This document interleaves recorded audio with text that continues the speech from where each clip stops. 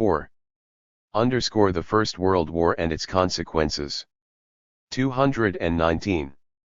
Underscore experts for any such material made in China, and to give Japan the right to construct certain railways in central China.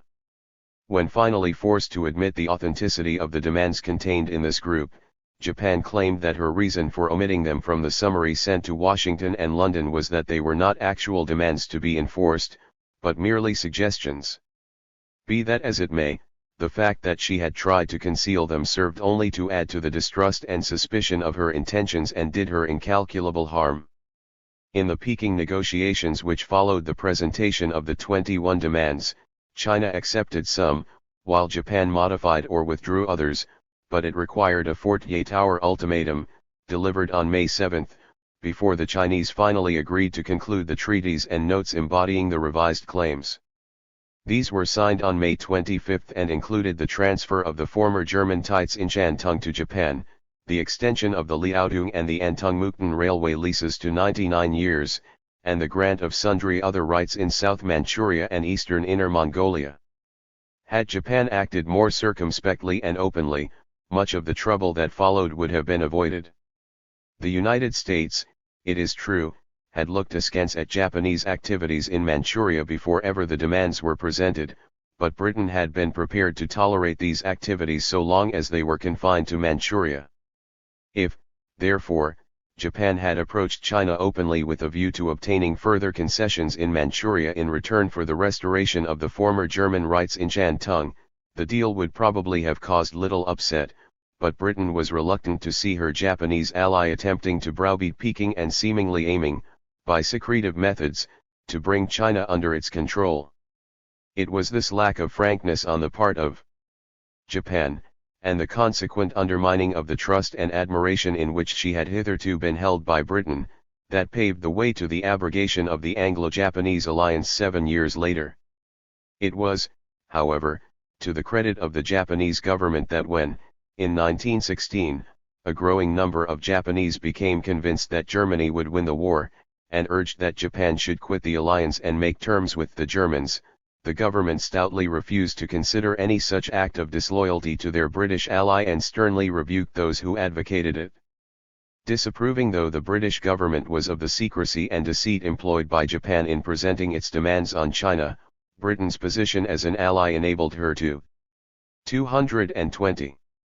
Make representations, which seemingly did more to induce Okumura and his foreign minister to modify their demands than did the note of remonstrance sent on March 13 by the United States, with whom Japan had no bonds of alliance. This note, though couched in relatively mild terms, protested against the demands on the ground that they violated the principle of the open door.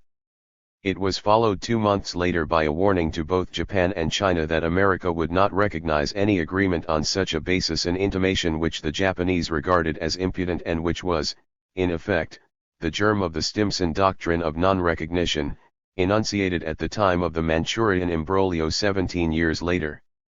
Without in any way condoning the methods employed, it is well to consider the demands from Japan's point of view. China was her immediate neighbor, the natural market for her manufactured goods, and an important source of raw materials for her factories. China was therefore more vital to Japan, both politically and commercially, than to the distant nations of the West. These nations, moreover, had large colonial possessions of their own and natural resources in plenty, which Japan lacked. But trade, if it is to thrive, requires peace and stability, and conditions in China had become even more chaotic and unstable since the overthrow of the monarchical system in 1911 than they had been before. Other countries than Japan have recognized the dangers and inconveniences of an unstable neighbor and have taken steps accordingly to remedy matters. This is just what Japan set out to do, when she found herself presented with the heaven-sent opportunity of stabilizing the situation in the Far East to her own advantage, while the great nations of the West, other than America, were at each other's throats in Europe.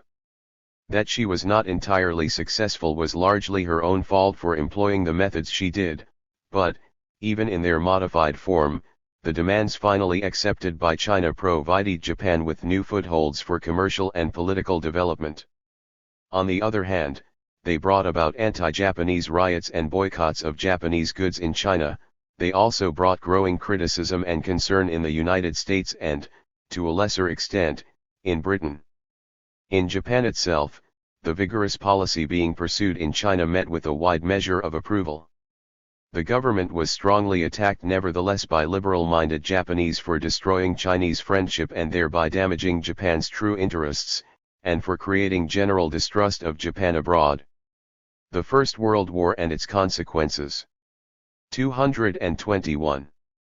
It was largely due, however, to pressure from the army leaders who, as we have seen, were equally critical of the government's China policy, that Kato Takeki, the foreign minister, was removed from office some months later. When, therefore, the whole cabinet resigned in October the following year over another matter, Prince Yamagata, the principal power behind the throne, saw to it that Okumura was succeeded in premier by a distinguished army officer, Marshal Teraka. The new prime minister had been Minister of War during the Russo-Japanese War and Governor-General of Korea since its annexation in 1910. A strict disciplinarian, his stern measures in this latter post had done little to endear him to the Koreans, but, like the other army leaders, he had been strongly opposed to Okumura's readiness to bully and humiliate China. His appointment to the premiership therefore brought a relaxation of this practice. It was replaced by a policy of increasing Japan's grip on China by lending large sums of money to political cliques and individual warlords. Most of these transactions were carried out through the medium of an agent named Nishihara and became known, in consequence, as the Nishihara loans. On some of them there was no restriction on the purposes for which they should be used, though many of them were concerned with railway construction and were later to create serious friction between Japan and China. Two other developments in 1916 bearing on Japanese aims call for brief mention. In July that year was signed the Suzono-Motano Treaty which, in specified circumstances, bound Russia and Japan to aid each other in the event of their interests in China being threatened by a third power. The outbreak of the Russian Revolution, less than 18 months later, nullified this secret agreement, but another development was the formulation of a proposal which, though somewhat nebulous at the time, was to materialize into definite policy, in but slightly altered guise, in the late 1930s. This was the suggestion put forward by Takatomi, a prominent journalist and historian, that Japan should proclaim a Japanese Monroe Doctrine in Asia. By enabling Japan to occupy much the same role in regard to China, and to East Asia generally, as the United States played in Latin America, such a doctrine, he contended, would ensure. Father of the Marshal Terakajuaki, Supreme Commander of the Japanese land forces in the southern region at the time of Japan's surrender in 1945. 222. The peace and stability of the Far East and, at the same time, helped to improve Japan's own economic position. With the entry of both the United States and China into the war on the side of the Western Allies in 1917, it looked as though the first step towards checking Japan's hopes of consolidating her gains in China had been taken. The two new belligerents would be entitled to a say in the final disposal of Germany's former possessions in the Far East at the eventual peace conference, and it seemed clear that China would have the full backing of the United States in any demands she might then make for the recovery of the former German rights in Shantung. Unknown at that time, however, Japan had already come to an understanding with Britain and France that she would be allowed to retain those rights for herself.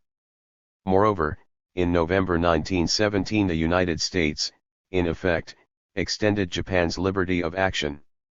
This she did by signing the Lansing-Ishii Agreement, which recognized that Japan had special interests in China arising out of geographical propinquity. The exact nature of these special interests was left undefined, and it was not until the peace conference in 1919 that the significance of the agreement became apparent. By then, Japan's foothold on the mainland of East Asia had been extended still further as a result of the Allied decision, in the summer of 1918, to intervene in the situation created in eastern Siberia by the collapse of the Russian front. Following this collapse, which had been precipitated by the Bolshevik Revolution, Czechoslovak, German, and Austro-Hungarian prisoners of war in Russian hands had been released and rearmed. Some 50,000 of the Czechs, who had previously been forced to fight as Austrian conscripts, took advantage of their freedom to make their way through Siberia, in an endeavor to reach France via Vladivostok in order to fight their former masters and the Germans.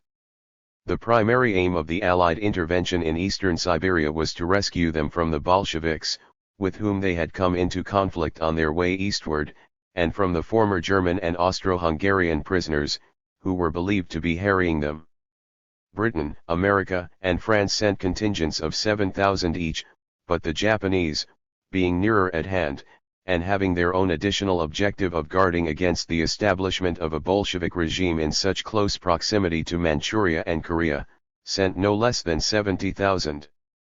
It was largely due to anxiety concerning Bolshevik intentions that, only a few months previously, Japan had entered into a military agreement with the Chinese War Office and had the First World War and its consequences. 223. Undertaken to assist China in the event of a threat to her frontiers from Soviet Russia.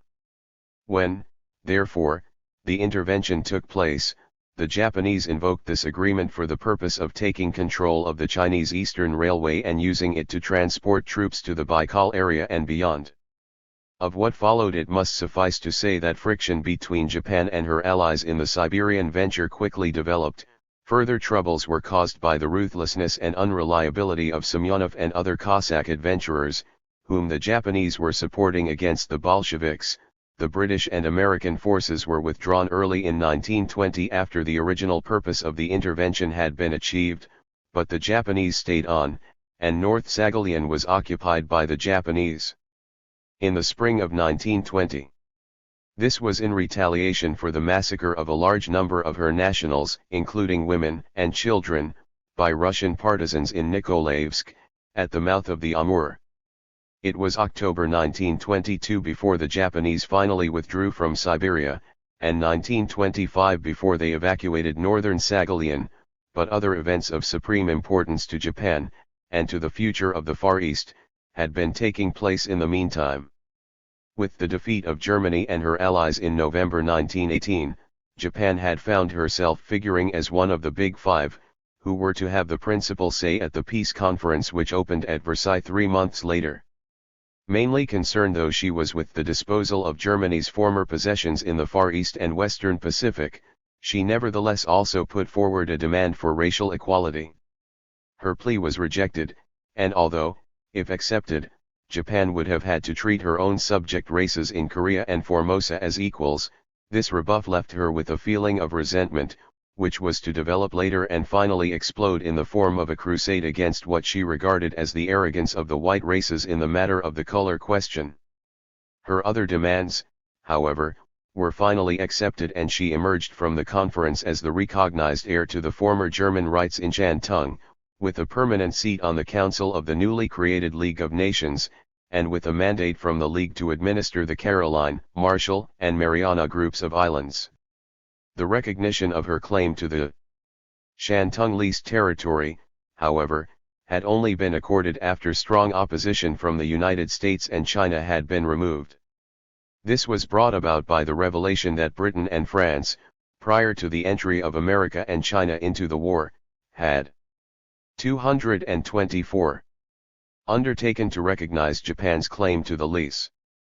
It was, however, to have serious consequences and proved a Pyrrhic victory for Japan. President Wilson's acquiescence caused an outcry in the United States and played an important part in the American Senate's refusal either to enter the League of Nations or sign the peace treaty, of which the League Covenant formed an integral part. In China it caused serious riots in Peking and anti-Japanese boycotts in all the principal trading centers. From these riots sprang the Chinese National Revolution, which was to be exploited to the full by the Communists in the years ahead and was to bring them into power with almost nationwide support 30 years later. Although America's entry into the war in 1917 had brought about a temporary easing of the tension between Japan and the United States, anti-Japanese sentiment had grown steadily ever since the presentation of the 21 demands 2 years before. By then Washington was already worried by the rapid development of the Japanese Navy, and this, combined with failure to persuade Japan, by diplomatic means, to withdraw her demands on China, decided the American Senate to sanction the greatest naval construction bill in the history of the United States. The Naval Appropriation Act was signed on August 29, 1916, and the naval armaments race was on. When the Shantung question came up for discussion at the Versailles Peace Conference in 1919, anti-Japanese sentiment in America was aroused still further, and developments in Korea added fuel to the fire. Like other Asian subject races, the Koreans had interpreted President Wilson's enunciation of the principle of self-determination as entitling them to be granted their independence without more ado. Under the stimulus of this heady doctrine, and of the ferment caused by the Bolshevik Revolution, a full-scale independence movement was therefore launched in March 1919. Drastic action by the Japanese authorities brought it to a temporary halt, but the severe measures adopted for its suppression aroused a storm of protest in America. The appointment of the broad-minded Admiral Sato as Governor-General in 1920 helped to ease the situation in the peninsula to some extent, but the constant flow of criticism of Japanese actions coming from the United States was causing increasing irritation in Japan. This was particularly noticeable in military circles, and Japanese officers took little trouble to hide their belief in, and even their hopes of, the near approach of war with their detractors. That the Japanese army had become badly out of date in the First World War and its consequences. 225. Training, tactics, and equipment, compared with those of the more active participants in the then recent World War, was clear to foreign military observers attending the annual Japanese Grand Maneuvers, but the Japanese Navy had kept thoroughly abreast of all the latest developments, and the naval armament race between Japan and the United States was in full swing. Therein lay the real danger. It was in order to put a stop, therefore, to the grave situation developing that a conference of the principal naval powers was opened in Washington in November 1921. The agreements reached at it were far-reaching in their effects. The immediate situation underwent a tremendous improvement, but the seeds of serious future trouble were also sown. To those who had come to regard Japan as the successor to the Prussian mantle of militarism, the readiness of the Japanese to attend the conference, and to fall in with all reasonable proposals for mutual reduction of armaments, came as a surprise.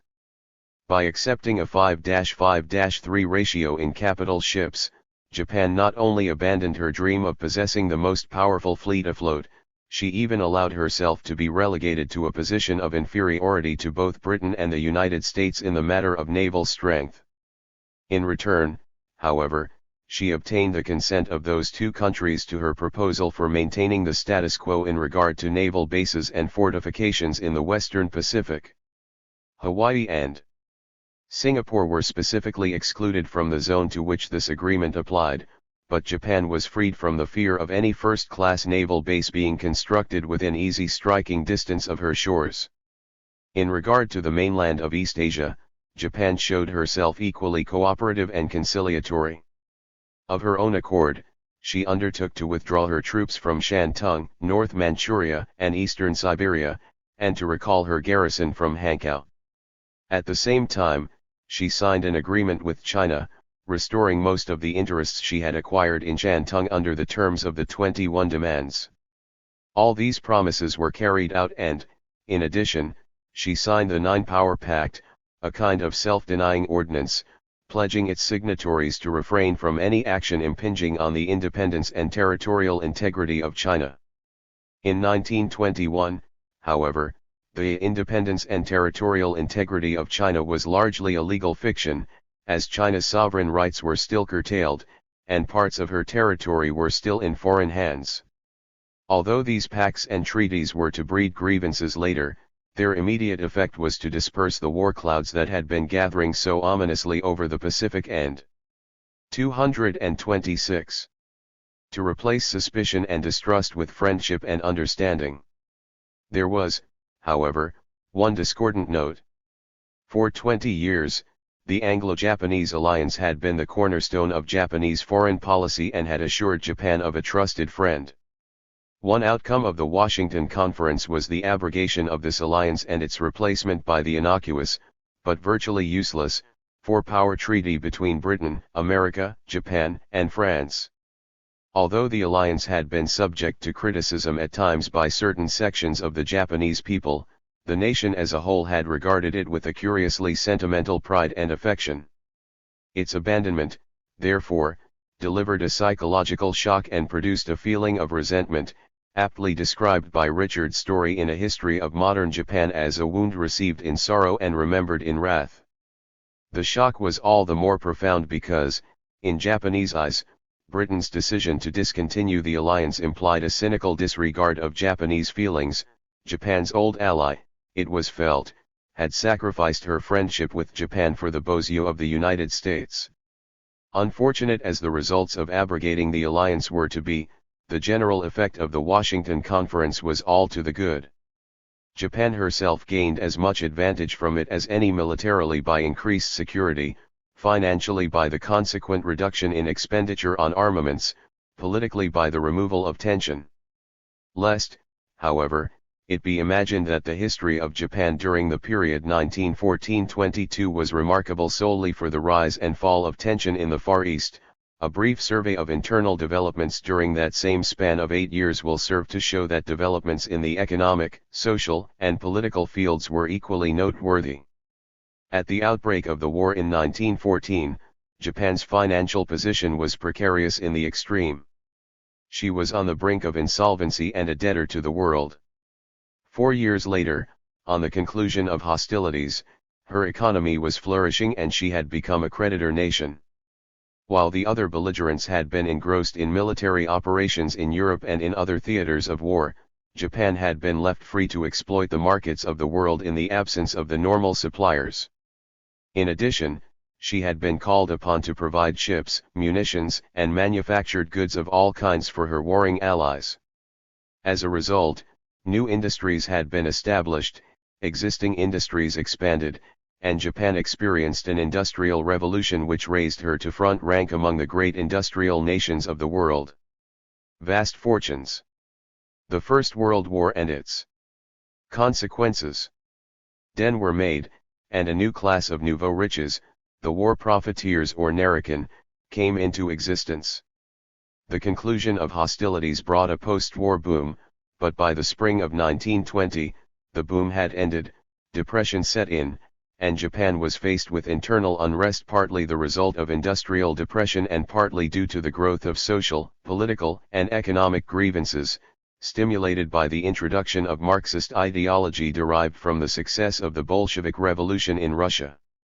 The first outward manifestation of this unrest had been the outbreak of countrywide rice riots in the summer of 1918, resulting in some 300 casualties, the firing of houses owned by wealthy landlords, and the resignation of the Taraka cabinet. Following these riots came a succession of industrial strikes, many of them accompanied by violence and requiring the calling out of troops for their suppression.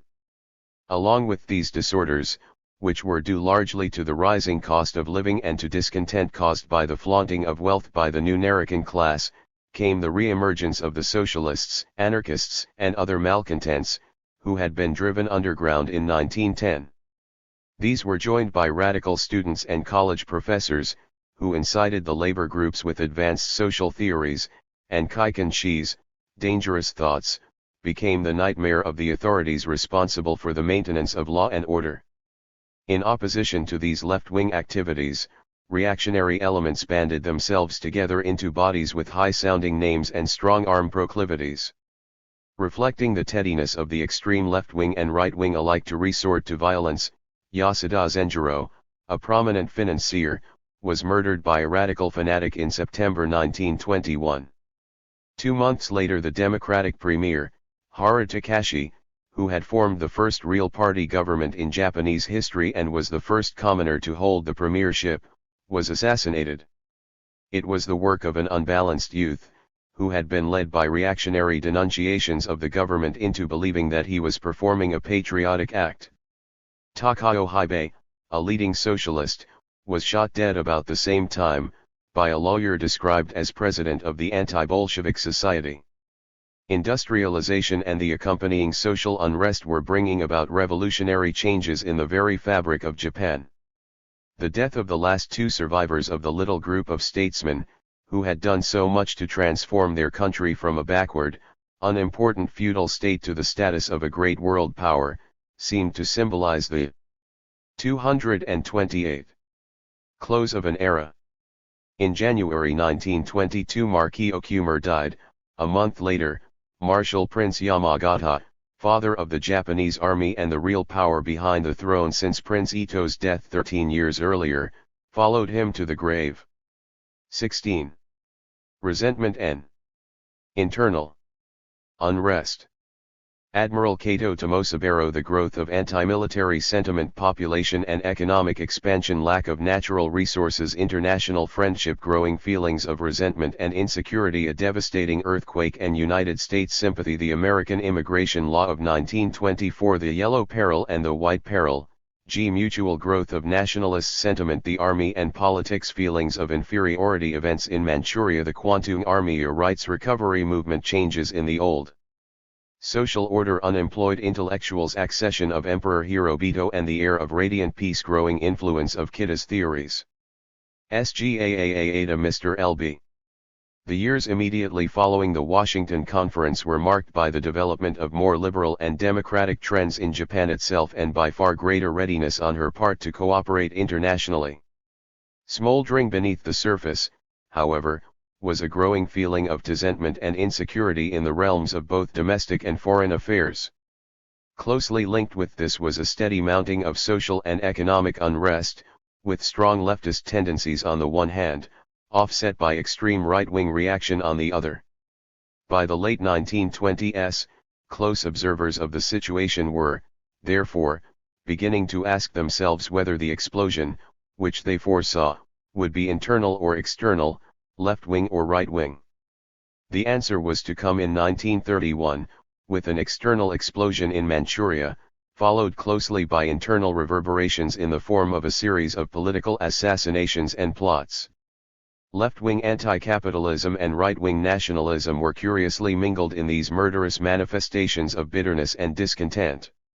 Japan's chief naval delegate at the Washington Conference had been the taciturn Admiral Kato Tomosaburo, being the 229. 230.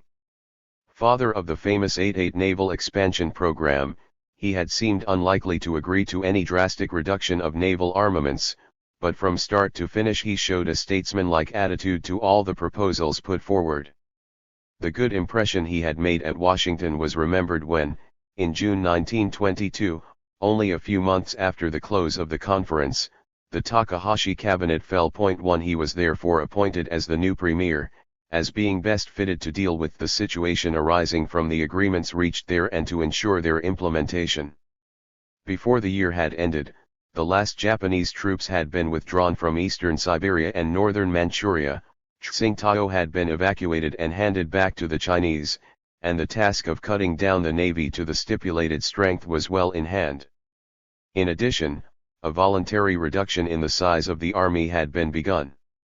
The main force of 21 divisions remained intact, but by reorganizing and disbanding certain units outside the divisional organization, the total personnel had been reduced by about 40,000 by January 1923.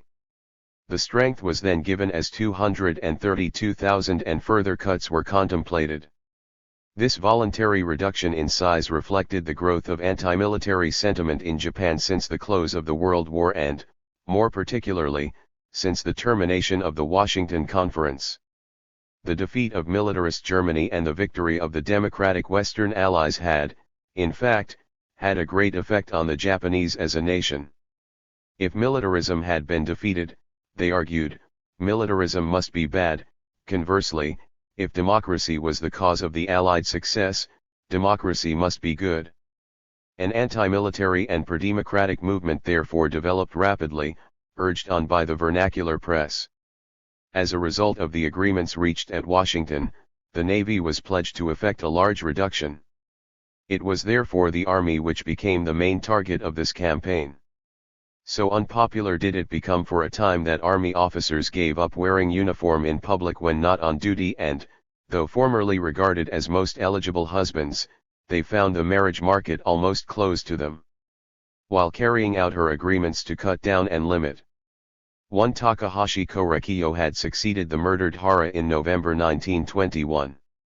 The Japanese have always tended to oversimplify the secrets of success. At the time that their country was emerging from seclusion, some Japanese concluded that it was Christianity that accounted for the strength and power of the Western nations. They urged, therefore, that Japan's best hope lay in adopting the Christian religion. Resentment and internal unrest. 231. Her naval armaments, and showing her good intentions by following up the consequent naval holiday with a voluntary reduction in the size of her land forces, Japan also manifested her readiness to cooperate in the sphere of international relations by strict attendance to her duties as a member of the Council of the League of Nations. As further evidence that she had turned over a new leaf, she set about improving her relations with her neighbors and adopted a policy of economic expansion, in place of the more costly and less profitable attempt to extend her power and influence by more aggressive means. That her twin policies of economic expansion and friendly relations with her neighbors were closely related detracted in no way from her genuine efforts to live up to the agreements reached at Washington. It was simply that peace and stability were essential for successful economic development, and that she had decided to solve the problem of her rapidly increasing population by absorbing her surplus millions in trade and industry, instead of seeking new colonies for their disposal or trying to force other countries to accept them as immigrants. By turning to economic expansion as a solution to her population problem, Japan aimed, not only to provide her people with gainful employment, but also to make herself more self-supporting. The fact that the League Covenant provided for the application of economic sanctions against a country adjudged to be an aggressor had not been overlooked by Japan. Although not contemplating any aggressive action, she realized how vulnerable she would be if, at some future time, she felt compelled to take some step which might be construed as aggression. In order, therefore, to guard against any such contingency, she set about making herself as self-sufficient as possible. Lacking as she was in almost all natural resources, other than silk and a plentiful supply of water power and manpower, Japan was largely dependent on foreign sources for the raw materials required for her industries. Her dependence on other countries for her oil supplies, to mention but one example, was brought home to her most forcibly at the time of the great earthquake of 1923, which destroyed the port city of Yokohama, devastated large portions of Tokyo, Yokosuka, and the surrounding countryside, and levied a toll of over 100,000 dead. Most of her oil storage tanks and their contents went up in flames, and until these stocks of oil had been replenished from abroad, motor transport and factories were brought almost to a standstill. Oil, however, was but one of many raw materials for which 232. She was largely dependent on outside sources of supply. It was all important, therefore, for Japan to foster and maintain friendly relations with the countries controlling these sources and with those providing markets for her manufactured goods. They included the United States, Australia, India, and China, but most convenient of all was Manchuria, where some of the essential raw materials were already available and others were merely awaiting development. In close cooperation with the Manchurian warlord, Chiang Tso-lin, and in conjunction with the grip she held on South Manchuria by reason of the rights she had acquired there, Japan made it her policy to preserve Manchuria from the civil wars and disturbances ravaging China and to make it her lifeline. While, therefore, China was racked with war and disorder, the relative peace and order maintained in Manchuria enabled Japan to go ahead with her plans for developing its resources and communications. Meantime, in Japan itself, there had been developments leading to the establishment of a policy aimed specifically at winning the friendship of both China and Russia. Admiral Kato had died in July 1923 and Admiral Yamamoto, his successor as premier, had resigned 5 months later, holding himself responsible, more Japonico, for an attempt made on the life of the crown prince by a young radical fanatic, Namba Daisuke. Viscount Kiora, who had then succeeded to the premiership, held that office but 6 months and was then followed in June 1924 by Viscount Kato Takaki.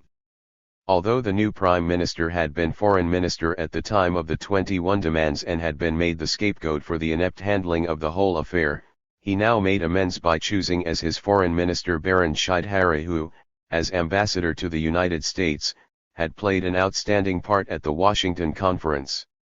A trained diplomat and broad-minded statesman, Shidehara inaugurated a policy aimed at winning the friendship of China, a liberal policy which he pursued with the greatest determination until his resignation 3 years later, and put into force once more when he returned to office in 1929. The Shidehara policy, as it became known, was to end in disaster in 1931, but not through any fault of its astute author. A sincere advocate of international friendship, Baron Shidehara also made it his aim to re-establish friendly relations with Japan's Russian neighbor. 20-odd years earlier, when faced with the Russian threat to her very existence as an independent state, Japan had been torn between seeking close ties with Great Britain in case of war, or rapprochement with resentment and internal unrest. 233. Russia in order to stave off such a contingency. The advocates of the former policy had prevailed and the Anglo-Japanese alliance had resulted. By 1924, when Shidehara became foreign minister, Japan was once more feeling isolated and in need of a friend, as the alliance had been abrogated 2 years before. With the withdrawal of that safeguard, the paramount importance of a friendly Russia became increasingly clear, and so it came about that Shidehara decided to court the friendship of Russia as the best means of warding off some future threat from that quarter. A treaty was therefore concluded in January 1925, according recognition to the Soviet regime and restoring diplomatic relations with the Russians. At the same time, Japan agreed to evacuate northern Saghalien in return for the grant of certain oil concessions in that island. While no real substitute for the former alliance with Great Britain, relations with Russia were to remain reasonably friendly until Japan's incursion into northern Manchuria in the autumn of 1931. By then, however, the post-Washington Conference atmosphere of international goodwill and liberal tendencies had deteriorated sadly and had been replaced to a large extent by feelings of resentment and disillusionment. In view of the serious consequences of this change, the various factors bringing it about call for consideration. Greatly as the agreements reached at Washington had improved the situation in the Far East and Western Pacific, some of them contained the germs of discontent. The abrogation of the Anglo-Japanese alliance, though probably essential for the success of the conference, had left Japan with a feeling of resentment and insecurity, and had turned her from a valuable friend to a potentially dangerous enemy. The Naval Limitation Agreement, though leaving her supreme in her own waters, had made her the naval inferior of both Britain and America, an inferiority which she was later to regard as humbling her in the eyes of the Chinese.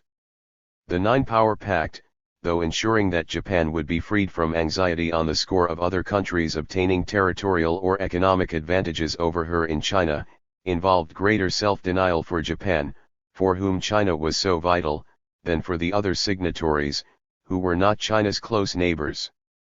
Resentment over the naval ratio and the Nine-Power Pact, however, was only to come to the surface later, after other circumstances had arisen. Resentment over the abrogation of the alliance was felt, and expressed, from the time it occurred.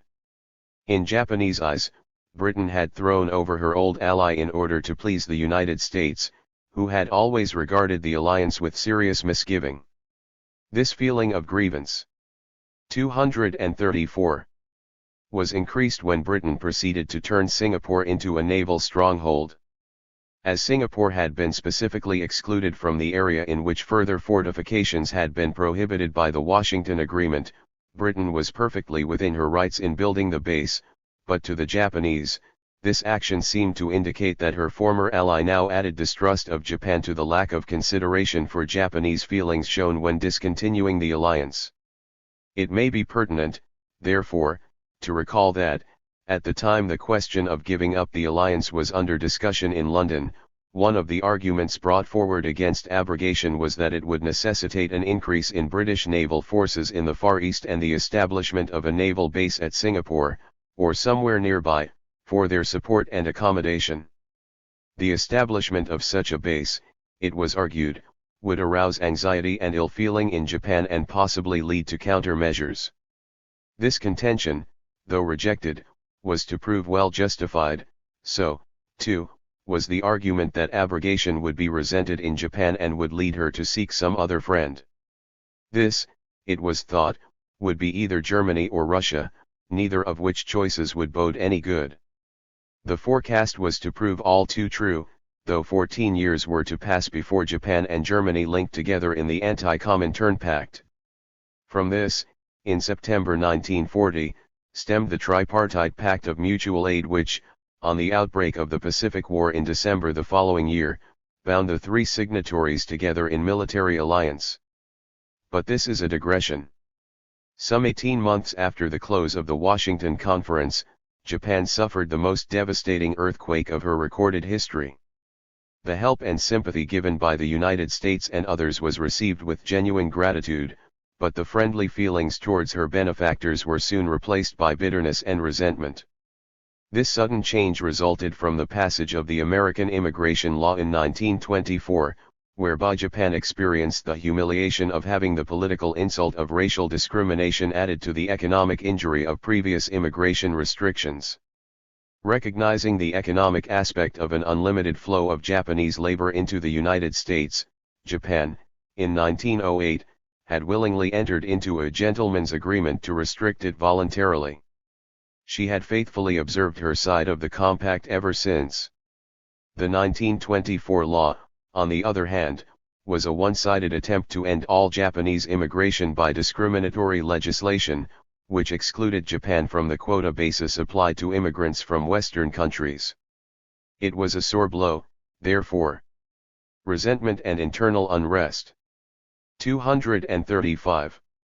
To her pride and was to exercise an increasingly baneful influence on Japanese-American relations. Following, as it did, the rejection of Japan's demand at Versailles for racial equality, and combined, as it was, with the implications of racial inferiority conveyed by such expressions as the White Australia policy and the Yellow Peril, the passage of the American Immigration Law, with its discriminatory clauses against Japan, served to increase the feelings of bitterness and resentment aroused by the abrogation of the Anglo-Japanese alliance, and played no small part in popularizing such slogans as Asia for the Asiatics and the White Peril.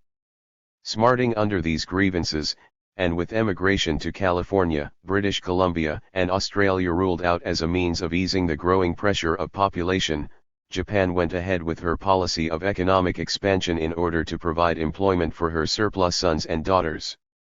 The territorial gains derived from her wars with China and Russia and from the annexation of Korea had, it is true, brought great economic and politico-strategic advantages, but her new possessions had failed to provide her with the type of territory adaptable for colonization on a large scale. For development by native labor, assisted by Japanese capital and brains, they were of great value, but for colonization they were of little use. Less than 700,000 Japanese in all had, in fact, found new homes in them, a mere drop in the ocean compared with the nearly million a year increase requiring food and work. By 1925 her population had roughly doubled in size since the census of 1873, and stood at 59,736,000. 5 years later it had risen to 64,450,000. On the other hand, the success of her economic expansion policy was reflected in the rapid increase in the numbers engaged in trade and industry. From 700,000 employed in urban industry in 1921, the number had risen to roughly 5 million by 1930, and there was a corresponding increase in those engaged in trade and commerce. Agriculture. Still Japan's principal industry, provided employment for most of the remainder of the adult population. With the advent of the World Depression in 1929, however, both trade and industry began to feel the effects, and the situation was further aggravated by the tariff barriers, which some of Japan's principal customers began raising soon after. The peasantry and rural communities in general were particularly hard hit. This was because nearly half of the 5.5 million farming families, mainly small tenant farmers depending on their own family labor, were engaged in silk production as a subsidiary means of making ends meet, and their main overseas market for this 236 commodity was the United States. The American demand for silk fell disastrously in 1930 as a result of the Depression, and the Japanese farming communities, which were already laboring under other disabilities, suffered accordingly. Discontent and unrest among the agrarian population was nothing new. Paying proportionately more than double what the merchant paid in taxes and more than 3 times as much as the manufacturer, the tenant farmer had good reason to feel aggrieved. Overloaded with other difficulties which the townsmen were spared, he had to bear the main burden of taxation, and his economic hardships were increased by protective tariffs, which helped the manufacturer but raised the cost of living for the farmer. There was, moreover, the further grievance, that the old, established political parties represented the interests of the landlords, many of them absentee landlords at that, as against the tenant farmers. Discontent was therefore directed against politicians, landlords, and businessmen alike, and because the former represented parliamentary democracy and the latter represented capitalism, agrarian unrest tended more and more to assume an anti-democratic and anti-capitalist complexion. To dislike and distrust of politicians was added a growing feeling of contempt for them. In part this was due to the corruption arising from the unhealthy alliance between the political parties and big business, and in part to the readiness of all too many party politicians to place their own and their party interests above those of the nation. The undignified antics, in which they not infrequently indulged in the Diet, served to discredit them still further in the eyes of the peasantry, who therefore began to look elsewhere for guidance and sympathy. It was from the army that this was forthcoming. Compared with the politicians and businessmen, the fighting services, whatever their faults, had always retained the respect of the farming communities as models of honesty, simplicity of living, and wholehearted devotion to throne and country, virtues which made a tremendous appeal to the finer instincts of the Japanese as a nation. The army, for its part, was largely recruited from the peasantry, and many of its officers, especially its reservist officers, came of farming stock themselves. Army officers were naturally sympathetic, therefore, towards the hard lot of the agriculturists. Moreover, being brought up on the old samurai tradition of despising wealth. Plus there was a particularly close bond between the great business house of Mitsui and the Kenseikai, reorganized under the name of Minseiato in June 1927, on the one hand, and between Mitsubishi and the Seiyokai on the other. Resentment and internal unrest.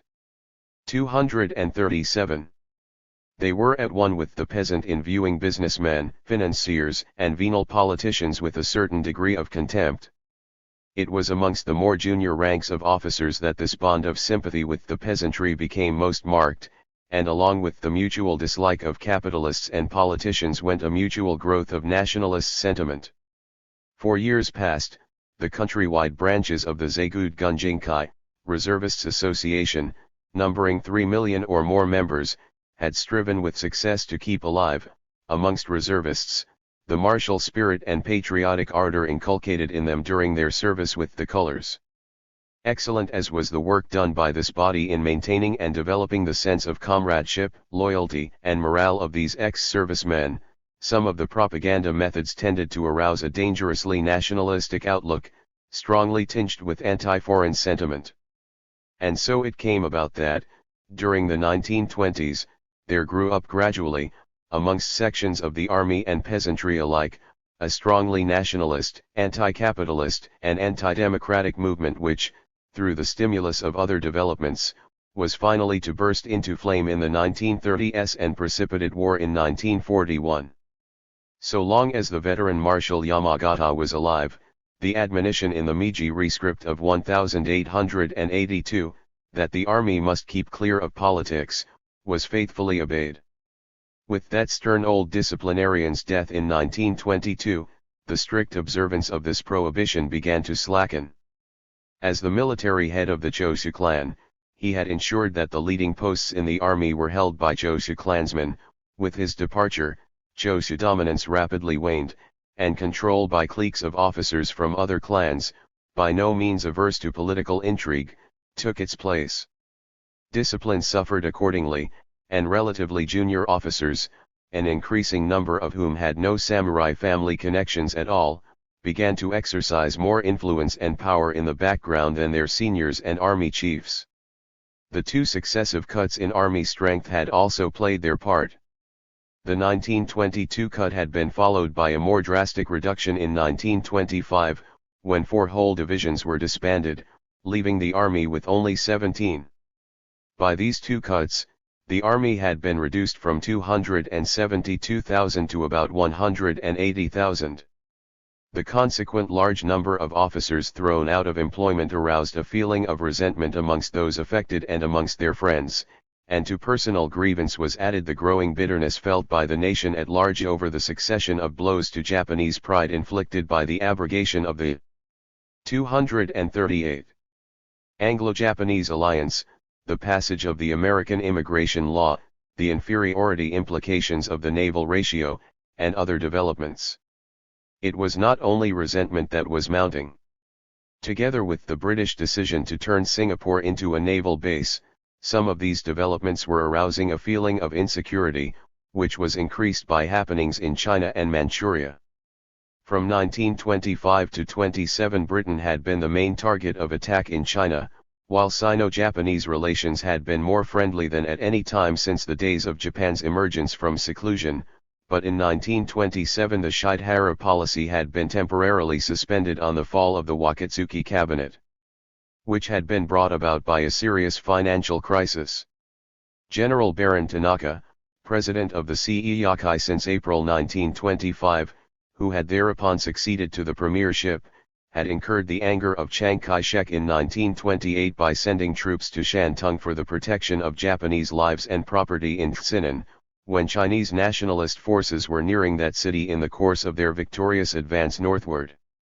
Although the Tanaka cabinet fell in July 1929 and the conciliatory Shidehara once more became foreign minister in the new Minseite government under Hamaguchi Yuko, Chiang Kai-shek had not forgiven Japan for this intervention. By then the Chinese nationalists, having overcome their internal enemies and taken power in China, were in the full flush of victory and were demanding the recovery of all the sovereign rights taken from them by the foreign powers since the 1840s. Instead, therefore, of responding to Shidehara's policy of friendship and conciliation, they spurned all his attempts to improve relations and treated them as signs of weakness. The reaction to this in Japan was one of growing indignation, especially in the army, which blamed Shidehara for failing to take a stronger line with the Chinese. Meantime, events in Manchuria had been making matters worse. Japan's policy there, as we have seen, had been to keep it free from the civil wars in metropolitan China. When Kuo Sung-lin, one of Chiang Tso-lin's generals, had risen in rebellion against him in the winter of 1925, Japanese troops in Manchuria had acted in such a way as to enable Chiang to suppress his rebellious subordinate and restore peace and order, but Chiang Tso-lin himself had, by then, joined in the wars outside his own domains. For a time he had been. Viscount Kato had died in January 1926 and had been succeeded as premier by Baron Wakatsuki, who had retained Baron Shidehara as foreign minister. Resentment and internal unrest. 239. Successful and had established himself in Peking, but in the summer of 1928 he had been driven out by the victorious nationalists and had been forced to withdraw across the Great Wall into Manchuria. On his way back to Mukden by train, he had been killed by a bomb explosion in his own private compartment. It was suspected at the time that the Japanese, in order to stop him from indulging in any further operations which might bring Manchuria into the war zone, had engineered his death, but it was not until the close of the Pacific War in 1945 that the facts became known. It was then revealed that the bomb explosion had been the work of a small group of Japanese officers, acting on their own initiative without the knowledge or authority of their superiors and aiming at a military coup, similar to the one actually carried out 3 years later. The ringleader was a colonel on the staff of the Kwantung Army headquarters. When Baron Tanaka, who was premier at the time of the incident, had learned of this, he had ordered the arrest and trial of the officers concerned, but, for reasons of army prestige, he had been overruled. Tanaka thereupon resigned, but failure to punish this gross act of insubordination set an evil precedent and served further to undermine discipline. The Kwantung Army. As the Japanese forces based on Port Arthur for the protection of Japanese rights and interests in Manchuria were known, had always been something of a law unto itself, and some of the foremost exponents of a forward policy on the Asiatic mainland were to be found amongst its officers. The officers responsible for Chang's murder came from this clique. Their views had been strongly influenced by the expansionist aims of the ultranationalist Shinaranan and were clearly reflected in the famous Tanaka Memorial. That document was first published about this time and was exploited from then onwards by the Kuomintang, the Chinese Nationalist Party, in their propaganda war against Japan. While, however, it was alleged to have been drawn up by Baron Tanaka and submitted by him to the emperor for approval, the Japanese government always maintained that it was a forgery. There seems little doubt that this denial of its authenticity was justified. It did, however, prove to be a virtual blueprint of the plans which later were put into execution under pressure of nationalist extremists. The consequences of Chang's murder were to be serious. In Japan itself it led to the fall of the Tanaka cabinet. This consisted of some 11,000 officers and men, a strength based on the number of troops per kilometer of railway line permitted by treaty for the protection of railway communications in Manchuria. 240. Nearly a year later, but that was a relatively minor matter. Far more serious was the action of Chang's son and successor, the bitterly anti-Japanese young marshal, Chang Shuiliang. In January 1929, enraged at the circumstances of his father's death, he pledged his allegiance to the Chinese nationalist government, which had been set up in Nanking. The semi-independent status of Manchuria was thereby brought to an end and a rights recovery movement was set on foot by the Chinese nationalists. Although aimed primarily at forcing Japan to give up her rights and interests in South Manchuria, its first result was a clash with the Russians in North Manchuria, in the summer of 1929, over the ownership of the Chinese Eastern Railway. Moscow's reaction to its seizure by the Chinese was immediate and forceful. She had only just signed the Kellogg Pact, but this did not deter her from resorting to armed force to bring about a settlement of the dispute. The effect of this on Japan was twofold. On the one hand, it struck a blow at the Shidehara policy, by convincing the Japanese army leaders that China could be brought to reason by a display of force where she would not respond to gentle treatment and conciliation. On the other hand, the ease with which the Soviet troops disposed of the Chinese forces, and the efficiency and up-to-date methods and weapons employed, made them realize that the Russians now possessed a well-equipped and efficient army, ready to operate within easy striking distance of Japan's lifeline.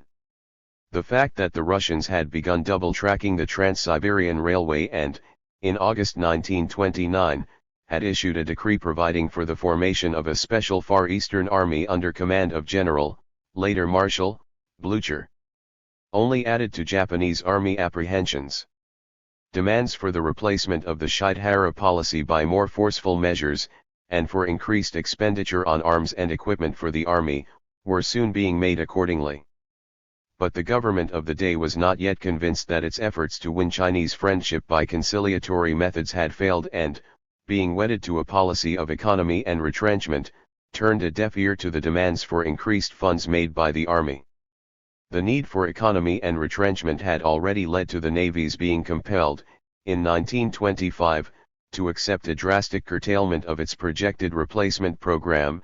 It played an all-important part, too, in the government's acceptance. Plus, under the pseudonym of Galen, Blücher had played an outstanding part in the organization and training of the Chinese Nationalist Army. Resentment and internal unrest. 241. Of a compromise agreement at the London Naval Conference in 1930, in the face of strong opposition from some of its own naval experts. These urged the rejection of any terms less than those considered to be the minimum necessary to ensure the security of the empire. The government's failure to obtain full satisfaction of the demands set forth at the conference table was to have fatal consequences. First came the resignation of Admiral Kato Kanji, Chief of the Naval Staff, in protest against the signing of the London Naval Treaty contrary to his advice. A few months later, in November 1930, Hamaguchi Yuko, the premier, was shot by a self-styled patriot and received wounds from which he died in May the following year.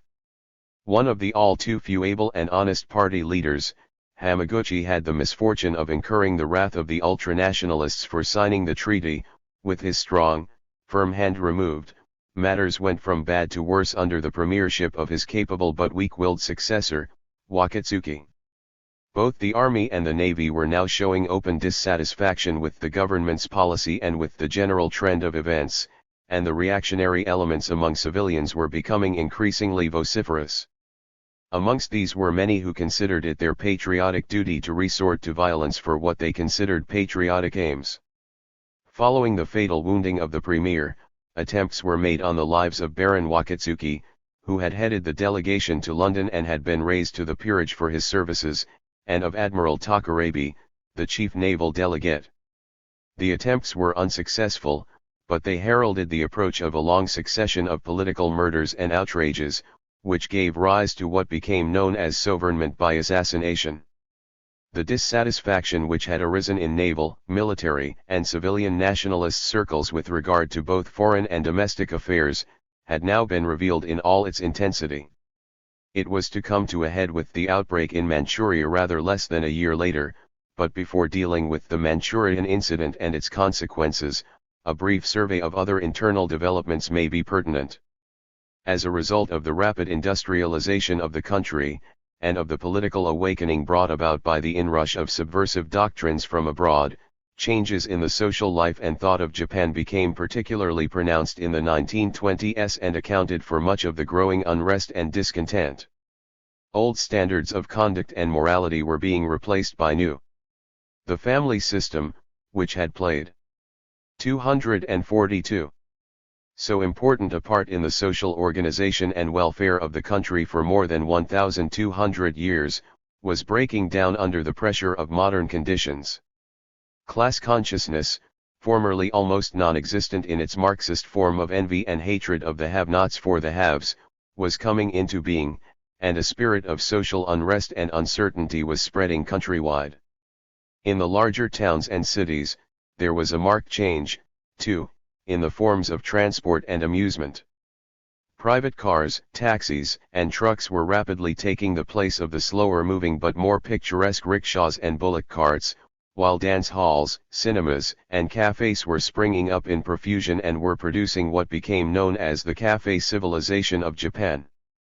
The sudden craze for Western-style dancing, and the intermingling of the sexes brought about by the innumerable dance halls and cafes, which proliferated after the great earthquake of 1923, were symptomatic of the changes taking place in the social life of Japan and in the standards of conduct and morality. They were changes which caused genuine distress to old-fashioned conservatives, who were shocked by the deterioration of the national spirit and the decline in moral outlook which they seemed to imply. In contrast to these signs of lowered standards, however, was the growing popularity of healthy Western sports and pastimes and the rapidity with which they were being mastered by the youth of the nation: athletics, tennis, swimming, baseball, rugby football, skiing, mountaineering, good Western music, and much else besides. The Japanese press, with its monster circulation and up-to-date methods and equipment, did much to popularize these activities, but behind these more reassuring signs was the ever-mounting tide of social and political unrest and discontent. This was reflected on the one hand by communist, syndicalist, and anarchist maneuvers, and on the other by the rapid spawning of extreme reactionary and ultranationalist organizations to counteract them and to instill a distorted sense of patriotism into the nation at large. In many respects, these quasi-fascist bodies, with their ready resort to direct action, were a far greater menace than the extreme left-wingers, who seldom used violence.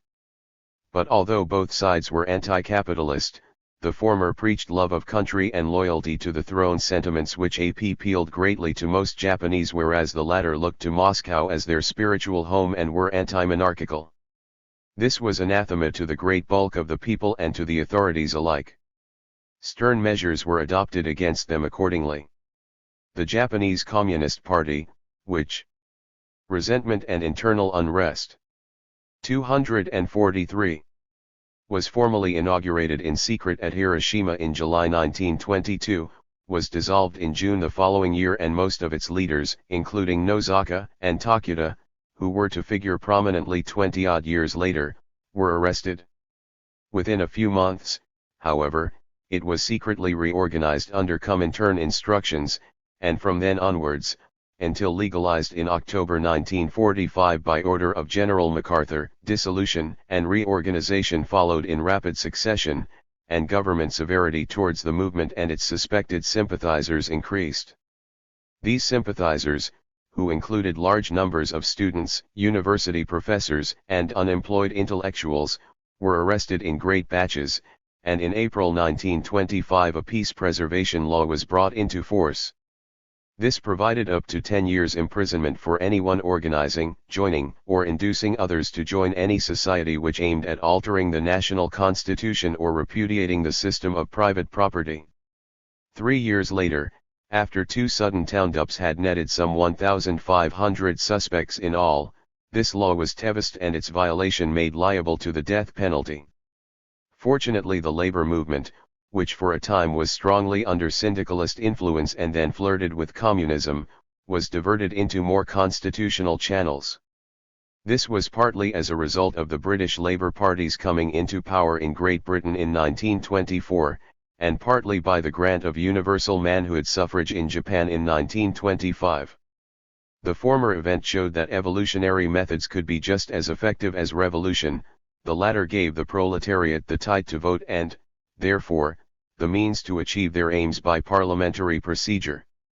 The electorate, which had been raised from 1.5 million to 3 million in 1919 by a reduction of the property qualification, was now increased to over 13 million by the abolition of any such condition. There followed a period during which proletarian parties were formed and dissolved and then reformed under different names in bewildering succession, and when the first general election under manhood suffrage was held in February 1928, 8 proletarian candidates won seats in the Diet. A new chapter in the history of Japanese party politics had opened, though another 19 years were to pass before a Labour Party, the Social Democratic Party, was to come to power in Japan. Even then, however, it was no more than a coalition government under socialist leadership that emerged.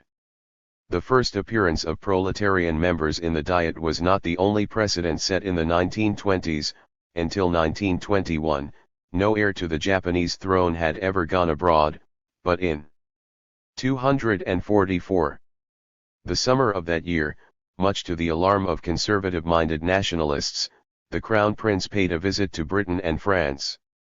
The young prince enjoyed this unusual taste of freedom, and hopes were raised that the old restrictions on emperors and their heirs were about to be relaxed, but on his return to Japan, he had to take on the duties of Prince Regent, as his father's mental faculties had been impaired by illness.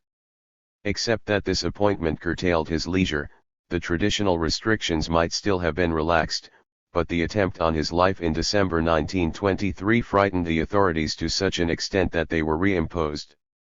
3 years later, on Christmas Day 1926, his father died and the Prince Regent succeeded him as the Emperor Hirohito. In accordance with custom, the dead emperor was given the posthumous name of Taisho, the name of the era marking the period of his reign, and the accession of the new emperor saw the opening of a new era, officially designated as Showa, the era of radiant peace. It seemed a happy omen, but was to prove a sad misnomer. Its opening years coincided with the development of extreme political, social, and economic ideas among junior officers of the army, culminating in the early 1930s with a movement known as the Showa Restoration, a movement based on the views expounded in a book, published in 1919, by an extremist named Kita Iki. Under the title Nihon Kei 6 Heian, Plan for the Reconstruction of Japan, this book had urged the need for a fundamental economic and social revolution in Japan, and advocated a strange hodgepodge of state socialism, anti-capitalism, military dictatorship, territorial expansion, and a back-to-the-land return to the archaic past, with the emperor as a kind of little father, in direct touch with all his loyal subjects instead of indirectly through the medium of bureaucratic officials. Although a group of junior officers, including some in the General Staff headquarters in Tokyo, had, by 1927, formed a secret society, with a coup d'état as its eventual aim, it was not until about 1930 that the growing influence of Kita's theories became noticeable. In the same year as the society was formed, however, a serious banking crisis had brought ruin to many Japanese, and the World Depression of 1929 struck Japan even harder. The chief sufferers were those least able to withstand the blow.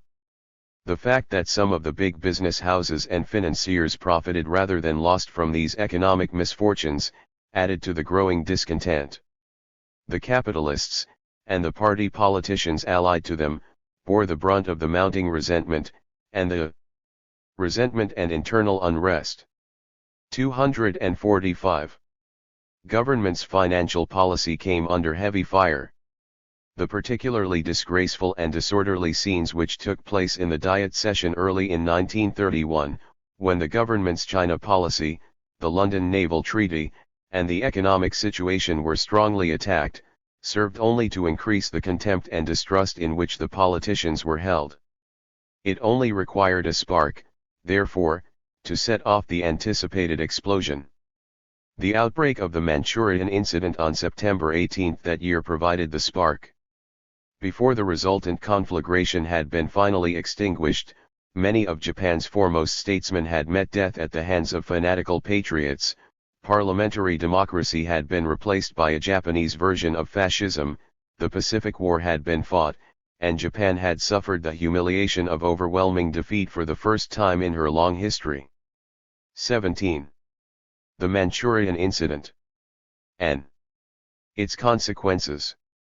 Mounting Sino-Japanese tension, the railway line, the Japanese advance in Manchuria, the arrival of Puyi in Manchuria, Puyi as Emperor of Manchuria, world reaction, the Lytton Commission, the incident of September 1931, fear of Soviet exploitation, deterioration of relations with the United States, the Nine-Power Pact, naval restrictions, hands off China, assassinations, the Blood Brotherhood, strengthening of military and economic position. NGSAINETE. The summer months of 1931 had seen a steady mounting of Sino-Japanese tension in Manchuria. A long series of events in which the Chinese, in Japanese eyes, appeared arrogant and provocative and showed a complete disregard for Japanese rights and interests, had culminated in the murder of a Japanese officer, Captain Nakamura, while he was engaged in undefined intelligence activities in North Manchuria. The growing agitation in favor of forceful measures to effect a solution of the outstanding difficulties was thereby aggravated, and local sentiment became inflamed. The hotheads on both sides were itching for a fight, and it seemed clear that only another incident was required to precipitate an open clash. Such an incident occurred on the night of September 18, when a party of Japanese soldiers, patrolling the railway line near Mukden, heard an explosion. On turning back to investigate its cause, they were fired on by Chinese troops and returned the fire. With the arrival of both Japanese and Chinese reinforcements soon after, fighting became general and quickly spread. Although it has always been suspected that the explosion, which damaged only a small section of the line, was the work of disgruntled army elements seeking a pretext for military action, there has never been any definite proof of this. 246. The Manchurian Incident and its consequences. 247. What is now known for certain is that the consequent rapid extension of military operations had been planned beforehand, by officers of the Forward Policy School, and that they acted without the knowledge or sanction of the Japanese government and, seemingly, without the authority of their own superiors in the Kwantung Army headquarters. Be that as it may, by the following morning the whole city of Mukden was in Japanese hands, strategic points as far away as Changchun had been occupied, and reinforcements were on the point of being rushed from Korea. Anxious, however, to localize the fighting, the government in Tokyo ordered the cancellation of the preparations for their dispatch and, momentarily, appeared to have the situation under control, but within 24 hours the reinforcements were on their way, in defiance of these orders. The government had been flouted by the local military commanders and was never again to recover complete control. Like the pistol shot at Sarajevo in 1914, the bomb explosion outside Mukden on that September night in 1931 was to be the precursor of world-shattering developments. Following the dispatch of reinforcements from Korea, the area of operations was quickly extended and Kirin, some 90 miles east of Changchun, with which it was connected by rail, was occupied. With Kirin in their hands, the Japanese were at last in a position to carry out a project which had first been mooted 22 years before. This was the completion of a railway linking that city with Kaine, on the northeast border of Korea. Not only would such a line be of economic importance, strategically it would be of even greater value. Connected with the projected deep-sea port of Rashin on the northeast coast of Korea, it would provide a shorter, quicker, and safer route than Daren for rushing troops to North Manchuria in the event of trouble with Russia. As far back as 1909, China had agreed to construct this line if Japan would provide the capital.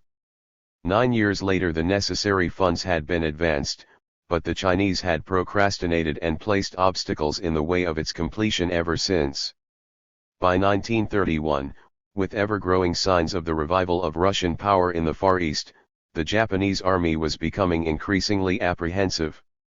The need to complete this line without further delay was, therefore, an important factor in the army's decision to seize Kirin and carry out the Timaning work of construction themselves. As it was the Chinese who had been causing the obstruction, it was against the Chinese that the Japanese struck their blow, but Funda. 248. Mentally it might be said that Japanese anxiety regarding the growing power of Soviet Russia in East Asia, rather than hostility to China, was at the root of the Manchurian outbreak in its opening stages.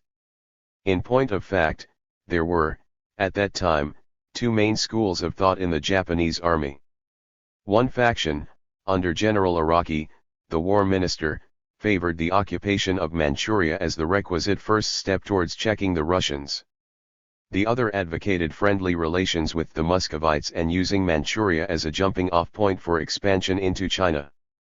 The first of these two factions was the more influential until about the end of 1934, but by 1936 the struggle for supremacy between these two schools of thought had been won by the latter.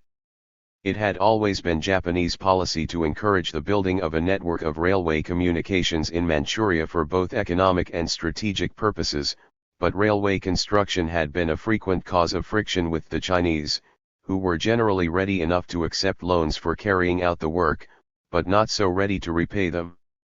It was the Japanese advance along one of these Chinese-built lines in November 1931 that heralded the extension of military operations into North Manchuria, which had hitherto been regarded as an exclusively Russian preserve. This was the Suping-Kaidan-Anganchi Railway, completed in 1926 by the Chinese with money borrowed from Japan, but never repaid. Acting as a feeder to the South Manchurian Railway and tapping a rich area of western Manchuria, it ended just short of the Chinese Eastern Railway near Tsitsihar, some 150 miles west of Harbin. At the time of its construction, the Russians had protested that it would divert freight from the Chinese Eastern Railway and would enable the Japanese to cut their communications with Europe in the event of a war. The protest had gone unheeded, but the Japanese advance along this line in November 1931 posed the very threat that the Russians had foreseen. The professed purpose of this advance was to repair the bridges over the Nani River, 50 miles or so south of Anganchi. These bridges had been partly destroyed by Chinese guerrillas, but as the Chinese attempted to prevent the repair work, the Japanese drove them back and then continued in pursuit of the retreating enemy as far as Tsitsihar itself. 2 months later, on the grounds of protecting the Japanese community in Harbin, another Japanese force started fighting its way northward from Changchun and early in February entered that largely Russian city. Within 5 months of the start of operations, therefore, the Japanese had not only the Manchurian incident and its consequences 249 seized control of all South Manchuria, they had also straddled the Chinese Eastern Railway at 2 important points. Before long, they were overrunning large areas of the Russian sphere in North Manchuria as well.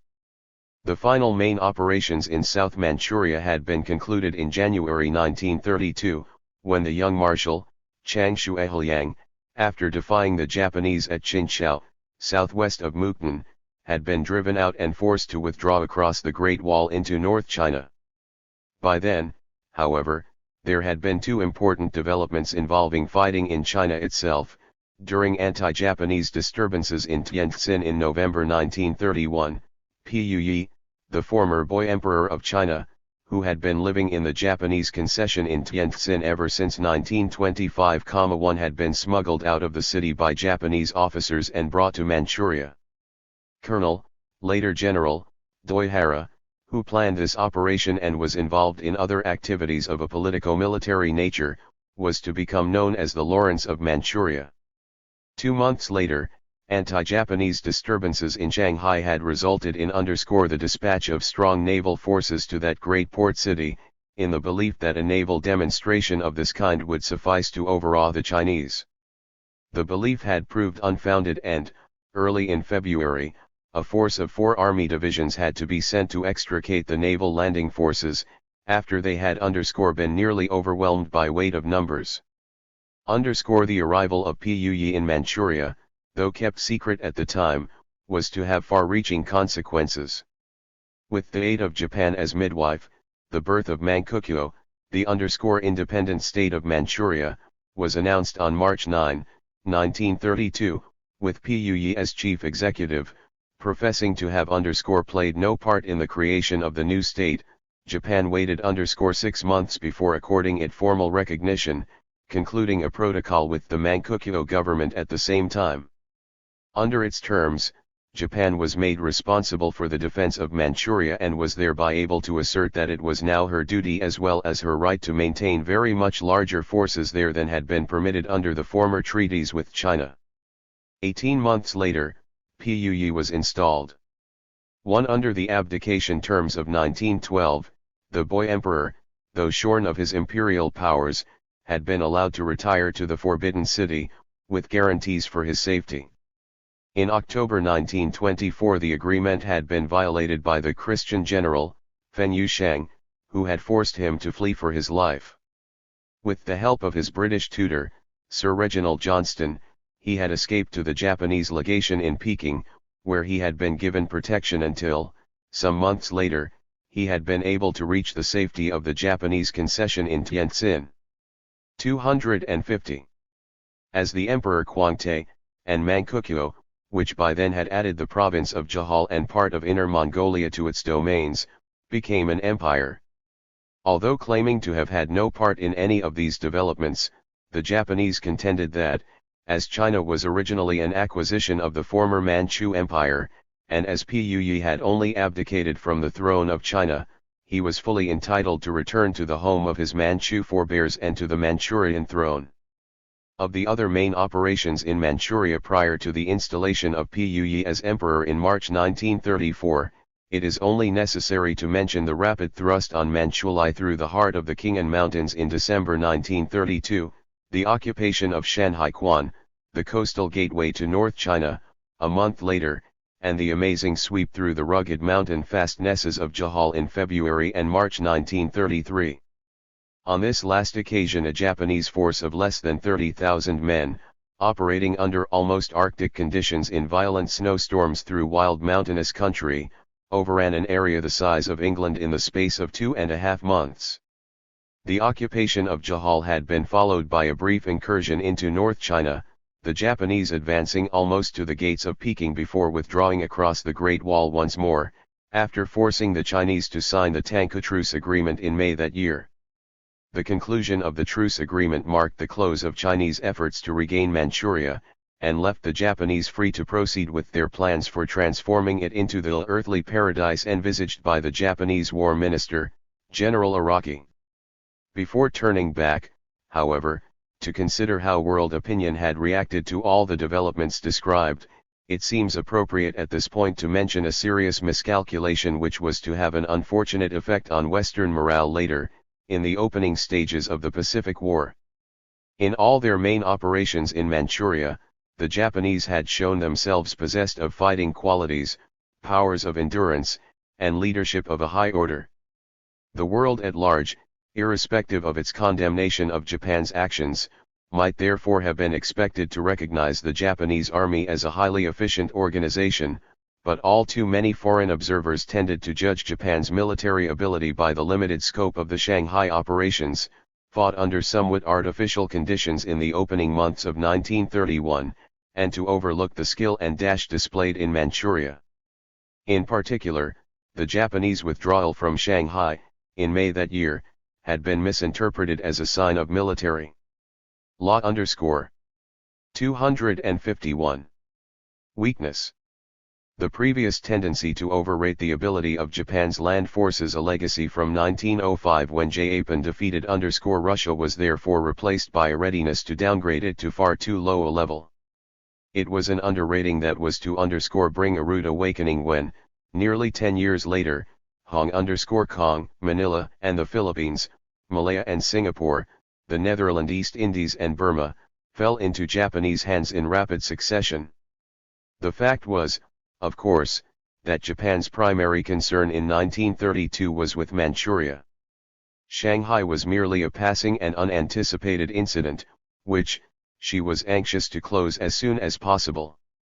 In accordance with their promise to withdraw whenever their object had been achieved, the Japanese therefore finished off the task for which they had been sent. This done, they re-embarked and returned home, after ensuring by a signed agreement, which had been negotiated through the mediation of Britain, America, France, and Italy, who countersigned it, that no Chinese troops would again come within 20 kilometers of the city. Having traced the course of developments in Manchuria since the outbreak in September 1931, and having noted the passing incident of Shanghai, the time has come to consider world reaction to all these events. China's immediate reaction had been to appeal to the League of Nations at Geneva to take prompt steps to prevent any extension of the fighting and to re-establish the status quo ante. The United States, although not a member of the League, was anxious to co-operate in any way she could, but was equally desirous of avoiding any action that might seem to prejudge the issue and thereby irritate Japan. As one development followed another, however, League opinion against Japan began to harden, and minatory warnings, reproofs, and admonitions served only to aggravate the situation and increase the danger. Japan, with her bitter recollections of the Triple Intervention in 1895, was in no mood to tolerate anything savoring of dictation. Militarily, the Chinese were no match for the Japanese, but as propagandists and orators at Geneva they were vastly superior. Past masters in the art of playing off one country against another, they used their talents to the best advantage and presented their case with a force and brilliance that completely outshone the stumbling, often clumsy, efforts of the Japanese spokesman. Japan, though formerly a strong supporter of the League, took umbrage at Geneva's readiness to intervene on China's behalf, while China, encouraged by false hopes of active intervention by the League, continued. 252. To defy Japan and refuse to enter into direct negotiations with her.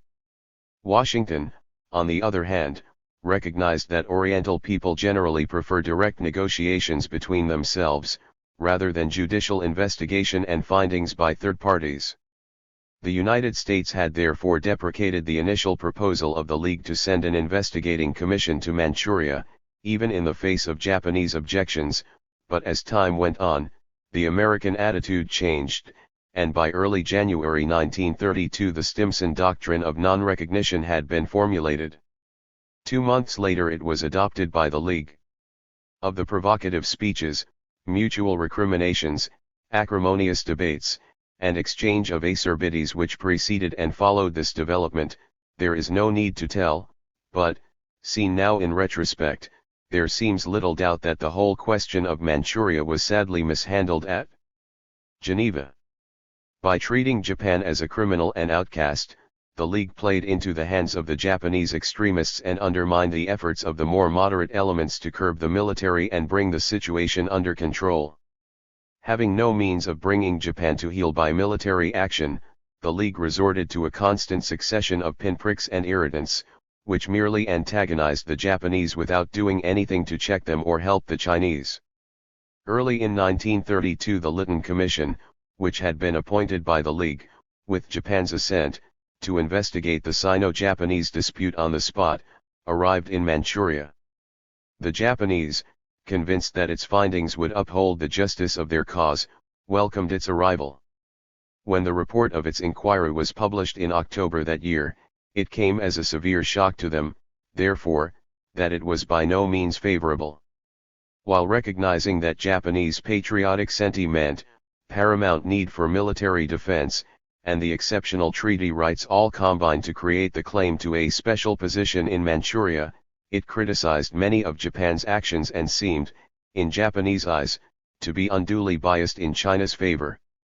National sentiment was further aroused when, on February 24, 1933, the League Assembly, on the basis of this report, denounced Japan as an aggressor and registered its refusal to recognize Manchukuo, on the grounds that it was a puppet state, established and maintained by the Japanese army. With wartime psychology in full flood, it was no great surprise to close observers, therefore, that a month later, on March 27, Japan withdrew from the League, after delivering an extremely outspoken exposition of her reasons for doing so. 255 Japan's ire had, at the start of the dispute, been directed mainly against the League itself, but the United States and Russia, both of them non-members, had roused her anger by the time of her withdrawal from Geneva.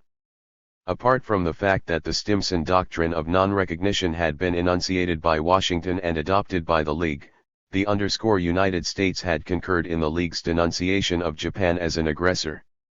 America's change of attitude had caused anger rather than alarm, but Russia's actions had aroused apprehension as well as annoyance. Some of the reasons for this feeling of alarm have already been indicated, but as the revival of Russian power in the Far East played so important a part in the Manchurian dispute, it is necessary at this point to consider the question of Russo-Japanese relations in greater detail. In April 1927, 4.5 years before the outbreak of the so-called Manchurian incident, Baron Tanaka, on his assumption of the premiership, had warned Russia against stirring up trouble in Manchuria. Until the summer of 1929. When, as we have seen, the Russians took swift and effective action in calling China to task for seizing the Chinese Eastern Railway, Moscow had taken this warning to heart. Then came the incident of September 1931, followed by Japan's incursion into the Russian sphere of interest in North Manchuria, and relations became strained. Russia, by then, had already embarked on her declared intention of forming an independent army in the Far East and strengthening her position there, but her plans had not yet matured sufficiently to enable her to do more than protest vigorously and indulge in vehement threats and abuse.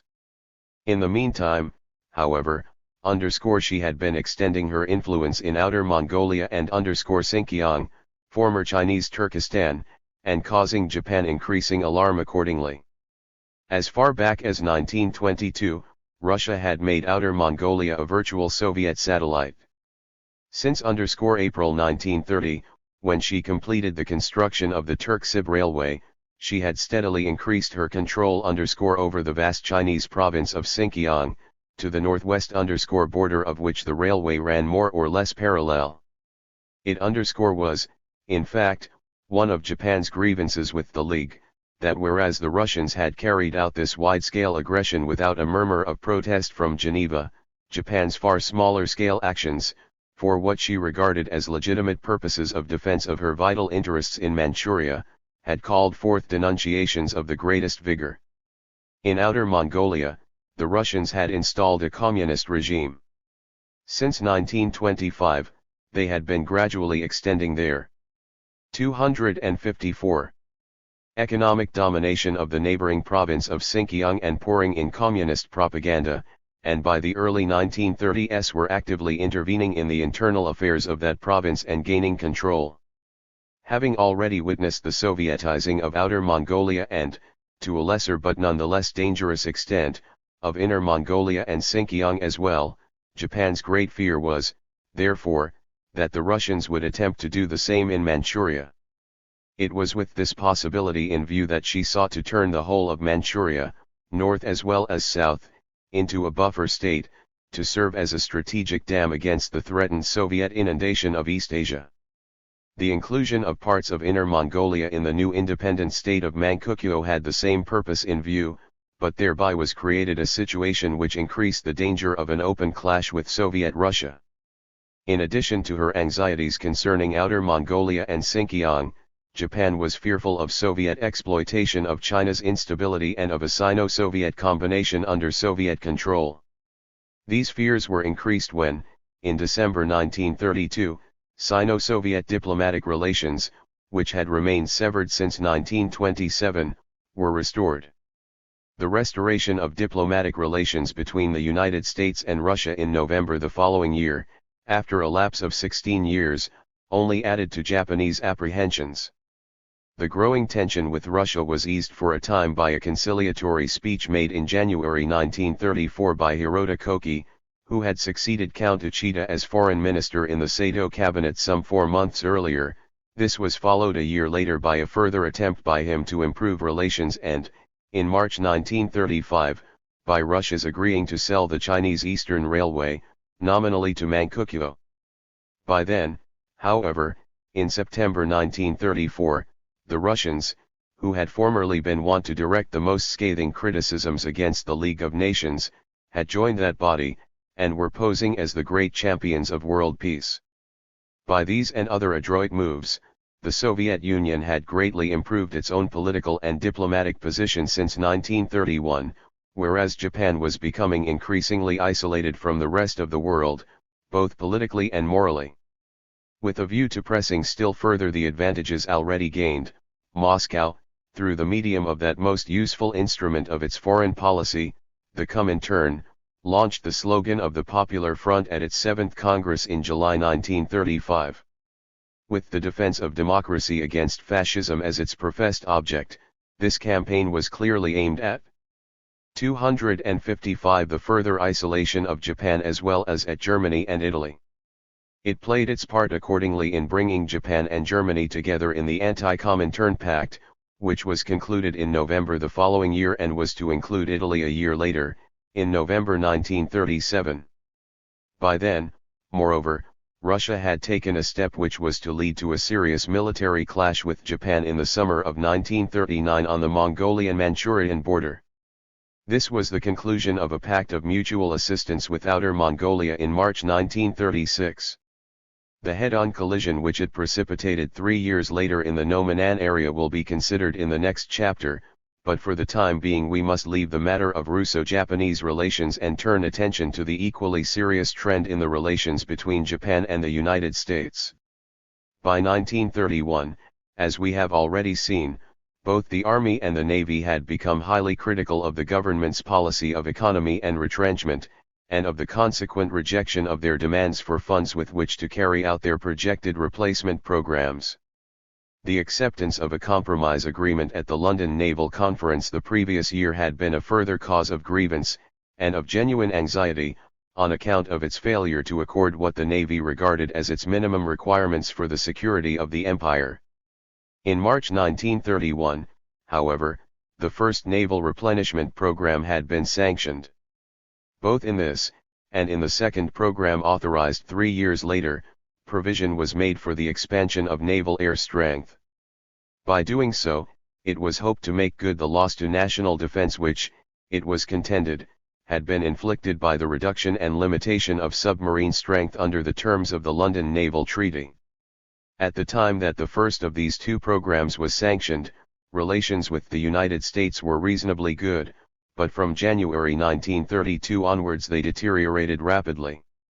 The deterioration was reflected in the increasing dissatisfaction of the Japanese Navy with the restrictions imposed by the terms of the treaty. By February that year, the American Secretary of State had made it clear that, in his opinion, Japan had been guilty of violating the Nine-Power Pact on China, and that the United States regarded the maintenance of that pact as essential for the continuance of the Washington Naval Treaty, with its 5-5-3 ratio in capital ships and its restrictions on fortifications in the Western Pacific. It was, in effect, a warning that, unless Japan took heed, the naval armament race would begin once more. It was 256. Followed soon after by the transfer of the whole American fleet to the Pacific, to which Japan retorted, in December 1932, by intimating her intention of demanding a higher naval ratio on the expiry of the London Naval Treaty in 1936. There is no need to recall in detail the steady growth of mutual suspicion and antagonism which followed, beyond mentioning the declaration made by the American Naval Secretary on June 29, 1933, outlining the objectives of United States naval policy.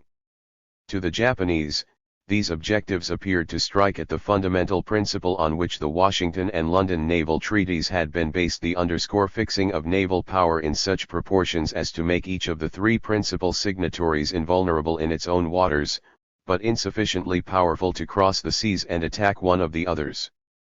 The apprehensions aroused by the American declaration were reflected in the launching of Japan's second naval replenishment program 9 months later. The race in naval armaments was therefore beginning to assume serious proportions once more. There were statesmen in both countries striving to bring about mutual toleration and understanding, but the failure of the three-power naval talks in London in November 1934 was followed by Japan's decision to denounce the Washington and London naval agreements. As, however, the actual termination of these treaties required 2 years' notice, further attempts were made to achieve a satisfactory settlement before they were due to end. A naval conference was therefore held in London in January 1936 for this purpose, but it failed to provide Japan with the equality of security which she demanded, and on December 31 that year the agreements expired automatically. With all restrictions on the size and composition of naval forces removed, Japan was now free to expand her navy as far as her financial resources permitted. As the army, since March 1933, had been granted the necessary funds to enable it to make up the leeway lost by the cuts of 1922 and 1925, and by the failure to keep abreast with the armies of the West in modernized arms and equipment, expenditure on the armed forces had risen to nearly 50% of the total budget by 1937 as against 27% in 1931. While the expansion and modernization of her armed forces showed Japan's determination to make herself as militarily invulnerable as possible, indications of her readiness to use them, if necessary, were not lacking. 2 warning statements may be cited as examples. In April 1934 came the famous The Manchurian Incident and its consequences 257 hands-off China announcement, known as the Amau Statement. 8 months later, the Japanese ambassador in Washington, after expressing the hope that Great Britain and the United States would understand Japan's policy in East Asia, added significantly that, if they failed to do so and attempted forcibly to swerve us from our course, Japan would be forced to fight. These were official warnings, but already in August 1933, Dr. Nitobe, a well-known publicist of liberal views, had remarked at the Banff Conference of the Institute of Pacific Relations, nations in danger of economic strangulation will eventually resort to force in order to improve their positions. As Japan's attempt to solve her surplus population question by means of industrialization and trade was being rendered nugatory by the tariff walls being raised against her manufactured goods. This comment clearly underlined the danger that any forcible attempt to prevent her from building up her economic lifeline in Manchuria might lead to further explosions elsewhere in order to prevent economic strangulation. Anger with the Western countries for raising their tariff barriers, and the consequent belief that the government's policy of trade expansion was proving useless, were important factors in the growing political and Euro-economic unrest leading to the outbreak in Manchuria and to the serious domestic troubles that followed. The salient features of these internal developments must therefore be considered. The fatal assault on Mr. Hamaguchi in November 1930 was believed, at the time, to have been the act of a misguided patriot, acting on his own account. It was not until over a year later that two more assassinations, within the space of a month, revealed that this was no isolated instance of distorted patriotism, but part of a deep-laid plot to liquidate leading Japanese statesmen, politicians, and capitalists, who 7 were held responsible for Japan's political, social, and economic ills. The victims in these two instances were the finance-minister Inoue Junosuke and Baron Dan, head of the great Mitsui business empire. The assassins were members of the Kitsumiadan, or Blood Brotherhood, an organization composed of civilian nationalist extremists and fanatical young officers. Closely linked with this body were others with similar aims, and during the next 4 or 5 years a series of murder plots followed in rapid succession, some of them successful, others nipped in the bud before they could be put into execution. They revealed, with startling clarity, the tepid growth of a violently reactionary movement, which combined an extreme form of nationalism with a hatred of 258. Both capitalism and communism and a contempt for ordinary parliamentary practice. In part this movement was touched off by the reimposition of the gold ban by Inyukai Seiyukai government, which succeeded Wakatsuki's Minseato administration in November 1931, and in part by the national sentiment aroused by the outbreak of the Manchurian trouble. The manner in which the restriction on gold had been reimposed had enabled those behind the scenes to manipulate the dollar exchange and make vast profits at the expense of the country at large. The national sentiment aroused by the Manchurian outbreak had been inflamed and aggravated by the unfortunate handling of the dispute at Geneva. Apart from the murder plots, in which individual junior officers were implicated, military extremists had been involved in 2 abortive attempts, in March and October 1931 respectively, to carry out coups aimed at the establishment of a military dictatorship. Both attempts were hushed up at the time, but the failure to mete out drastic punishment on the ringleaders served further to loosen the discipline for which, in Yamagata's days, the army had rightly been famous. The first successful large-scale murder plot was carried out by members of the Blood Brotherhood on May 15, 1932, when the premier, Inyukai Tsuyoshi, was ruthlessly slaughtered in his official residence and other outrages perpetrated. These included bomb attacks on a number of buildings. Though not directly involved in these doings, the army made clear its dislike and distrust of party politicians by refusing to appoint a war minister if another party government was set up as successor to that of the murdered Inyukai. A national government was therefore formed under the premiership of the much-respected Admiral Sato Makoto, and party government came to an end. It was not to be revived until after the conclusion of the Pacific War 13 years later. Plots for the wholesale murder of prominent statesmen and other evil counselors, i.e. advocates of moderation, behind the throne followed, but all were discovered in time, until February 26, 1936. During a snowstorm in the early hours of that day, some 1,500 army mutineers under young officers, none of them above the rank of captain, attacked the homes of Admiral Okada, who had succeeded to the premiership in July the previous year, and other leading statesmen. In the massacre that followed, 2 former premiers, Admiral Sato and Viscount Takahashi, were butchered, so, too, were the Inspector General of Military Training. 259. General Watanabe, and Admiral Okada's brother-in-law, who was mistaken by the insurgents for the premier. 1 Admiral Suzuki, Grand Chamberlain to the Emperor, was severely wounded, while Count Makino, the Emperor's principal advisor, and the aged Prince Sayonji, the last of the Genro, had narrow escapes. Having completed this part of their program, the rebels took possession of an area in the center of Tokyo, issued a manifesto explaining the reasons for their action, and sought to negotiate with the war minister and other prominent military officers. They had apparently hoped that the army would step in and take over the reins of government, but in this they were disappointed. Previous gross acts of indiscipline had brought nothing worse than reprimands, but this was mutiny and could not be tolerated. The emperor himself ordered its suppression. After 4 days, during which martial law had been declared, troops brought in from other parts of Japan, and naval raidings landed, the mutineers capitulated. One officer shot himself, but the others surrendered and were tried by secret court-martial in order to prevent them from expounding their views at a public trial. 13 of them were promptly executed. 4 other persons implicated were executed some 18 months later. They included Kitaiki, the originator of the Showa Restoration Plan, and Colonel Izawa, a military fanatic, who had murdered Major General Nagata, chief of the War Office Military AF_Affairs Bureau, in August 1935. Apart from abortive attempts on the lives of individual statesmen and others, the suppression of the mutiny marked the close of the long succession of assassinations and murder plots, but, in the meantime, other signs of unrest had been growing steadily. An attempt had been made on the life of the emperor by a Korean malcontent in January 1932 and had caused great consternation.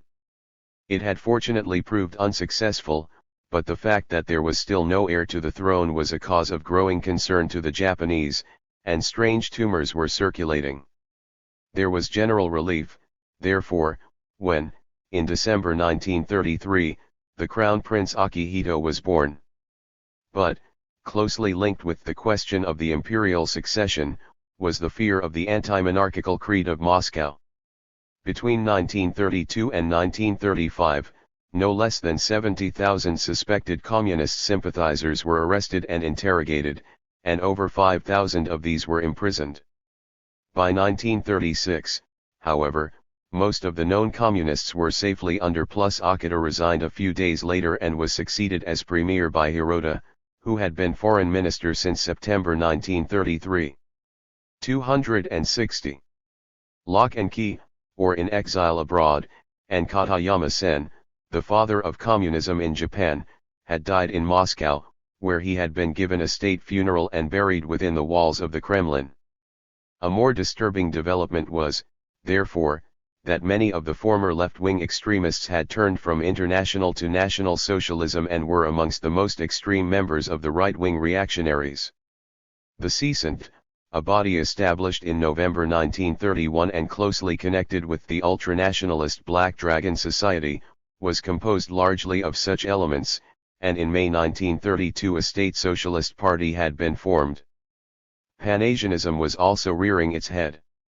Previously regarded as somewhat academic in conception, it received a tremendous impetus in 1933, partly as a reaction to the strictures on Japan by the Western powers at Geneva and elsewhere, partly as a result of the Indian government's action in ending the trade agreement with Japan, and partly due to the propagandist activities of Indian, Annamese, Filipino, Indonesian, and other political refugees in Japan.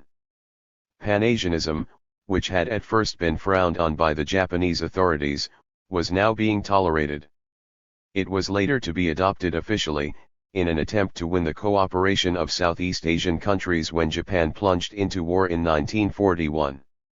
As subsequent events were to show, the idea of Japan as the leader and liberator of Asia from Western domination was by no means wholly altruistic in outlook, but the Japanese people as a whole became gradually convinced that it was their divine mission to free their fellow Asians from the thraldom of the white man, while Asiatic nationalist extremists, though disillusioned later, became dazzled by Japan's success in flouting the West and joined willingly in the crusade. While these and other developments were taking place in Japan itself, the Japanese, following the conclusion of the Tanka Truce Agreement in May 1933, were steadily going ahead with the task of strengthening their military and economic position on the neighboring mainland, through the medium of their foster child, the independent state of Manchukuo. New rail and road communications were being constructed, new industrial undertakings established and developed, and new irrigation, hydroelectric, and other development schemes carried out. Apart from bandit suppression operations, there had been no more fighting, although there were clear indications of attempts to extend Japanese control over Inner Mongolia and even over certain North China border districts. By and large, therefore, the situation seemed reasonably stable until July 7, 1937, when troops of the Japanese garrison in North China, stationed there in accordance with the terms of the Boxer Protocol of September 1901, clashed with Chinese forces near Peking. The clash proved to be the opening round in an undeclared war, which was to spread rapidly and lead, little more than 4 years later, to Pearl Harbor and all that followed. It was perhaps significant that the outbreak of the euphemistically termed China incident in that summer of 1937, like the Army Mutiny 17 months earlier, had been immediately preceded by general elections, the results of which had seemed to indicate the revival of more liberal and moderate tendencies among the Japanese nation at large. Moderation was not what the nationalist extremists wanted. Their wish was to whip up patriotic fervor. The mutiny of 1936 failed in this respect. The outbreak of fighting in China achieved it. 18. The undeclared war. Chinese Communists. The China incident of July 1937 *, a new order in East Asia. Japanese troops land in Shanghai. Japanese advancement into China. World opinion. Peace terms. Brainwashing. Training in jungle warfare. Japanese and Russian fighting. 1939 alliance with Germany and Italy and the settlement of the China incident. Siam and Indochina border disputes. Acts of aggression. The navy and oil supplies. Diplomacy and a preventive war. EES. At the time of the Shanghai operations in February 1932, the Chinese Communists, who had been carrying out guerrilla warfare in the Kiangsi Hills ever since their break with the Kuomintang in 1927, declared war on Japan. It seemed a strangely pointless gesture on the part of a relative handful of hunted and ill-equipped partisans, but it proved to be of the greatest significance for the future. Numbers of Chinese of all classes devoid of any sympathy with communism as such, but dissatisfied with Chiang Kai-shek's failure to lead the country against the despoilers of Manchuria, began offering their services to the communists for the struggle against Japan. At first the number of patriotic non-communists joining them had been but a trickle, but by the time the famous Long March of 1934-36 had brought the communists from their hilly retreats, south of the Yangtze, to Yan'an in the north, the trickle was reaching the proportions of a flood.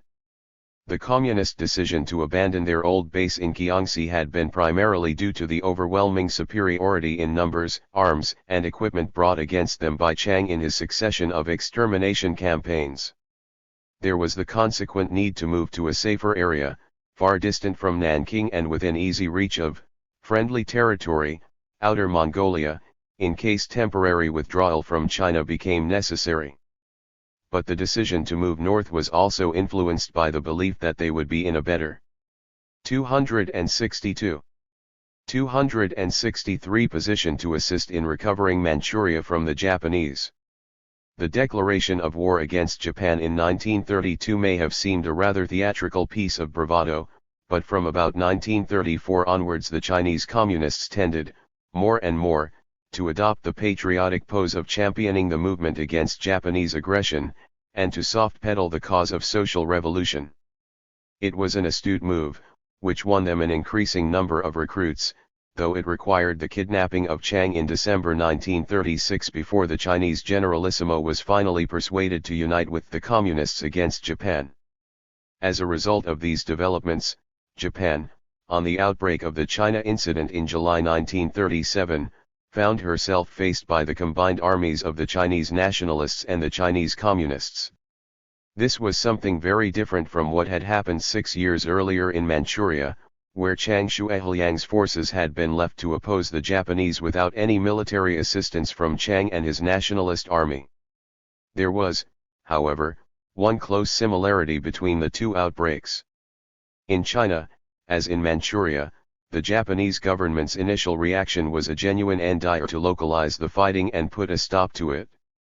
For a brief space their efforts to do so looked like succeeding, and fighting was confined to the Peking-Shenzhen area, but on August 2 Chinese militia in Tungchao mutinied against their Japanese officers and massacred the Japanese residents there. The anger aroused in Japan by this tragic occurrence, which had followed close on the Chinese rejection of a Japanese demand to withdraw their forces from the Peking region, was quickly whipped up into the patriotic fervor desired by the more extreme elements in the army. Further attempts to localize hostilities, therefore, ended, and Prince Kono, who had become premier for the first time only a few weeks before, announced his government's intention to create a new order in East Asia. Japan, he declared, wanted no Chinese territory, but a fundamental adjustment of Sino-Japanese relations, with mutual cooperation and assistance between the two nations. A few days later, a Japanese naval officer and his companion were shot dead by Chinese gunmen in Shanghai. By August 13, street fighting had broken out in that city, and on the following day Chinese aircraft bombed a Japanese warship lying alongside. If, as was suggested at the time, this was a Chinese ruse to lure the Japanese to divert part of their forces to the port city, in the hope that this would increase the risks of foreign complications and the prospects. 264. Of foreign intervention, it succeeded admirably. Japanese land forces were rushed to the scene and, barely a week later, 50,000 troops had landed at various points nearby. The anticipated foreign complications were not long in coming. Very soon the Japanese were accusing the British, American, and other signatories of the May 1932 truce, of having failed to prevent Chinese forces from breaking the agreement not to come within 20 kilometers of Shanghai. Foreign indignation, on the other hand, was aroused by the Japanese bombing of parts of the city, by the machine gunning and wounding of the British ambassador, Sir Hugh Nachbul-Hugson, and by the extension of the bombing, on August 30, to Nanking, Hankow, and even as far afield as Canton. The bombing of Swatow, Amoy, and other cities soon after made it painfully clear that the undeclared war, which had started with relatively minor skirmishes around Peking, had been brought into the industrially and internationally important Yangtze Valley, and even into South China. If the land and air operations had not brought this fact home to the foreign powers, the Japanese Navy's action certainly did so. Declaring a blockade of 1,000 miles of coastline, from Shanghai to Swatow, on August 25, the Navy followed this up on September 6 by extending it to the entire coast of China.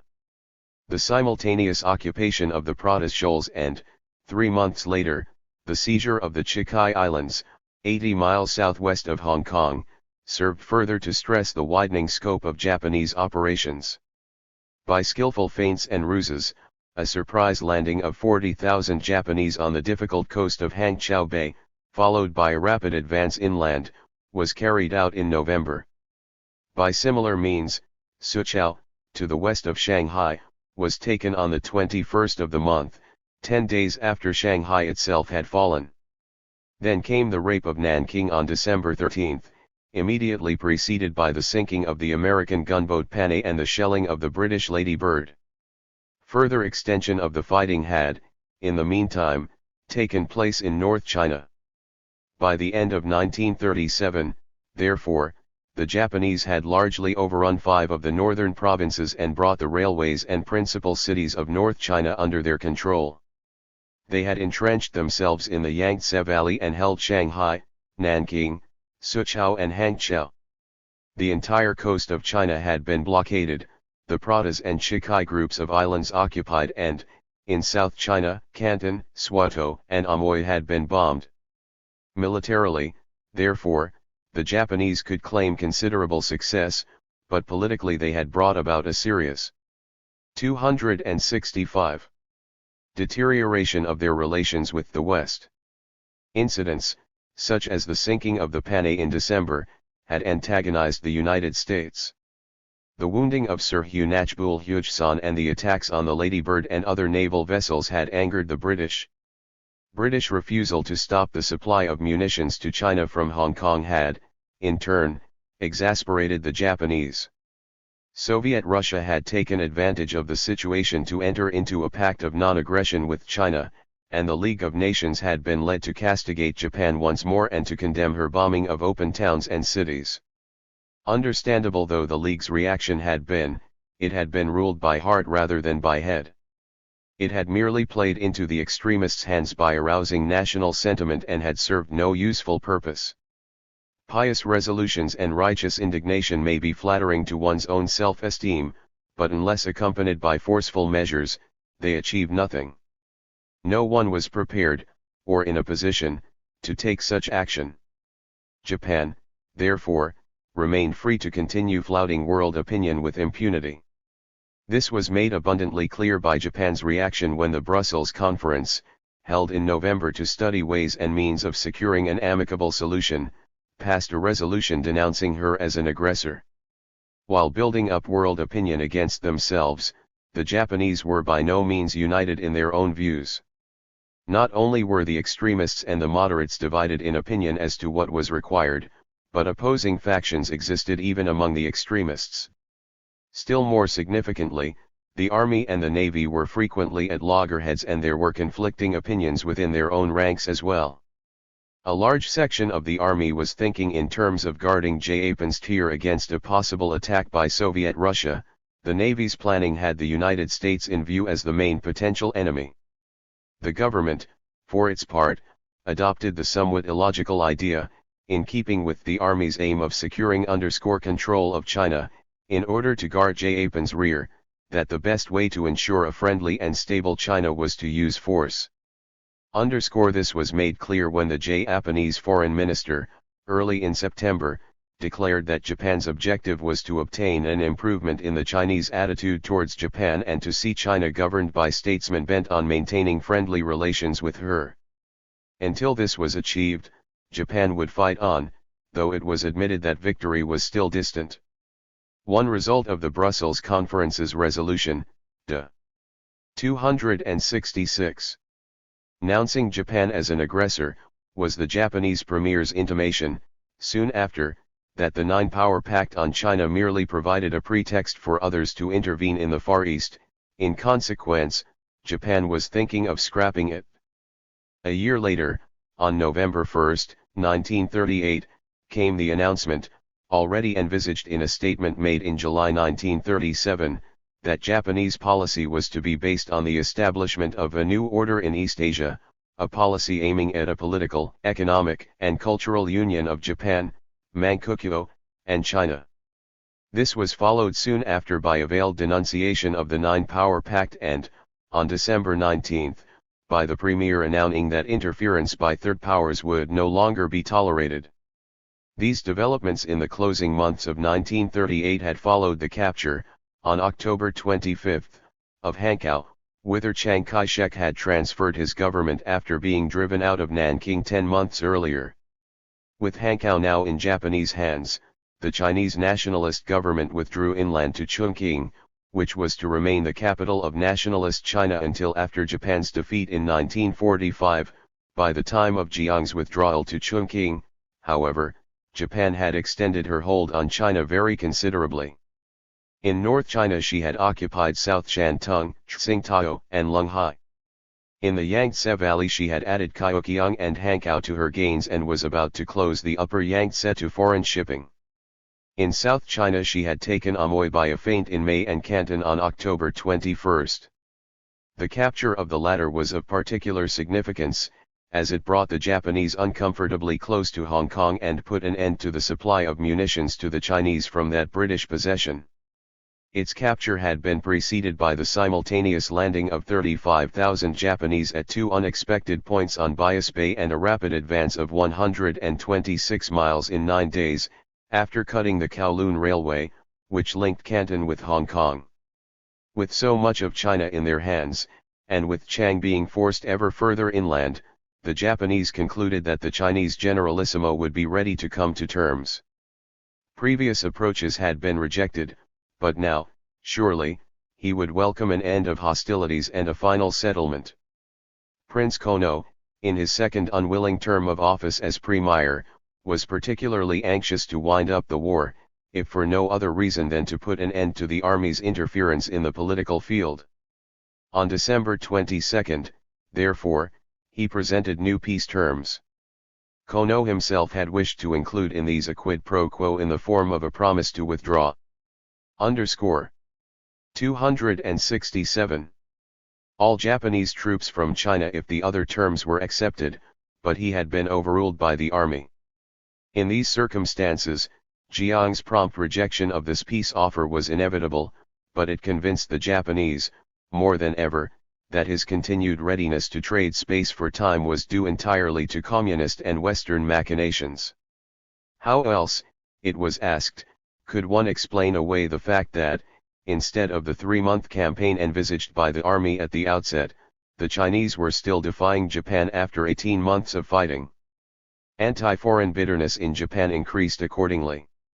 If, however, Japan's military leaders had made a serious miscalculation, foreign economists had been equally in error.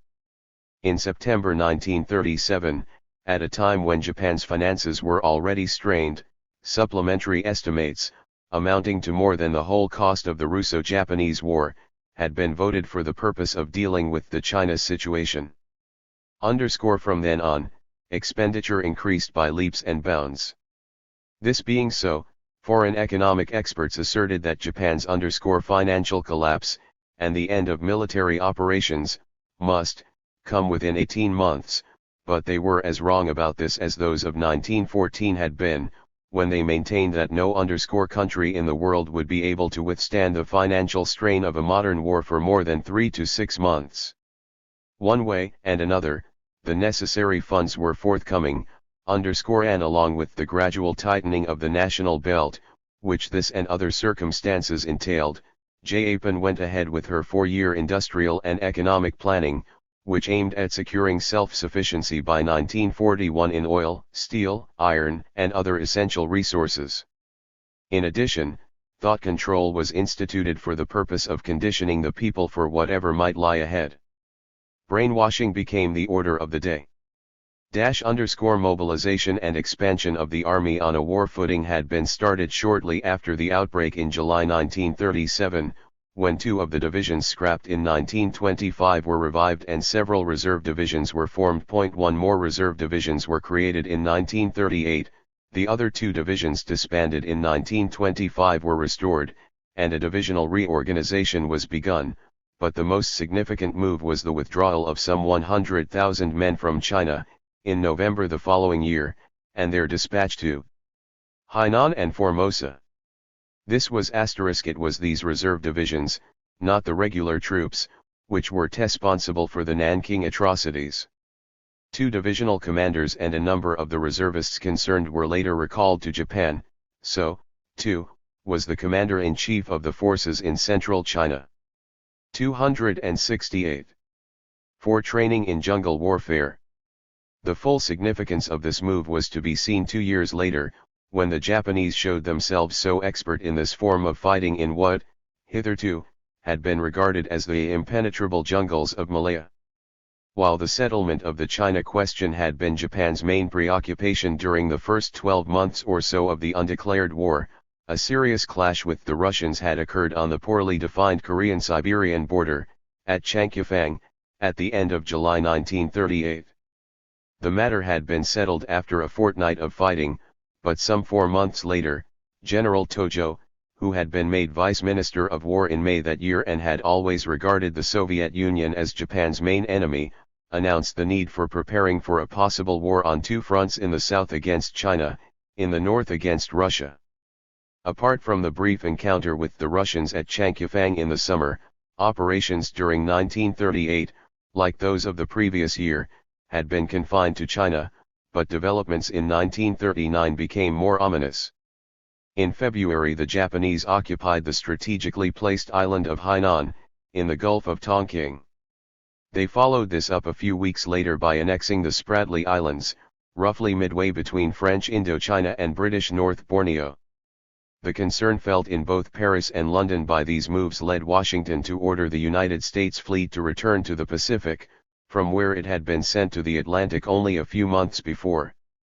America's growing recognition of the mounting threat was further reflected in her announcement in July that the 28-year-old Treaty of Commerce and Navigation with Japan, due to expire 6 months later, would not be renewed. The alienation of the 2 countries had begun in earnest.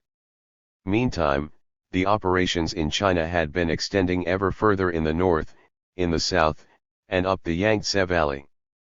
Particularly significant as a pointer to the developments that were to take place the following year was the capture of Nanning in the extreme south.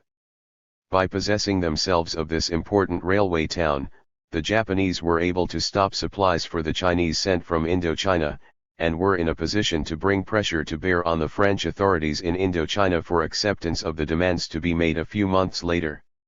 While causing growing concern to France as well as to Britain and the United States, the Japanese found themselves, in the summer of 1939, up against a more formidable Oppo. 269. Than the Chinese. In May, a dispute had arisen in the far north, ostensibly between Manchukuo and Outer Mongolia, over the ownership of a strip of territory on the ill-defined borders in the Nomanan area. In the bitter fighting which broke out, however, the main participants were the Japanese as allies of Manchukuo and the Russians, who claimed similarly to be there in accordance with the Soviet-Mongolian Treaty of Mutual Assistance.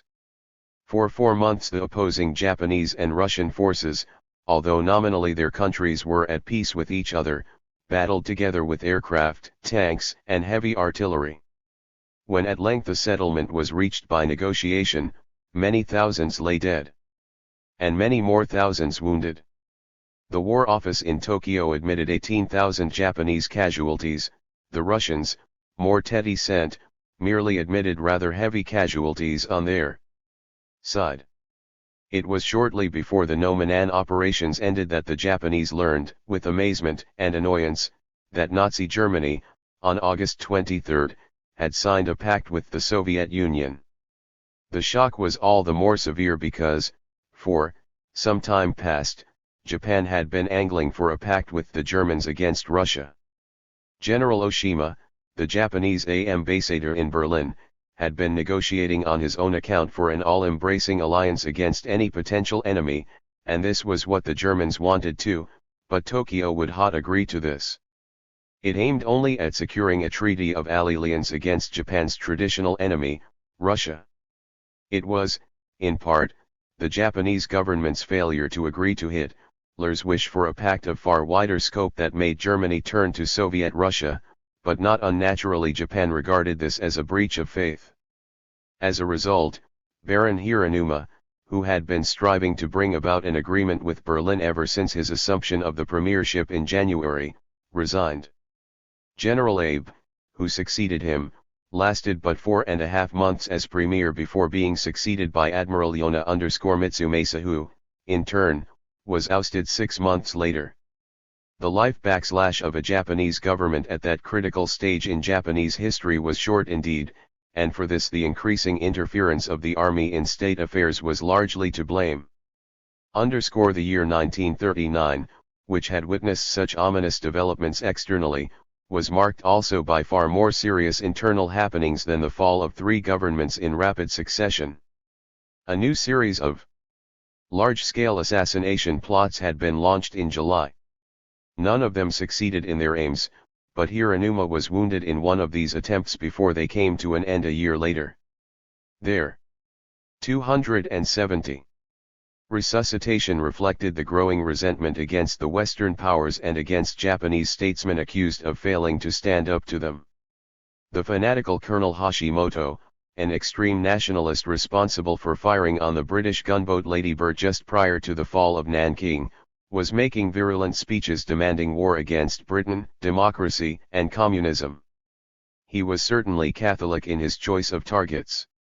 Other extremists were whipping up patriotic fervor by similar denunciations of the West, and Admiral Yona's cabinet was forced to resign in July 1940, because it was considered too friendly and deferential to Britain and the United States and too anti-German. It was succeeded by a government under Prince Kono, who was induced to become premier for the 3rd time. His choice of the aggressively vainglorious Matsuoka Yasuke as foreign minister was to prove little short of disastrous.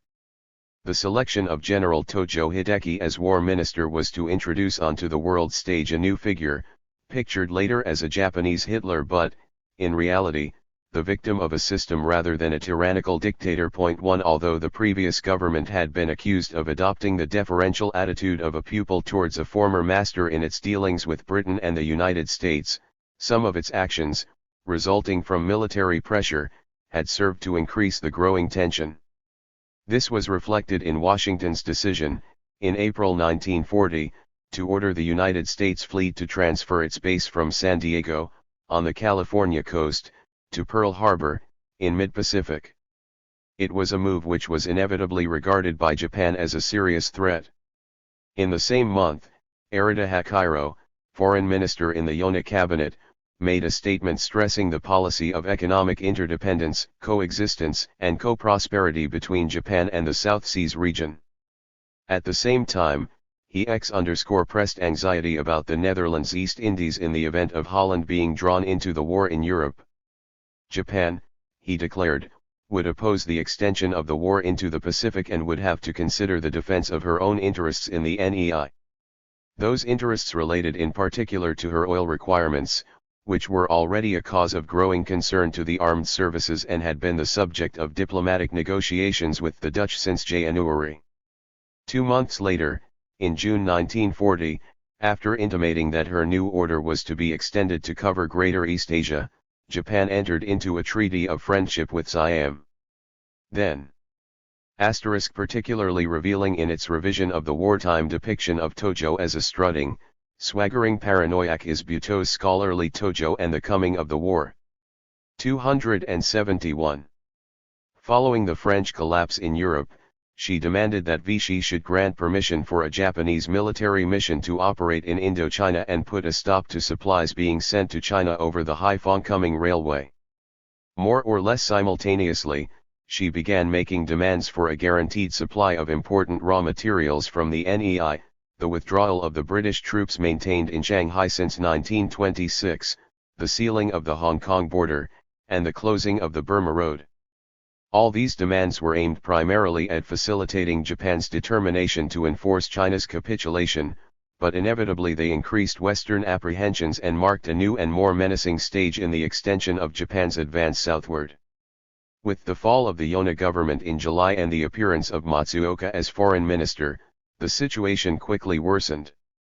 Both Japan and the United States began to adopt firmer attitudes, and by the end of September Japan had forced the French to grant her the use of air bases in northern Indochina and a corridor for the passage of Japanese troops and material into China. The government was still anxious to avoid a clash with Britain and the United States, and hoped that their preoccupation with the war in Europe would hold them back from adopting forceful measures in the Pacific, but in case these hopes should prove unfounded, Japan began taking precautionary measures in preparation for a possible conflict. As one means of deterring the United States from going to war with Japan, Matsuoka began urging the need for an alliance with the Axis powers. This was on the lines of the all-embracing pact with Germany, which the Hiranuma cabinet had refused to consider in 1939, but with Italy now included as a partner. In this he was supported by the Premier and others, but there were still powerful elements in the country opposed to such a project. Prince Saionji, the aged Genro, was one. His earnest desire was for Japan to act in concert with Britain and the United States and, contrary to the popular belief that the Axis would win, he remained confident to the end that Britain would emerge victorious from her war with Germany. In this view he was supported by Shigemitsu Mamoru, the ambassador in London, who was destined to become Japan's foreign minister in the government formed for the purpose of carrying Japan's surrender into effect. The emperor himself was opposed to alliance with Britain's enemy, but, as a constitutional monarch, he was unable to enforce his wishes against the advice of his ministers. The navy, for the most part, had no desire to become involved. 272. In war with either Britain or America, as it was painfully alive to the vital question of oil supplies. It was only after the naval authorities had been won over to the belief that an alliance with the Axis powers would be the best way of restraining the United States from taking any action leading to war that they agreed, against their better judgment, to support those in favor of such a combination. 8 days later, on September 27, 1940, the tripartite pact of mutual assistance was signed. A month later, Kono, one of whose weaknesses was to be all things to all men, decided to strengthen national unity by introducing a totalitarian regime. By July all the former political parties had been dissolved, but in October he amalgamated the former members of these parties with other diverse elements in the country to form a single body called IRAA, the Imperial Rule Assistance Association. The aim was to mobilize all the resources of the nation, so as to enable the government to do what it wished, without let or hindrance. At the start, the constitutional elements objected that it was too totalitarian, the extremists complained that it was not sufficiently so. Before long, the moderates had been defeated and the IRAA became increasingly ultranationalist. While Japan was advancing ever further southward and strengthening her position internally by totalitarian methods and externally by allying herself with Germany and Italy, the settlement of what was still called the China Incident continued as her principal aim. New peace terms having been offered and once more rejected, a new method was tried. In March that year, Wang Qingwei, second in importance only to Chiang Kai-shek in the Chinese nationalist hierarchy, had established a government of his own in Nanking. This he had done after breaking away from the nationalist camp and coming to terms with the Japanese. After Jiang's latest refusal to capitulate, Japan, therefore, concluded a basic treaty with the Wang government on November 30, 1940. Apart from indicating that Japan had given up any idea of trying again to bring about a settlement with the nationalists by peaceful means, the treaty gave Japan the right to maintain armed forces in China, to use China for strategic purposes, and to have access to China's natural resources. Like Laval in Vichy France, Wang had played into the enemy's hands. With the advent of 1941 a month later, Japan began stepping up her preparations for a far wider conflict, in case war with the Western powers became unavoidable. She still wished to avoid such a war, but, largely through her own 273 actions, she had created a situation which threatened to bring it about. By January, therefore, she had started drawing up plans for a possible war with Britain, America, and Holland. The pressure she had begun renewing on the NEI, for the purpose of ensuring adequate supplies of oil and other strategic materials, led both Britain and the United States to take similar precautionary measures. 12 months previously Washington had abrogated the Treaty of Commerce and Navigation. Now she began to apply further economic pressure. It was shortly before America did so that Japan, either by chance or deliberate design, became involved in a border dispute between Siam and Indochina. Fighting between the two took place, and Japan offered to mediate. Neither side desired her mediation, but eventually she forced it upon them. As a result, the dispute was brought to an end and a treaty, very favorable to Siam, was concluded in May. Japan also profited. She obtained guarantees from both parties that neither of them would enter into agreements with any third power hostile to her. While these negotiations were in progress, the self-important Matsuoka, after holding forth once more about Japan's sacred mission in Greater East Asia in a way characterized more by frankness than discretion, paid visits to Germany and Italy. In both countries he was flattered by the attention paid to him. On his way back, he paid a visit to Moscow, where he endeavored, without success, to persuade the Russians to join the Axis Pact. He did, however, succeed in concluding a neutrality pact with the Soviet Union, hoping thereby to protect Japan's flank in the event of a Pacific War. As he had seemingly been encouraged by the Germans to hold these talks with Stalin, and as he had been left in the dark concerning Germany's intentions, it came as a surprise to him and a shock to Japan when, 2 months after his return, the Germans invaded Russia. 1 Annoyed though his countrymen were by this second failure by Germany to warn them of what was intended, Matsuoka himself proceeded to urge the government to avail themselves of the opportunity to join forces with the Germans, and to strike a blow at the Russians, with whom he had so recently concluded a treaty of neutrality. The government, however, refused to consider his proposal, and by August the army, which had for so long One though it came as a surprise to the Japanese, Richard Zarga, head of the Soviet spy ring in Tokyo, had learned of the coming attack from the German ambassador and had passed the information on to Moscow.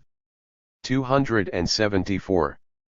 Regarded Russia as the main enemy, had abandoned all further idea of striking north. In point of fact, the army had, until the summer of 1941, been divided in opinion as to whether, in the event of a German-Soviet war, Japan would be freed from the Russian threat and could therefore safely continue her advance southward, or whether, in such an event, she should strike northward after consolidating her position in the south. This work of consolidation was carried out at the end of July, when the French were induced, under duress, to sign an agreement allowing Japanese forces to occupy Southern, as well as northern, Indochina. The reaction in Washington to this latest act of aggression was forceful and immediate. Orders were issued to freeze all Japanese assets in the United States, and an embargo was placed on the supply of oil, steel, scrap iron, and other strategic materials to Japan. Britain and Holland quickly followed suit, and Japan, faced with the prospect of slow, economic strangulation if the embargo was maintained, had, in the absence of a diplomatic settlement, to surrender to Western demands or to fight to the death. The government decided to prepare for the latter contingency in case of necessity, but meantime to strive by diplomacy to avert war by means of a satisfactory settlement with the United States. The prospects of a diplomatic solution seemed, by then, rather more favorable, as the Kono government had been reorganized a week or so previously, and the ebullient Matsuoka had been replaced by the more level-headed Admiral Toyoda. Matsuoka's bull in a China shop handling of Japan's foreign affairs had been causing increasing distrust among his cabinet colleagues and others for some time past, and it was felt that such a settlement would be out of the question so long as he remained in office. In addition to advocating an immediate attack on Russia, he had declared, at an imperial conference on July 2, that Japan should fight both Britain and the United States if they tried to balk her from obtaining her objectives in the South. Neither the Army nor the Navy regarded such a wide-flung undertaking as feasible. The Navy was becoming increasingly worried about the question of oil supplies, the freezing of Japan's assets on July 26 and the imposition of the embargo only deepened its concern. 5 days later, Admiral Nagano, chief of the naval staff, informed the emperor that failure to reach a settlement with Washington would leave Japan with enough oil for only 18 months in the event of war, or 2 years even without one. He intimated that no settlement was likely so long as the tripartite pact with Germany and Italy remained. VB. Up to the end of July, therefore, the position was that the Navy was opposed to war with Britain and America but, in view of the oil situation, considered that Japan would have to fight if a diplomatic settlement was unobtainable in the near future. By mid-August the situation was such that the Navy had decided to carry out war preparations and to have them completed by the end of October in case diplomacy failed. Owing to weather, tide, moon, and other such conditions, hostilities, it was argued, would have to start by December at the latest. If this was not done, it would be necessary to wait till the spring, by which time Japan's oil supplies would be further depleted and American strength increased. In these circumstances, the question of peace or war must be decided by early October. In the meantime, in the hope of furthering a settlement, Kono had proposed a personal meeting with President Roosevelt. The meeting failed to materialize, but the two governments continued to exchange suggestions, while the Japanese armed services argued with each other as to the latest date by which a satisfactory settlement must be reached if war was to be avoided. By the second week in October, no decision had been reached and Tojo was insisting that an immediate decision one way or the other was essential for peace, if Kono felt confident that a peaceful settlement was possible, or for war, if he was not. As both the Premier and the Navy Minister were still inclined to hedge, Tojo, on October 14, demanded that a decision be made without further delay or the cabinet resign. Resignation followed 2 days later, and Tojo urged that Prince Higashikuni, who was believed to be opposed to war and was considered the man most capable of unifying the armed services, should take over the premiership. This, however, was considered inadvisable, as the appointment of an imperial prince might involve the throne in politics if things went wrong. In the circumstances, and much to his surprise, Tojo himself received the imperial command to form the new government, the emperor having insisted on a premier who could control the army. In this way Tojo became prime minister, not to lead Japan into war, but, to quote his American biographer, to break the deadlock of indecision. He was, nonetheless, prepared to lead Japan to war if war became necessary. With his appointment, Japan, for the first time, had an army officer on the active list as premier. Kono, though possessed of many fine qualities and 4 times premier against his own will, had shown himself lacking in decision and unsuitable to lead his country in times. 276. Of crisis. 1 Tojo, though no firebrand, was a man prepared to make decisions and to assume full responsibility for them. Like his predecessors in the premiership, however, he soon became the victim of a system which enabled relatively junior officers in the Army and Navy general staffs to dictate policies which he had to carry out. Although the original deadline of early October had already passed, on November 1 it was decided to continue diplomatic efforts but to complete operational preparations and to launch what Clausewitz defined as a preventive war if diplomacy failed. Tojo's own demands were that there should be no war if diplomacy succeeded and that the deadline be postponed to Decemberist. By then, however, nationalist extremists were calling for war and demanding Tojo's designation. By then, too, Japan's naval striking force, which had been ordered by the Naval General Staff to rendezvous off Kitakapu, a lonely snowbound island in the Kuriles, in preparation for a possible war, had set sail for Pearl Harbor. It had done so on the understanding that it would turn back if a settlement had been reached before December 7. This was on November 26. 6 days previously the army had been ordered to prepare for attacks on Malaya and the Philippines. Concerning the final attempts to avert war, little need be said. Tentative proposals were sent by Cordell Hull, the American Secretary of State, on November 26, but they were misconstrued in Japan as an ultimatum and rejected. New proposals were sent by Tokyo to Admiral Nomura, the Japanese ambassador in Washington, on the 29th, but at an imperial conference on December 1 the emperor, after hoping against hope that lack of unanimity in high Japanese quarters would continue, very reluctantly confirmed the decision to go to war. It is, however, noteworthy that no mention of the plans to attack Pearl Harbor was made even then, and Tojo himself was to testify later that he knew nothing about the projected attack until about Decemberist, although the Navy had started planning, as far back as January, for a surprise blow in the event of war. Nomura and Kurosu, negotiating for their government in Washington, had no inkling of these plans until the attack was announced over the radio on December 8. In view of America's subsequent, and very understandable, indignation at the presentation of Japan's ambiguously worded declaration of war only after hostilities had started, it is well to note that Tojo had insisted that Washington be notified before operations were actually launched. As made clear by Buto, the failure to do so was due to an unpremeditated mishap, not to deliberate intention, although this does not absolve Japan from failing to make any clear declaration of war either to the United States or to Great Britain. The belief, at the time, that President Roosevelt's last-minute personal appeal to the emperor was deliberately withheld by the Japanese rulers, is also now known to have been unfounded. It was held up through a routine error on the part of a junior official. It is extremely doubtful, however, that the consequent 10.5 hours delay in delivery of the telegram made any difference to the issue of peace or war. Be that as it may, the fateful attacks on Pearl Harbor, the Philippines, and Malaya on December 8, December 7 by Hawaii time, were to lead to Japan's own downfall rather just than 4 years later and to change the whole course of world history.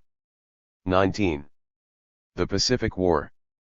Raising serious naval reverses. The Battle of Midway. The attack on Ceylon setbacks the Japanese people. Deterioration of the situation for Japan. Attempts by Quito to end the war. The Cairo Declaration. The champion of Asia for the Asiatic, the Pan-Asiatic movement and the ultranationalist movement. The fortunes of war turn. The end of the Japanese Navy. The effects of the disasters in the Pacific. Tentative peace feelers. Japan's secret approach to Moscow. The atom bomb and surrender. Surprise attacks. Hit first, hit hard, and keep on hitting. Morale. Until July 1941, Japan's advance southward had been largely dictated by her determination to seal off China from all external sources of supply, and to secure land and air bases from which to launch attacks against the Chinese. Following the imposition of the oil, steel, and scrap iron embargo, her war plans, in case diplomacy failed, were dictated primarily by economic considerations, by the vital necessity of ensuring adequate supplies of strategic materials, above all, oil.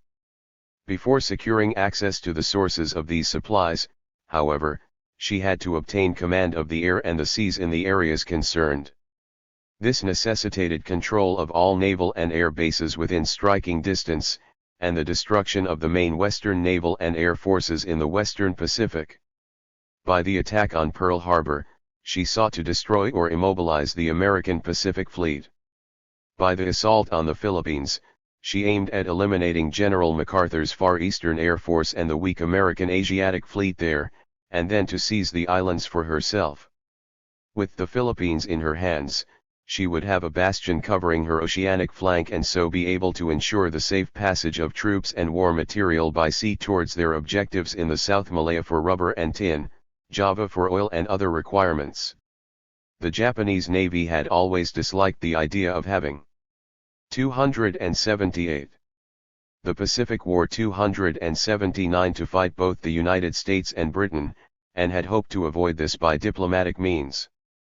Diplomacy having failed to achieve a settlement, the aim now was to strike such a deadly blow at American strength in the Pacific that the British, already weakened by 2 years of war in Europe and the Middle East, would have to face Japan alone.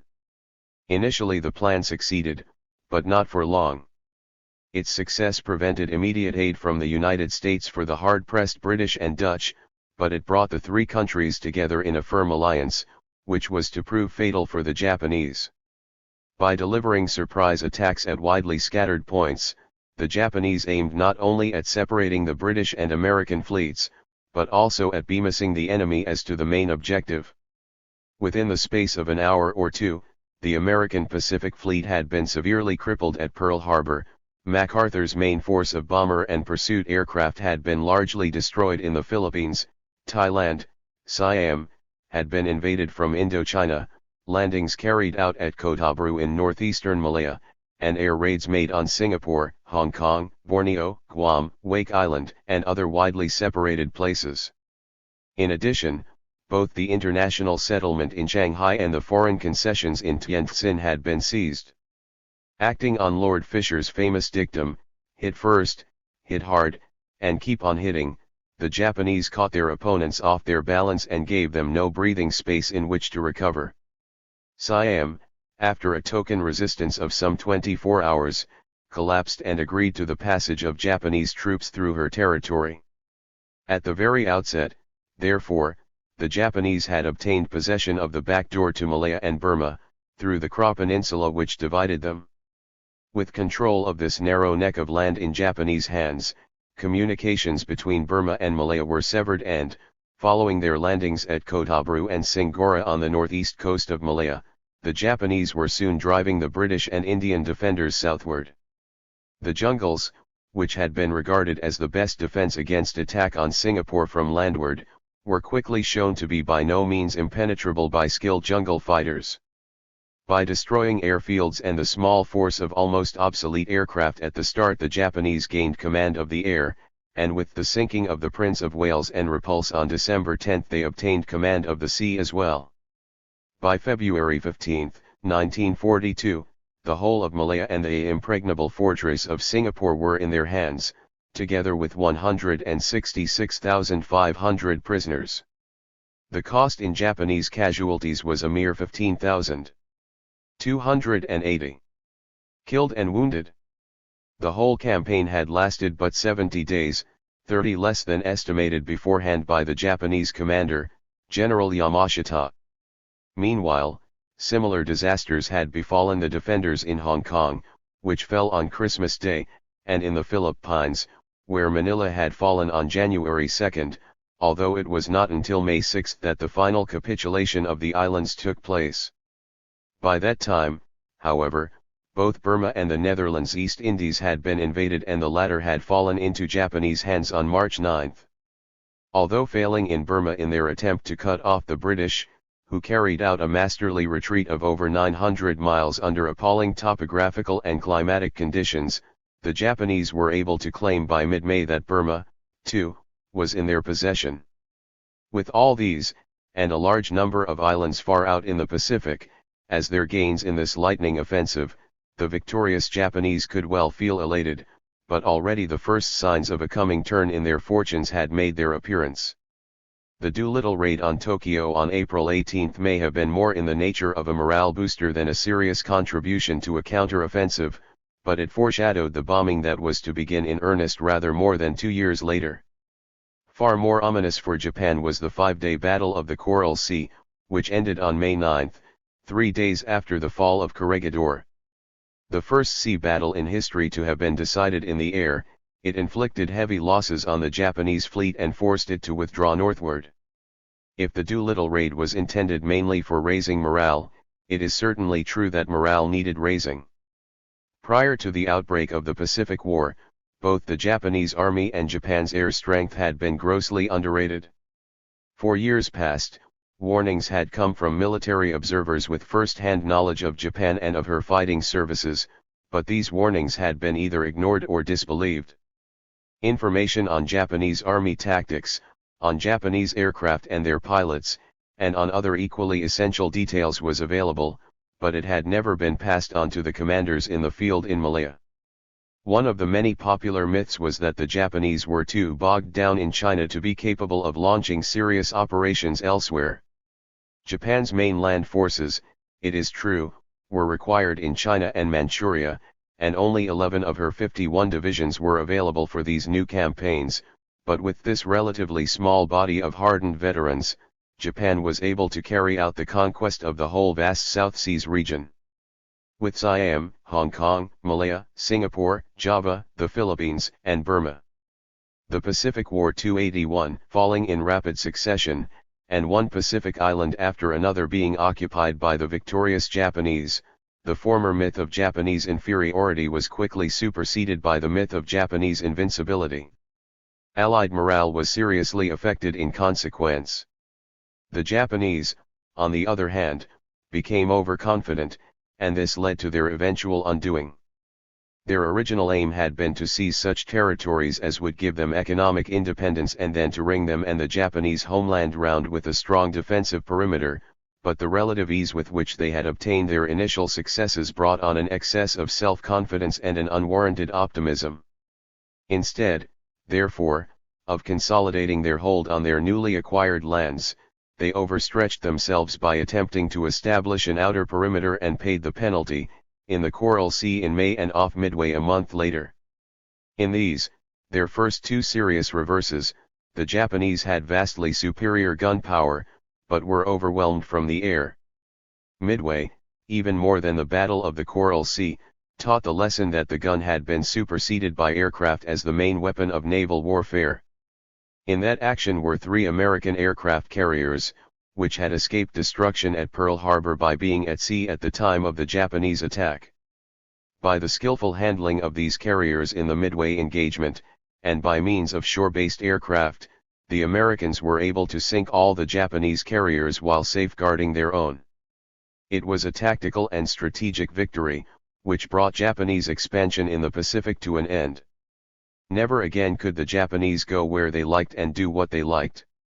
While, however, Midway marked the turning point of the war in the Pacific, the Japanese were still in a very strong position. In Burma, the seizure of Rangoon had given them an outlet to the Indian Ocean. By occupying Lashio they had closed the Burma Road and stopped the transport of supplies over it to China. The seizure of Sumatra had given them control of the vitally important Malacca Straits into the Indian Ocean, and both in Burma and in the NEI they had secured the oil fields they needed so badly. Those in the latter provided them with high-grade aviation spirit. For the time being, therefore, they held command of the Indian Ocean and were free from the anxiety about oil supplies, a gnawing anxiety which had played so important a part in their decision to go to war. With the Indian Ocean under their control, they had attacked Ceylon in April for the purpose of damaging or frightening away the British Eastern Fleet. 282. And filling up gaps in the ring. 2 months later, in order to close the back door to Japan itself, they bombed Dutch Harbor in Unalaska and seized the islands of Attu and Kiska in the Aleutians. If the Coral Sea and Midway battles marked the turn of the tide, the landing of United States Marines, in August, on the Japanese-held island of Guadalcanal in the Solomons, was to prove the first step in MacArthur's island-hopping strategy of amphibious assault on a large scale. Such strategy had been as unforeseen by the Japanese as had the vast potentialities of submarine and air power. After their defeat at Midway, they had, in fact, returned to ring building round their main possessions, by reinforcing and developing their New Guinea, Guadalcanal, and other acquisitions far out in the Pacific, but the American landings on Guadalcanal in August ushered in a new phase. In the operations which followed, the Japanese employed destroyers for the transport of troops, with cruisers to protect them, but it was a wasteful use of sea power. They lost heavily from attacks by shore-based aircraft and MTBs and, as a result, were left with an unbalanced fleet. By February 1943, after a series of air battles, the Japanese were driven out of Guadalcanal and gradually forced northward to Bougainville, where the Americans followed them and landed in November that year. Meanwhile, in New Guinea, Japanese attempts to complete the ring, by taking Port Moresby, had failed. The Japanese were, in consequence, becoming worried by the American advance up the Solomons towards Rabaul, the key point of the Japanese southeastern front. Together with the threat of a counter-offensive from northern Australia, the anxiety on this score led the Japanese to build up a ring in a westerly direction and to construct airfields in North and West New Guinea. Unknown to them, however, the Americans had, in the meantime, been quietly building up their shore-based air strength. It came as a shock to the Japanese, therefore, when, in March 1943, a convoy they were sending from Rabaul to La, on the northeast coast of Papua, was attacked for 48 hours by American and Australian shore-based bombers and shattered in the Bismarck Sea. Allied air strength was shown to be considerably greater than expected. While the Japanese people at large were blissfully unaware of the setbacks that had been taking place since May 1942, their leaders were fully alive to the implications. Before the year had ended, they realized full well that the Allied counter-offensive had begun, and they rightly envisaged an increase in its intensity before another year had passed. As a result of ADV OE 283 dispersing her forces too widely after the initial naval successes, Japan, by the spring of 1943, was, in fact, faced with the defender's dilemma, the choice between sacrificing outlying positions or risking the irreplaceable battle fleet in their defense. The paramount importance of keeping the fleet in being dictated the decision. Some of the outlying garrisons were gradually forced to withdraw, but others were retained, in the belief that their retention would compel the Americans to deal with each one in turn. This would slow down their advance and gain valuable time, but the fallacy of this assumption was shown when General MacArthur's island-hopping strategy got properly underway, leaving many of these strongholds bypassed and isolated. Bypassing had been practiced for the first time in May 1943, in the Aleutians, where the American recapture of Attu had led the Japanese to abandon Kiska 3 months later, but it was not until mid-August that year that this leapfrogging strategy was put into general use. Apart from their ill-fated attempt to seize Imphal, in Assam, soon after, the Japanese had, by then, turned from the offensive to the defensive. Their opponents had regained the initiative in both the Pacific and the Indian Ocean and, with the tide beginning to turn in Burma, What General Wavell in May 1942 had called India's darkest hour had passed. By the close of the year, more islands had been abandoned or were the scene of heavy fighting.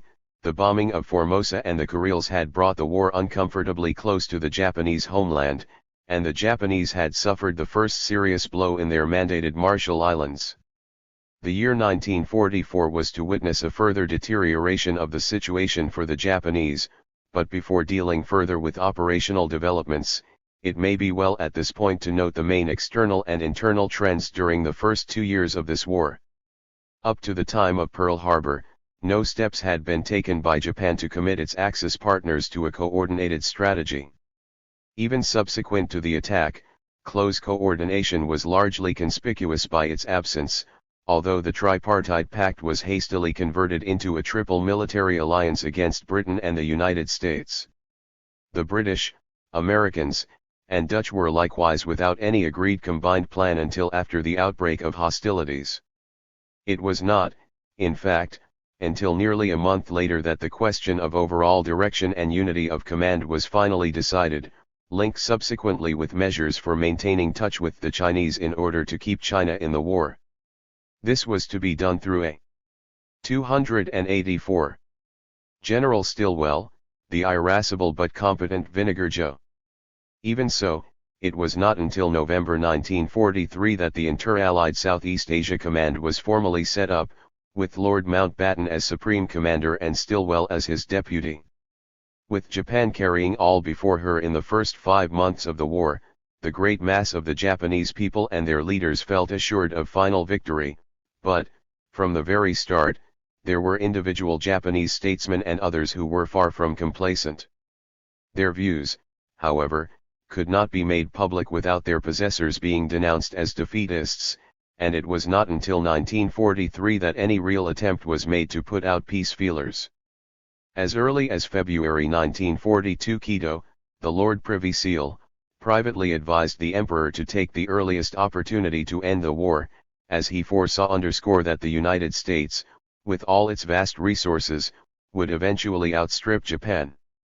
2 months later, his views were confirmed by Shigemitsu, who had been Japan's last ambassador in London, and on June 11, 4 days after Midway, Yoshida Shigeru, who was to become premier shortly after Japan's collapse in 1945, suggested that Prince Kono be sent to Switzerland to make contacts. The proposal proved abortive, but such were the beginnings of the peace movement, which was to develop in more concrete form in the closing stages of the war. The advocates of a negotiated peace were to be dealt a serious blow, however, when the Cairo Declaration of December 1, 1943 announced the Allied intention of demanding unconditional surrender and the stripping of Japan of all her overseas possessions. The declaration had been drawn up by Roosevelt, Churchill, and Chiang Kai-shek, but, unknown to the world at large, Stalin, 1 month previously, had given his first definite intimation to the American President and the British Prime Minister that the Soviet Union would join the war against Japan after Germany had been defeated. Meanwhile, Japan had been busy seeking to ensure the friendship and cooperation of the various Asian countries whose territories she had occupied. By means of subversive propaganda in pre-war days, and by posing as the champion of Asia for the Asiatics, she had won the support and cooperation of a number of Asian nationalists in India, Burma, Malaya, Indonesia, the Philippines, and elsewhere.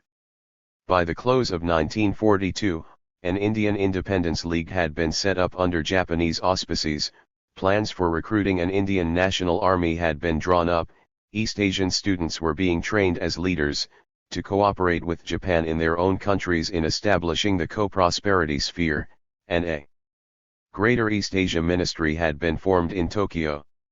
During the next 12 months, further steps were taken. Siam had been sweetened by the cession of 2 Shan and 2 Malayan states to her. Burma had been granted independence in August and the Philippines 2 months later. Subhas Chandra Bose, who had arrived in Singapore by submarine from Germany in June, had set up a provisional government of Free India in October, and Japan had entered into alliance with Wang Qingwei's government in Nanking in the same month.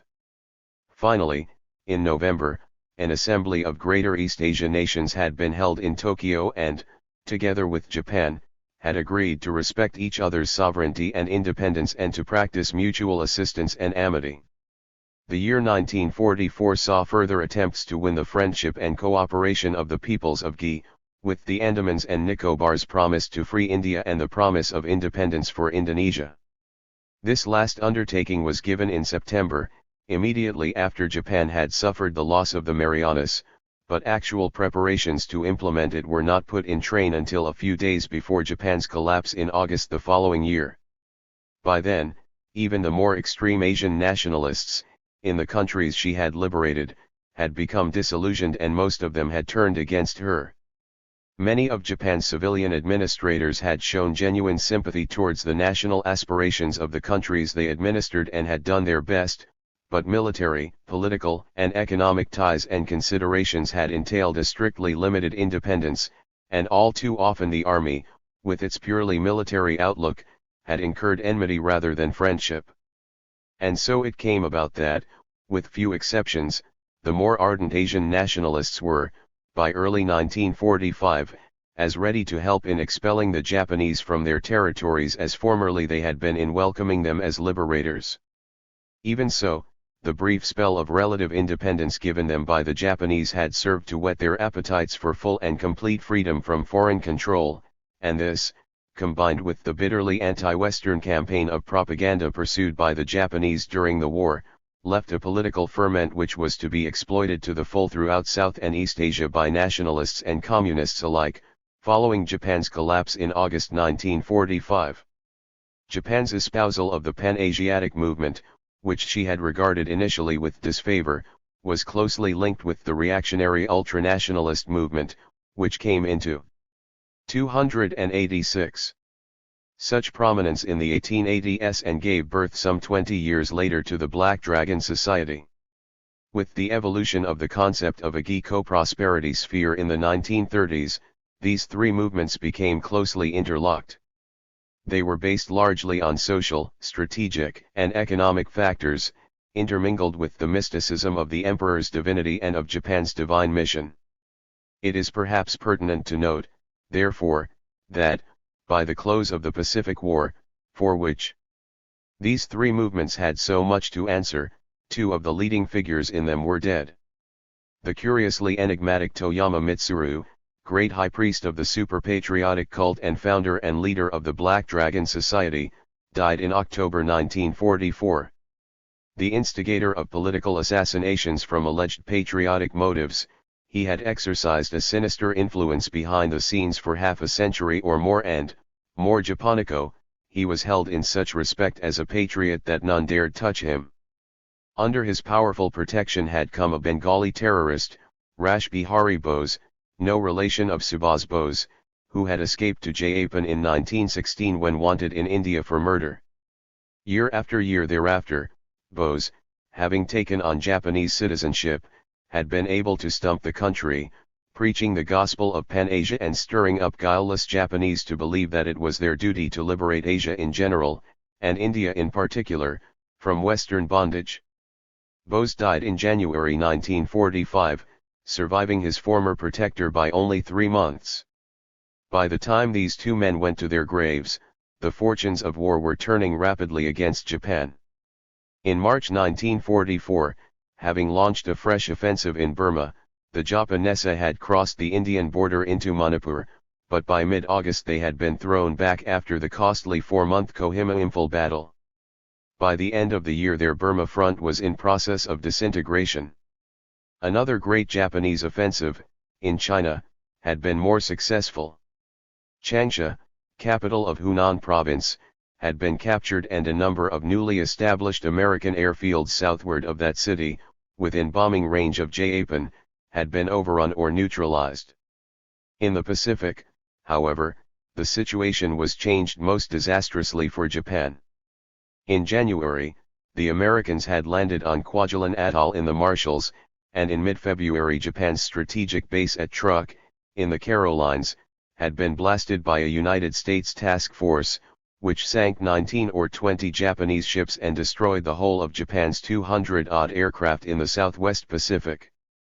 2 months later, Allied landings were carried out in Dutch New Guinea, and in mid-June came the American invasion of Saipan, in the Marianas.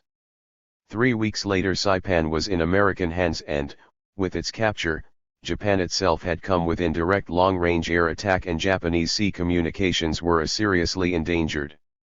In June, too, the United States Fifth Fleet struck a crushing blow at a Japanese naval force east of the Philippines.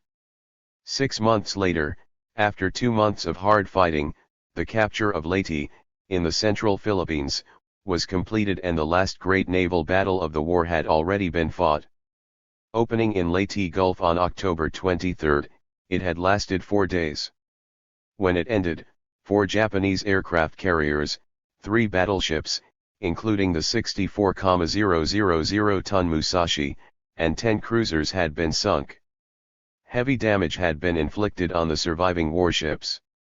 The Japanese, in spite of serious inferiority in the air, had fought magnificently and at one critical stage had seemed within sight of victory, but it was not to be. The Japanese Navy had lived up to its highest traditions of valor and skill, but had virtually ceased to exist. The year 1944, which had brought such disaster to Japan, had been marked by 2 other significant developments. On June 15 the great steel works at Yawata, in Kyushu, had been heavily bombed. It was the first air raid on Japan since the relatively minor Doolittle raid of April 1942, it was also the precursor of the devastating aerial bombardments which were to follow from November onwards. 6 months after the bombing of Yawata, the formation of a British Pacific Fleet and a British East Indian Fleet was announced.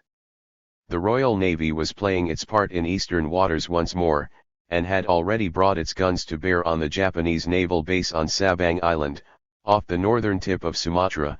On July 25 Th.1 the disasters suffered in the Pacific had brought about significant changes in Japan. In February, following the blow received at Truk, both the Chief of the General Staff and the Chief of the Naval Staff had resigned, their posts being taken over by General Tojo and Admiral Shimada respectively. Tojo was therefore Premier, War Minister and Chief of the General Staff, while Shimada was both Navy Minister and Chief of the Naval Staff. It was an unprecedented position, but the situation was grave and Tojo considered that coordination in and between the 2 fighting services would improve if, in.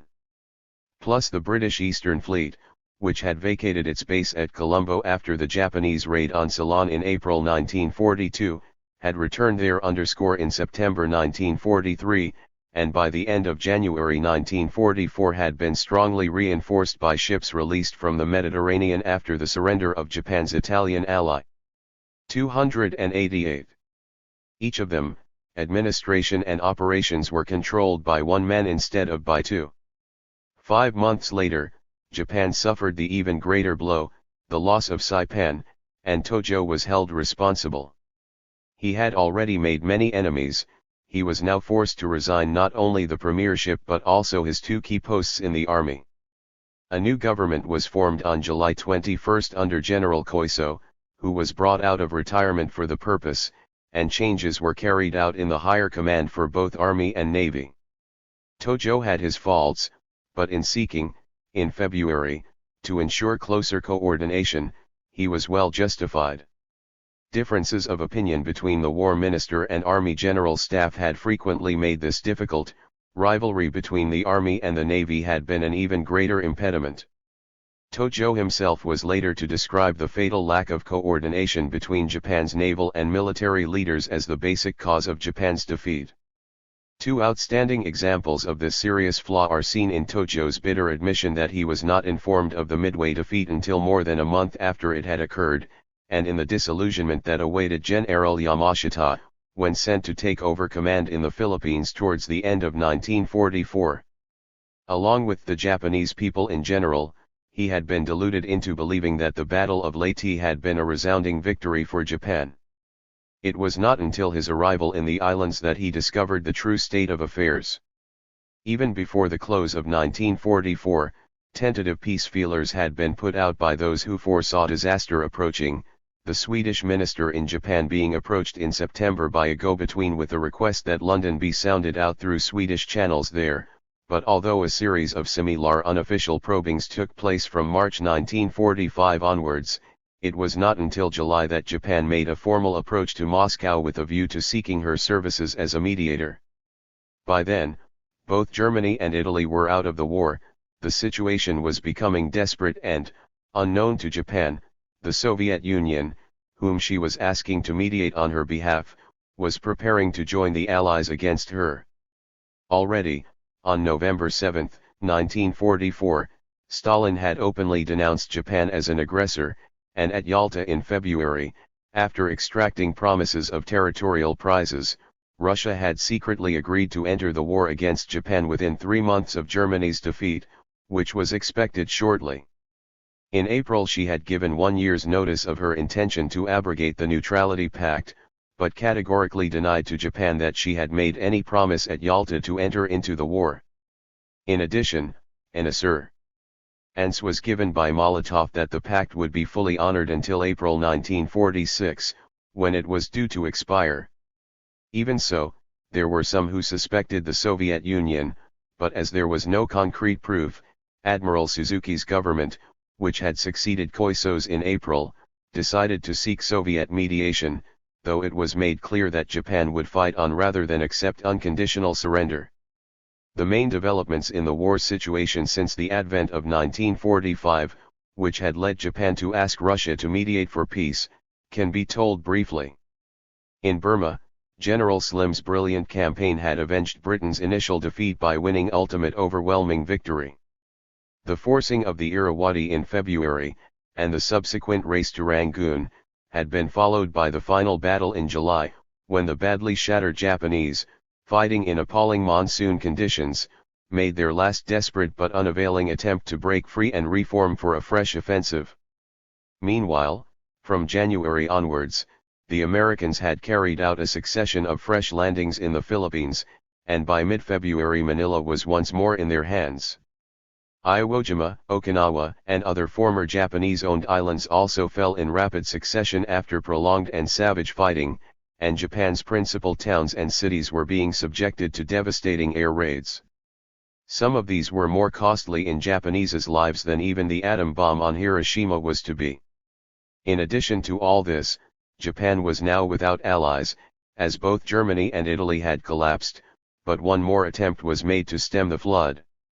On March 9, after the French Governor-General had ejected their ultimatum, the Japanese seized control of Indochina lest it, too, should become an operational area, and lest their reluctant French collaborators should then turn against them.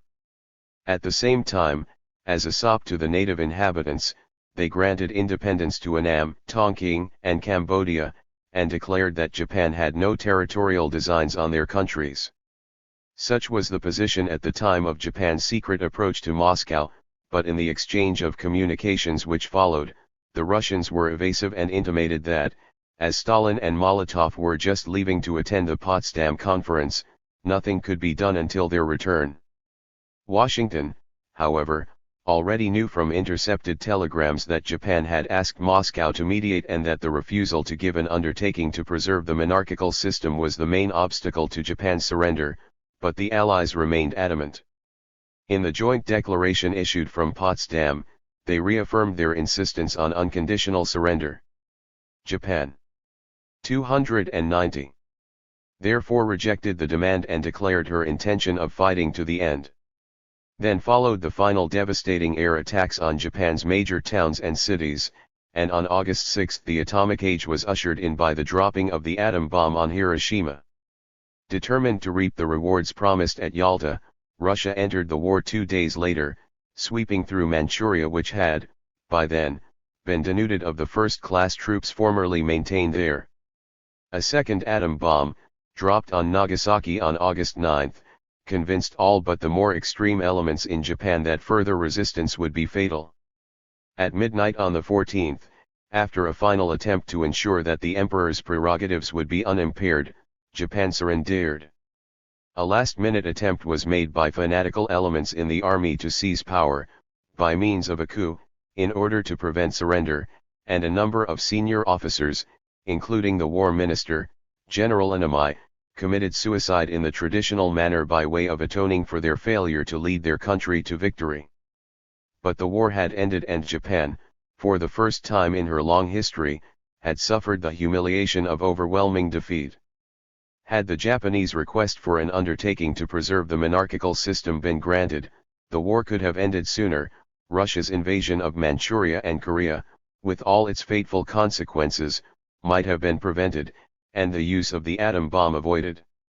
It was strangely ironical, therefore, that this one stipulation was eventually accorded, but only after these world-shattering developments had taken place. 20. Under foreign occupation. The shame of surrender, the feelings of the people, political time bombs, General MacArthur's smooth and rapid disarmament, the release of political prisoners, the retention of the monarchy, non-beneficial policies, Japanese trade and industry, the implementation of reforms, the war crime trials, the emperor renounces his divinity and its EFFX general election, the new constitution, policy changes towards Japan, anti-communist sentiment, the Japanese Communist Party, United States bases in Japan, the signing of the ANZUS Pact, the end of the occupation. EES. In the days when they were facing defeat, as also in the days when they were carrying all before them, the Japanese fighting forces had shown their traditional courage, tenacity, skill, and determination to die rather than surrender. For this they had won the admiration of their opponents, but their ruthless behavior on all too many occasions had marred their good name. It had seemed as though they had reverted in outlook from 20th century soldiers to medieval warriors, equally courageous, tenacious, and ready to endure the greatest hardships, but lacking the restraints of the modern civilized fighting man. In large part this was due to the stress laid, throughout their training, on the ineffaceable shame of surrender and an utter contempt of death of their own or of their foes. This is no excuse for what they did, but it helps to explain their treatment of prisoners who, in their eyes, had forfeited all right to be regarded as honorable human beings.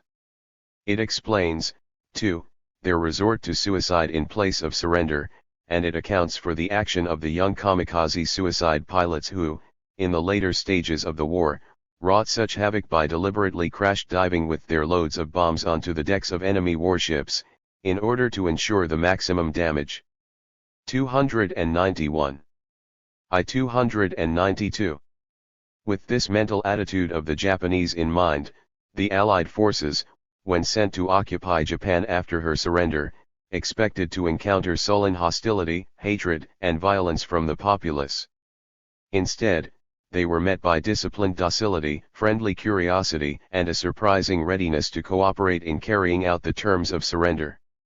The order to lay down arms, however, had come from the emperor himself, so the stigma normally attached to surrender had been removed. Resistance to his commands would have been unthinkable. Had the order come from any other source, the situation would have been very different. Even as it was, the question of whether or no the emperor would be obeyed hung in the balance for a brief, but critical, space of time, but the situation was saved by the action of senior officers. They themselves had wished to fight on to the last, but when once the emperor had signified his decision to end the war and to endure the unendurable, they accepted his decision without further question and saw to it that others did likewise. Some of the younger hotheads attempted to stage a military coup for the purpose of continuing the fight to the bitter end, but their seniors refused to approve their action. Instead, they took prompt and courageous steps to suppress the revolt. Some lost their lives in doing so, others, having performed this last act of loyalty to their emperor's command, committed ceremonial suicide by way of atoning for their country's defeat. Although small bodies of fanatical elements in Japan continued, for several days, to defy the imperial command and to urge their countrymen to fight on, the fact that the emperor himself had broadcast the rescript ending the war, the first time that his voice had ever been heard by the general public, had made a profound impression on the country at large.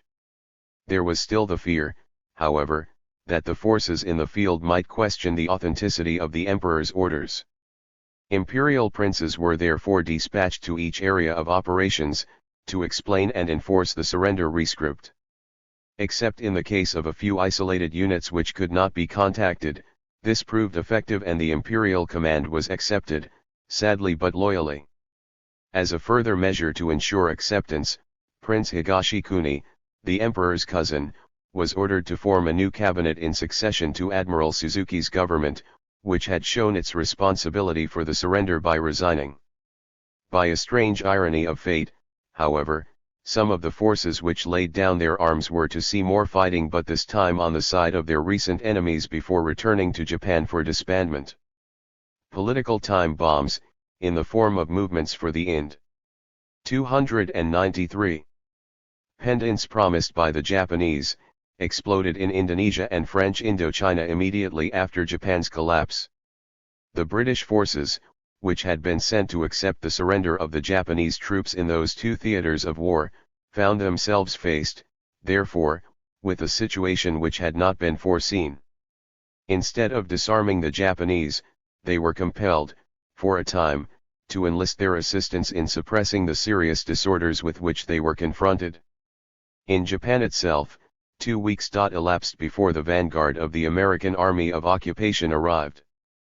4 days later, on September 2, the instrument of surrender was formally signed on board the United States warship Missouri. A similar document was signed in Manila on the same day. The occupation of Japan by a foreign army had begun, the first such humiliation experienced by the Japanese in their whole long history. It was to continue for the next 6.5 years, with British Commonwealth forces sharing in the task in western Japan. General MacArthur, in his capacity as SCAP, Supreme Commander of the Allied Powers, lost no time in settling down to the task of disarming Japan, eradicating all the mainsprings of militarism and aggressive nationalism, and democratizing its whole structure and way of life. His original intention had been to carry out his aims by placing the whole country under military government, but the orders issued to that effect were quickly cancelled. This was after Shigemitsu, who had been appointed foreign minister, had pointed out to him that the Army of Occupation would achieve its purposes far more effectively through the agency of the Japanese government, which could be held responsible for ensuring the enforcement of its policy, than by setting up its own machinery of direct rule. By working through the administrative structure of the Japanese government, it would be able to evade many of the difficulties and much of the odium inevitably attaching to a purely foreign administration. As a result of this advice, the long succession of reforms and plans envisaged by the Allies was put into effect by successive Japanese governments, acting on directives and suggestions emanating from General MacArthur's headquarters. Some of the reforms were too sweeping and went too far and too fast, but on the whole the occupation proved both benevolent and beneficial. Apart from the unexpectedly smooth and rapid disarmament and disbandment of the armed forces, and the repatriation of some 3 million soldiers and civilians from Japan's former possessions and occupied areas overseas, the measures carried out or initiated during the early stages of the OC. 294. Occupation included the arrest and trial of those designated as war criminals, the release of all political prisoners, the disestablishment of state Shinto, the dissolution of the Black Dragon Society and all other ultranationalist organizations, the purging of the financial world, the purging of provincial and other local authorities and of the press, the breaking up of the Zaibatsu combines, the provision of a new constitution, under which Japan renounced for all time the right to maintain land, sea, or air forces or to resort to war, the grant of equal rights to women and of universal suffrage. The legalization of the Communist Party, the abolition of the peerage, the reduction of imperial princes and princesses, other than those of the emperor's own family, to the status of commoners, the abolition of the Home Ministry which formerly controlled the police, the decentralization of the police, and far-reaching land, educational, judicial and labor union reforms. In principle, the release of political prisoners, which was ordered shortly after the start of the occupation, and the drafting of the new labor union law, which was aimed at fostering the healthy growth of trade unions, all trade unions had been dissolved in 1940, were beyond reproach, but these two actions combined had an immediate and serious effect on the social, political, and economic stability of the country. It was strangely ironical, therefore, that they were to play an all-important part in the gradual transformation of Japan from an enemy to an ally of the United States. Taking full advantage of the freedom and privileges accorded to them for their former stand against Japanese militarism, the radical elements released from prison quickly set about reviving the Communist Party which, for the first time in its history, had now been made legal. At the same time, they launched out into disruptive activities. In this they were greatly assisted by the legalization of the trade unions and by the subsequent promulgation of the labor union law, which enabled them to build up and gain control of the numerous trade unions springing rapidly into being. By mid-October, the first outward sign of the troubles ahead was seen in the storming of the premier's residence by communist-inspired demonstrators. As the months went by, Tokyo and other leading cities became the centers of disorder and near anarchy, and widespread strikes became increasingly frequent. So serious did the situation become that by May 1946 the with the age limit reduced from 25 to 20, this gave a total electorate of 41 million men and women, compared with 14 million voters, all males, in 1938. 295. Occupation authorities, at first so tolerant towards all former political prisoners, were beginning to revise their initial attitude, and General MacArthur openly denounced the growing violence and intimidation of these left-wing elements. From this early recognition of the dangers from communism in Japan, and of the threat implied by the growing intransigence of Soviet Russia, can be traced the gradual change in American policy which took place some 2 years later. Instead of retribution and reform, the policy of assisting the reconstruction and economic recovery of Japan then began to evolve. MacArthur's distrust of the Russians had been evident several months before his denunciation of left-wing violence and intimidation.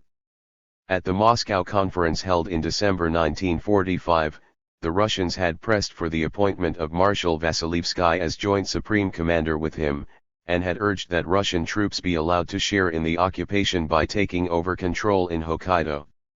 MacArthur, however, had firmly rejected both proposals. Thereby he saved Japan from partition, the fate which befell Germany, Korea and, later, Vietnam.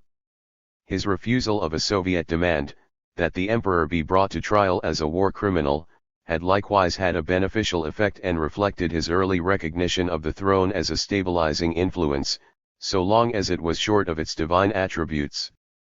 That the retention of the monarchy was a wise policy there can be no doubt. The emperor had shown his dislike of the war from the start, and the magnetism of his position had ensured the obedience of his people when the command to surrender went forth. The throne, as a rallying point, served also to preserve Japan from complete disintegration when communist agitation and disturbances swept the country. Prince Kono, who had played an active part behind the scenes in the wartime peace movement, had always feared a communist revolution in the event of a prolonged war.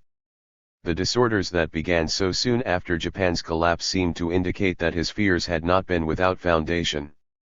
If Moscow, however, had hoped that the Japanese masses, in the bitterness of defeat and in the accompanying economic distress, would provide fertile ground for the spread of communism, MacArthur's handling of the situation, together with his firm stand in resisting Russian demands, undoubtedly helped to frustrate the Kremlin's aims.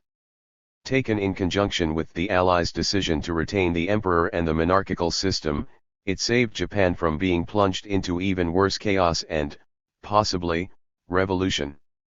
296. Much, however, as Japan owes to General MacArthur for his far-seeing statesmanship in these and other respects, some of his other policies were not so beneficial. The decentralization of the police was carried out to such an extent as to render them virtually ineffective. The successive purges of individuals from public life embraced so large a proportion of the best brains in the country, and of experienced leaders, legislators, and administrators in all walks of life, that local and central government, trade, industry, and commerce, education and the press, were seriously affected at a time when experience and ability were badly needed, if national stability was to be maintained.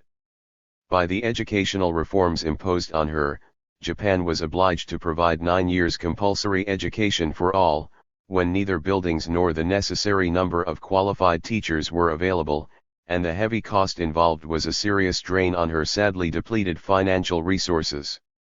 In the realm of higher education, the reforms were even more unfortunate in their effects. As a result of them, Japan found herself burdened with over 200 universities, most of which were hopelessly lacking in essential facilities and seriously understaffed. The inevitable result was a serious lowering of standards. From these attempts to democratize education in Japan, and from the emphasis laid on individual rights rather than on loyalty and obligations, has sprung much of the unrest in Japanese educational institutions, which now tend to become centers of extreme left-wing activities by students, professors, and teachers alike. Closely connected with the purges in the world of trade and industry was the belief, only partly justified, that the great Zaibatsu combines exercised a baleful influence and that their power must therefore be broken before Japan could be democratized. As a result, not only they, but many hundreds of lesser business concerns as well, were marked out for dissolution, with almost disastrous effects on the national economy at a time when Japan needed to be held up rather than held down. All these, and many other measures besides, were carted out in the cause of democratizing Japan, but all too often they had the reverse effect and left the Japanese people wondering just what constituted democracy. It was, however, to MacArthur's credit, that when he was brought to realize the harm done by some of his overzealous reformers, and when he saw the importance of an economically strong and politically stable Japan, he took steps to modify the more glaring errors and reverse his policy. Although these various reforms were initiated and planned. 297. By SCAP headquarters, it was left to successive Japanese governments to implement them. Prince Higashikune's cabinet had resigned before they got properly underway. It had been followed in mid-October, only a few weeks after the occupation had begun, by a government under Baron Shidehara, whose policy of friendship towards China in the 1920s had earned him the dislike and distrust of the army. Under him as foreign minister was Yoshida Shigeru, who was later to be premier 5 times and was to play the foremost part in leading Japan from the humiliation of defeat and foreign occupation to recovery and national independence and to alliance with her recent foe, the United States. Yoshida, a conservative statesman who hated extremes of left-wing and right-wing alike, had been arrested in March 1945 as an advocate of peace. He was therefore regarded with favor by the Western Allies, but far from being subservient to them as some of his compatriots claimed, this diminutive Japanese Adenauer was as outspoken to the occupation authorities when he was standing up for his country's interests, as he was to his Japanese political opponents and detractors on other occasions. Neither Shidehara nor Yoshida had previously been a member of any political party, but at the time that Shidehara became premier, the political parties, which had been dissolved in 1940, were being revived under new names. The Seiyokai was remerging as the Liberal Party, the Minseiato as Progressives, and the Social Masses Party as Social Democrats. Most of the key figures in the first 2 of these 3 parties, however, had been purged on account of their connection with wartime activities. The new parties were therefore in need of prominent persons as leaders. In these circumstances, and because, under the contemplated democratization of Japan, party government would become the rule, Shidehara had been persuaded to accept the presidency of the Progressives. For the same reasons, Yoshida was induced to become president of the Liberals when, as a result of the general elections held in April the following year, the Liberal Party came into power and he succeeded Shidehara as premier. In this way, party politics and party government were restored, but, as in pre-war years, parliamentary democracy has continued to suffer from factional struggle for power, based on personalities rather than on principles. This factionalism has been common to all the revived parties, to the Social Democrats and Communists as well as to the Conservatives who, starting as liberals and progressives, have been through a bewildering series of changes in nomen. 298. Clature and composition ever since. Insofar as the Conservatives are concerned, however, the lack of opposing principles has had the merit of ensuring continuity of policy when one conservative party has followed the other in forming a new government. By the close of 1945 all persons designated as major war criminals, with one exception, had been arrested, and in May the following year the war crime trials, which were to last till December 1948, were begun. The one exception was Prince Kono, who evaded arrest by committing suicide. Tojo attempted similar evasion, but bungled the attempt and was nursed back to health. The year 1946 opened with a broadcast by the emperor renouncing his divinity, a pronouncement which brought a sense of stupor to the great majority of his subjects and has left something of a spiritual vacuum ever since. It did little or nothing, however, to impair the loyalty of the people as a whole to the throne, but the former awe in which he was held has been replaced by a feeling of affection, and of a new respect, for its occupant. As an ordinary human and democratic sovereign he has been brought closer to them than was possible in the days when he was an aloof, sacred representative of the gods on earth. About the same time as the emperor renounced his divinity, there arrived in Japan one who aimed to overthrow the monarchy and the whole social, political, and economic structure of his country. This was the communist leader Nozaka Sanzo who, since 1930, had been in exile, first in Moscow and later in the Chinese Communist headquarters in Yan'an. While there, he had established a Japanese People's Emancipation League and, by means of psychological warfare, had induced a small number of Japanese soldiers to desert. These, together with a handful of Japanese prisoners, had been indoctrinated and by 1946 had begun filtering back to Japan. Together with some of the prisoners taken by the Russians in their sweep through Manchuria and northern Korea, they were employed for subversive activities in Japan. There, as we have seen, left-wing elements were doing their best to create what in communist terminology is called a revolutionary situation. 4 months after Nozaka's return, the first post-war general elections were held, with women and communists as voters and candidates for the first time. The liberals won and Yoshida assumed the premiership. With a food crisis, which was to last over 2 years, and with acute social unrest, he was faced with a difficult situation. Fortunately, 299. However, the great farming communities remained reasonably quiescent and viewed the urban disturbances with disapproval. The communists were later to divert their attention from the towns to the countryside, but by then the far-reaching land reforms, which were aimed at putting an end to lingering feudal ideas and practices and at winning the peasants over to democracy, were beginning to have their effect. The threat of serious agrarian disturbances, which in pre-war days had played into the hands of the military leaders, was therefore largely removed, although it was not until July 1950 that the main reforms were completed. As a result of them, the former land system, which had created a discontented peasantry as the main reservoir of recruits for the army, was swept away. With it went the grievances arising from the old conditions of land tenure, and tenant farmers were reduced to a very small number. Big landowners and absentee landlords became things of the past, and the peasant tilled his own land. As the year 1946 wore on, communist and other left-wing disturbances increased in violence, and some of the more extreme unions were indulging in political activities of a threatening nature. By October, however, the more moderate socialists had come to realize the folly of allowing an extremist minority to dictate policy and had openly denounced the communists and the communist-controlled unions. The trace between the Social Democrats and the Communist Party for control of the rapidly developing trade union movement therefore became intensified.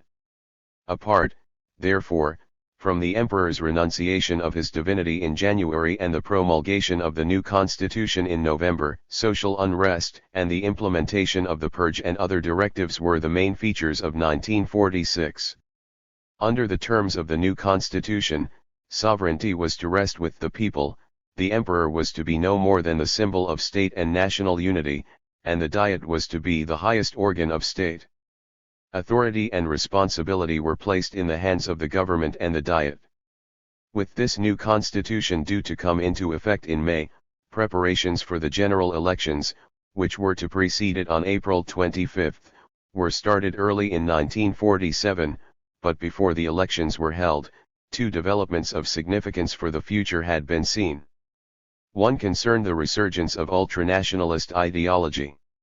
Right-wing extremists, who had kept discreetly out of sight since the purges began, one Dori, in his Land Reform in Japan, stresses that the reforms, though implemented by SCAP, were Japanese in conception. 300. Showed that political assassination was still regarded by them as very right and proper. On January 20 an attempt was made on the life of Kikunami, a prominent left-winger, and early in April a communist candidate was stabbed while taking part in the election campaign. Other similar attempts, on both left-wingers and conservative statesmen and politicians, were to follow. Ultranationalism had been driven underground, but it was by no means dead. The other significant development was MacArthur's banning of a communist-inspired general strike which, had it been carried out as planned on February 1, would have paralyzed the country and exposed it to revolution.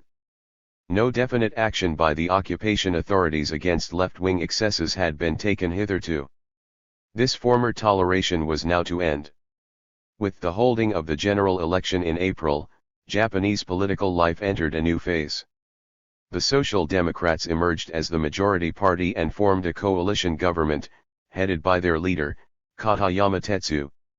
For the first time in its history, Japan now had a socialist and a Christian as its premier. Nor was this all. Under the new constitution, the peerage was to be abolished. Both houses of the Diet had therefore to be elected. The House of Representatives, though now possessing far greater powers, remained as before, but a House of Councillors, consisting of elected commoners, took the place of the old House of Peers. With the advent of 1948, the first real signs of a policy change towards Japan began to appear. They were heralded by speeches delivered by prominent American figures, stressing the importance of building up Japan as a strong, stable democracy and of strengthening her economically as a buttress against communism. The purges, which were removing so many experienced administrators and others from public life, continued for a while and had accounted for some 200,000 persons by May that year, but the change in policy resulted in the introduction of a number of measures aimed at strengthening Japan's economy. That Japan required strengthening if she was to withstand the rising tide of communist-inspired disorders was all too clear. Industrial centers were seething with unrest, strikes and mass demonstrations followed one another in rapid succession, and serious riots by Korean laborers resulted in a number of deaths. MacArthur was once more compelled to ban a projected general strike, and when, in October, Yoshida was called upon to take over the premiership once again in place of Dr. Ashida. PFAES 2 as 301. Who had succeeded Katayama in March. Communism and labor unrest were rife almost everywhere. The growing influence of communism was reflected in the general elections held in January 1949, when the Communists secured 35 seats in the lower house and nearly 3 million votes, 7 times as many as in the two previous elections. This, however, was to prove the communist peak.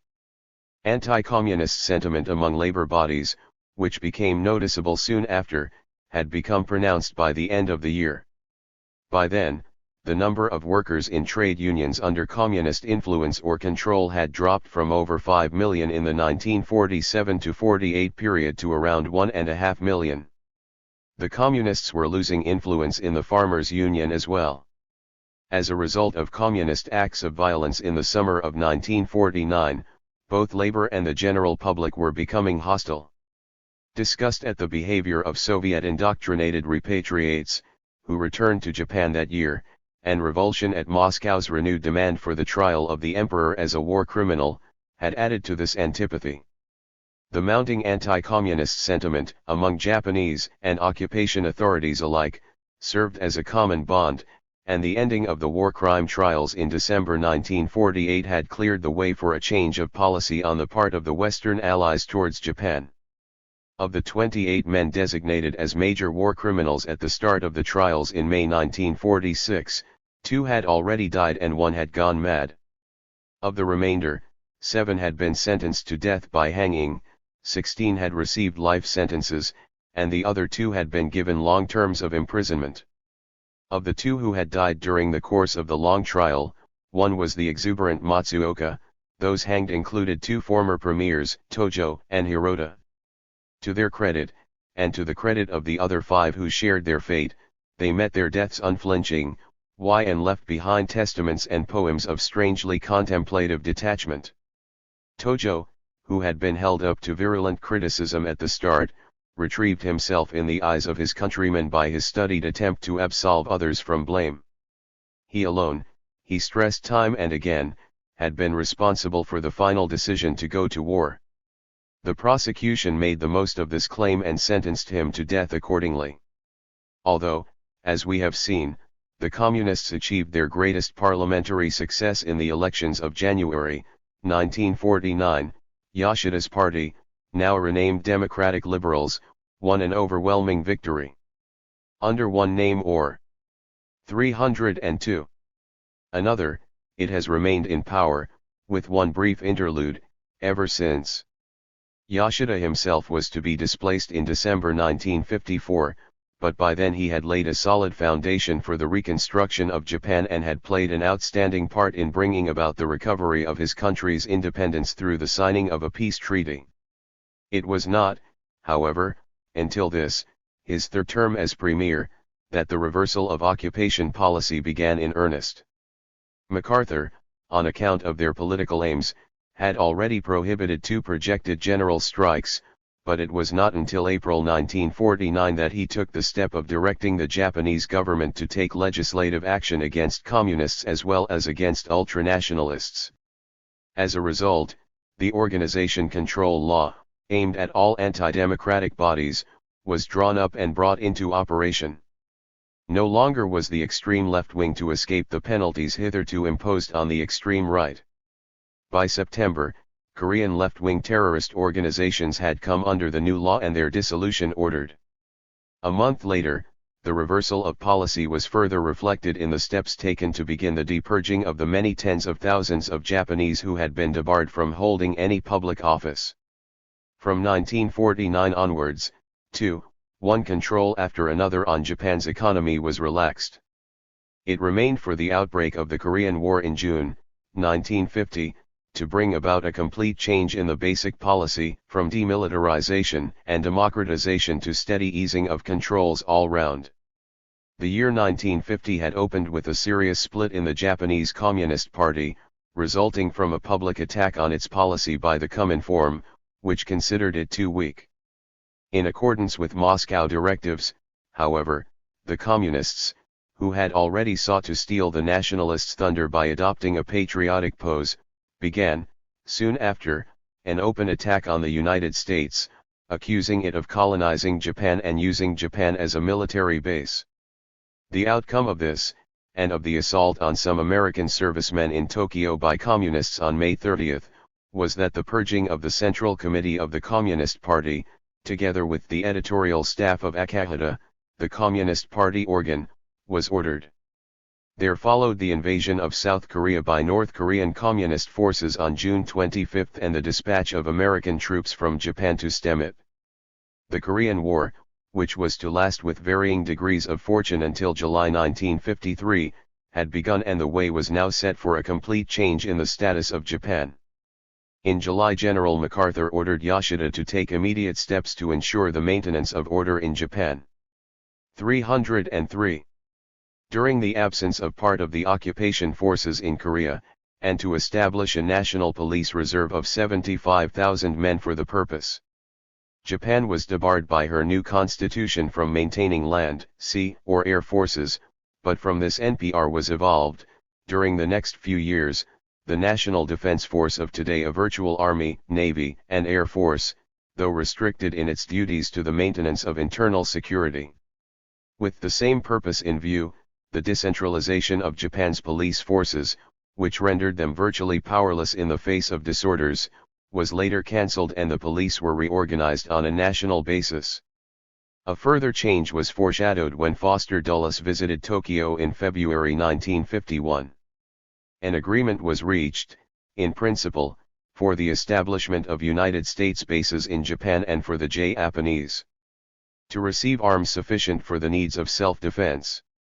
4 months later, in reply to an American proposal for a Japanese peace treaty, Moscow denounced the rearmament of Japan, and by August the Communist government of North Korea was accusing the United States of rearming Japan and seeking to force her into war with Korea. While, however, the Japanese government was ready to play its part in defending its own territory, it was not prepared to violate its new constitution to the extent of building up its armed forces for any other purpose. It was, moreover, desperately anxious to avoid the expense that such an action would involve. The possibility that she might do so, however, was arousing fears of renewed Japanese aggression among some of the Western nations, but these apprehensions were largely removed by the United States agreeing to a mutual defense pact with Australia and New Zealand. The signing of this ANZUS pact took place on September 1. 4 days later, a peace conference was opened in San Francisco, and on September 8 the Japanese peace treaty was signed by 49 of the 52 nations represented at it. It was a peace concluded between friendly nations rather than between victor and vanquished. A defense pact between the United States and Japan was signed the same day, followed in February 1952 by the signing of an administrative agreement, allowing for the stationing of American troops in Japan after the peace treaty had come into effect. This it did 2 months later, on April 28, and the occupation came to an end. The long years of humiliation had terminated and Japan, though deprived of her former overseas possessions, was once more independent and mistress in her own house. Soviet Russia and Communist China, which had come into 304 being in October 1949 and had, in February 1950, signed a treaty with Moscow aimed at Japan, had refused to sign the peace treaty. Their refusal was to present Japan with serious problems in the years ahead. So, too, was the fact that, with Japan's expulsion from the neighboring mainland, Manchuria and Korea had become a political vacuum, which the Russians and, later, the Chinese Communists had promptly filled. But on the same day as the occupation ended, Japan signed a bilateral peace treaty in Formosa, giving qualified recognition to the Chinese nationalist government of Chiang Kai-shek. The closing months of the occupation had been marked by communist-inspired disturbances in Japan against the United States, and by vigorous attempts by the communists to stir up anti-Americanism. This they did by exploiting such grievances as the resentment felt by many Japanese at the idea of American troops being stationed in Japan even after the peace treaty came into force. There had also been Soviet outbursts against both Japan and the United States, foreshadowing further troubles to come. But against all this was to be set the beginning of a real economic recovery.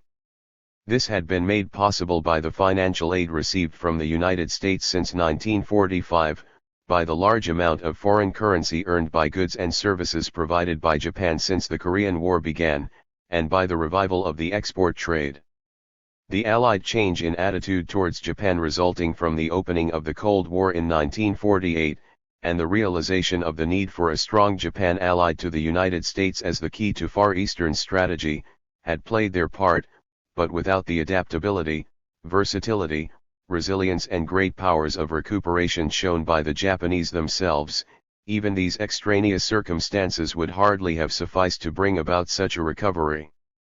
41. Revival and prospects.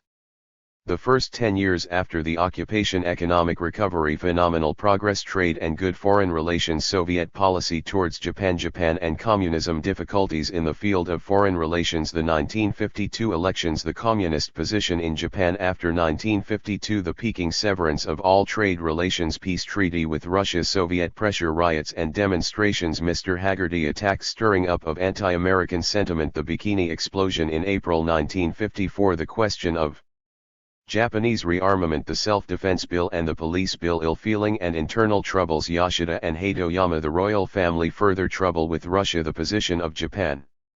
Underscore during the first 10 years after the occupation ended in April 1952, Japan was faced with troubles and difficulties, both internal and external, of a serious nature. In these, the Cold War and the closely allied activities of her own communists, the nuclear age, the question of rearmament, the resurgence of right-wing extremists, strained relations with Russia and Communist China, and the not fully comprehended requirements of democracy, all played their part. But perhaps the outstanding feature of this otherwise disturbing period was the amazing economic recovery made in so short a space of time. At the time of her collapse in August 1945, Japan's principal towns and cities lay in ruins, so, too, did her great industrial plants. Stripped of all her former overseas possessions, she no longer had control of, or access to, any important sources of essential raw materials. Gone, too, were all her overseas markets. Her merchant marine had been reduced to a shadow, her industries had been brought to a standstill, and she was left facing virtual bankruptcy and near starvation. To make matters worse, the dissolution of the Zaibatsu, and the drastic purge of experienced commercial, industrial, and financial personnel which followed, disrupted both Manage 305.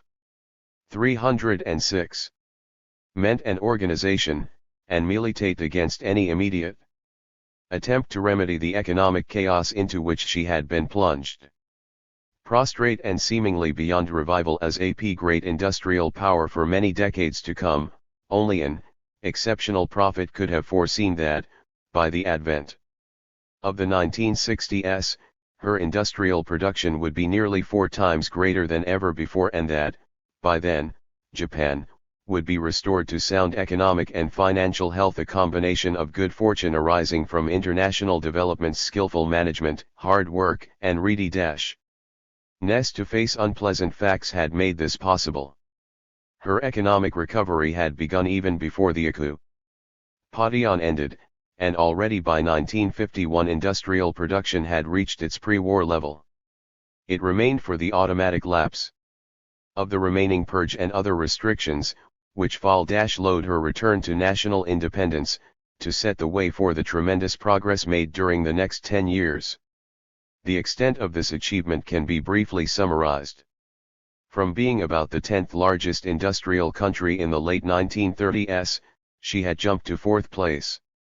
Since 1956 she had led the world in shipbuilding. By 1958 her merchant marine held 6th place. By 1961 its tonnage had reached the $5.5 million mark, with most of her ships under 10 years of age.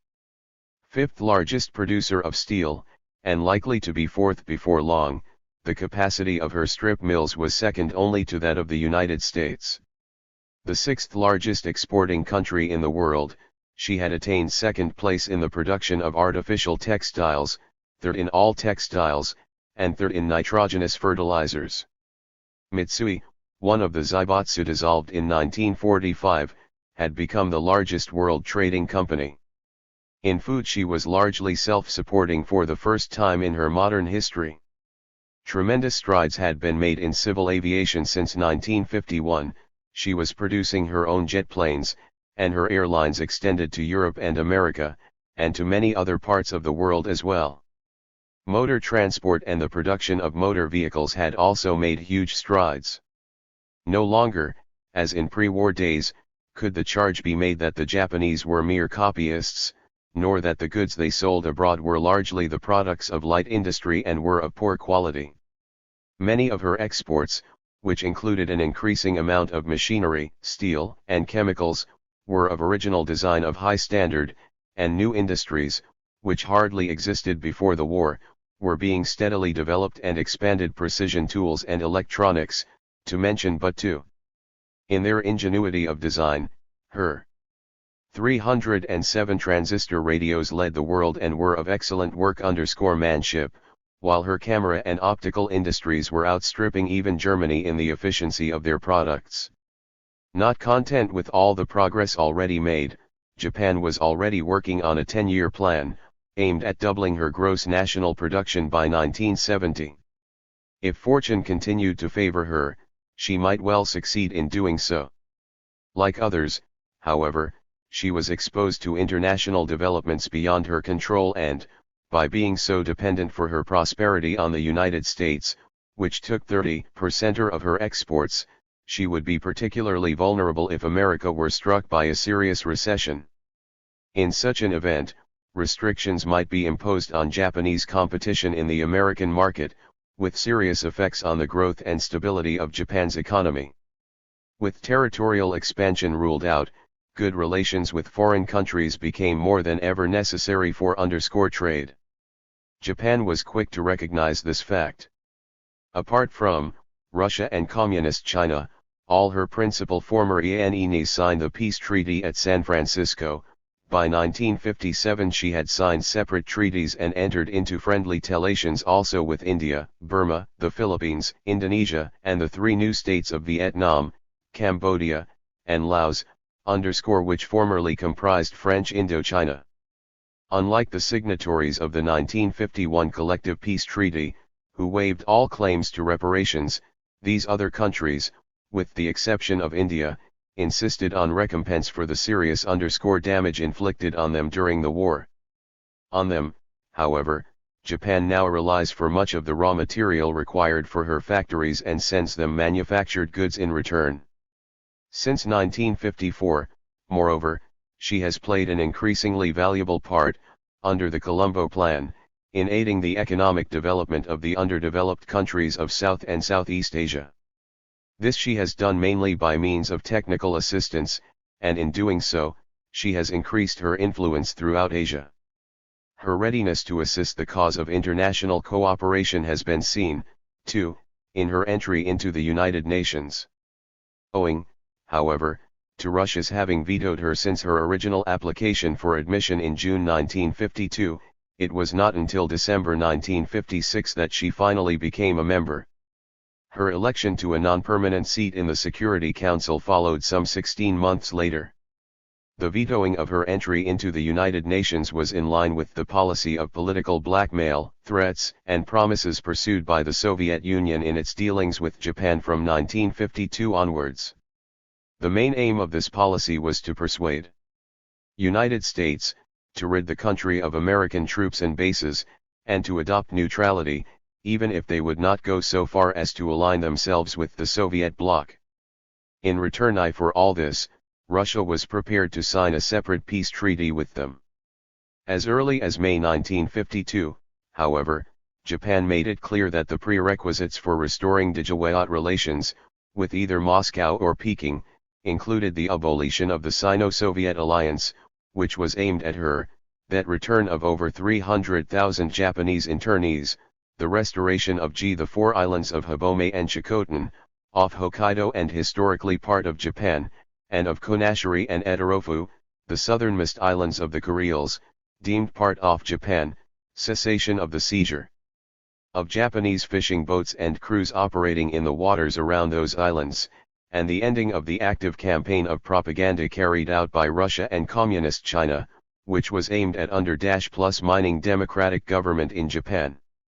In this campaign, and in promoting the aims of Soviet policy, Japanese communists played an active part.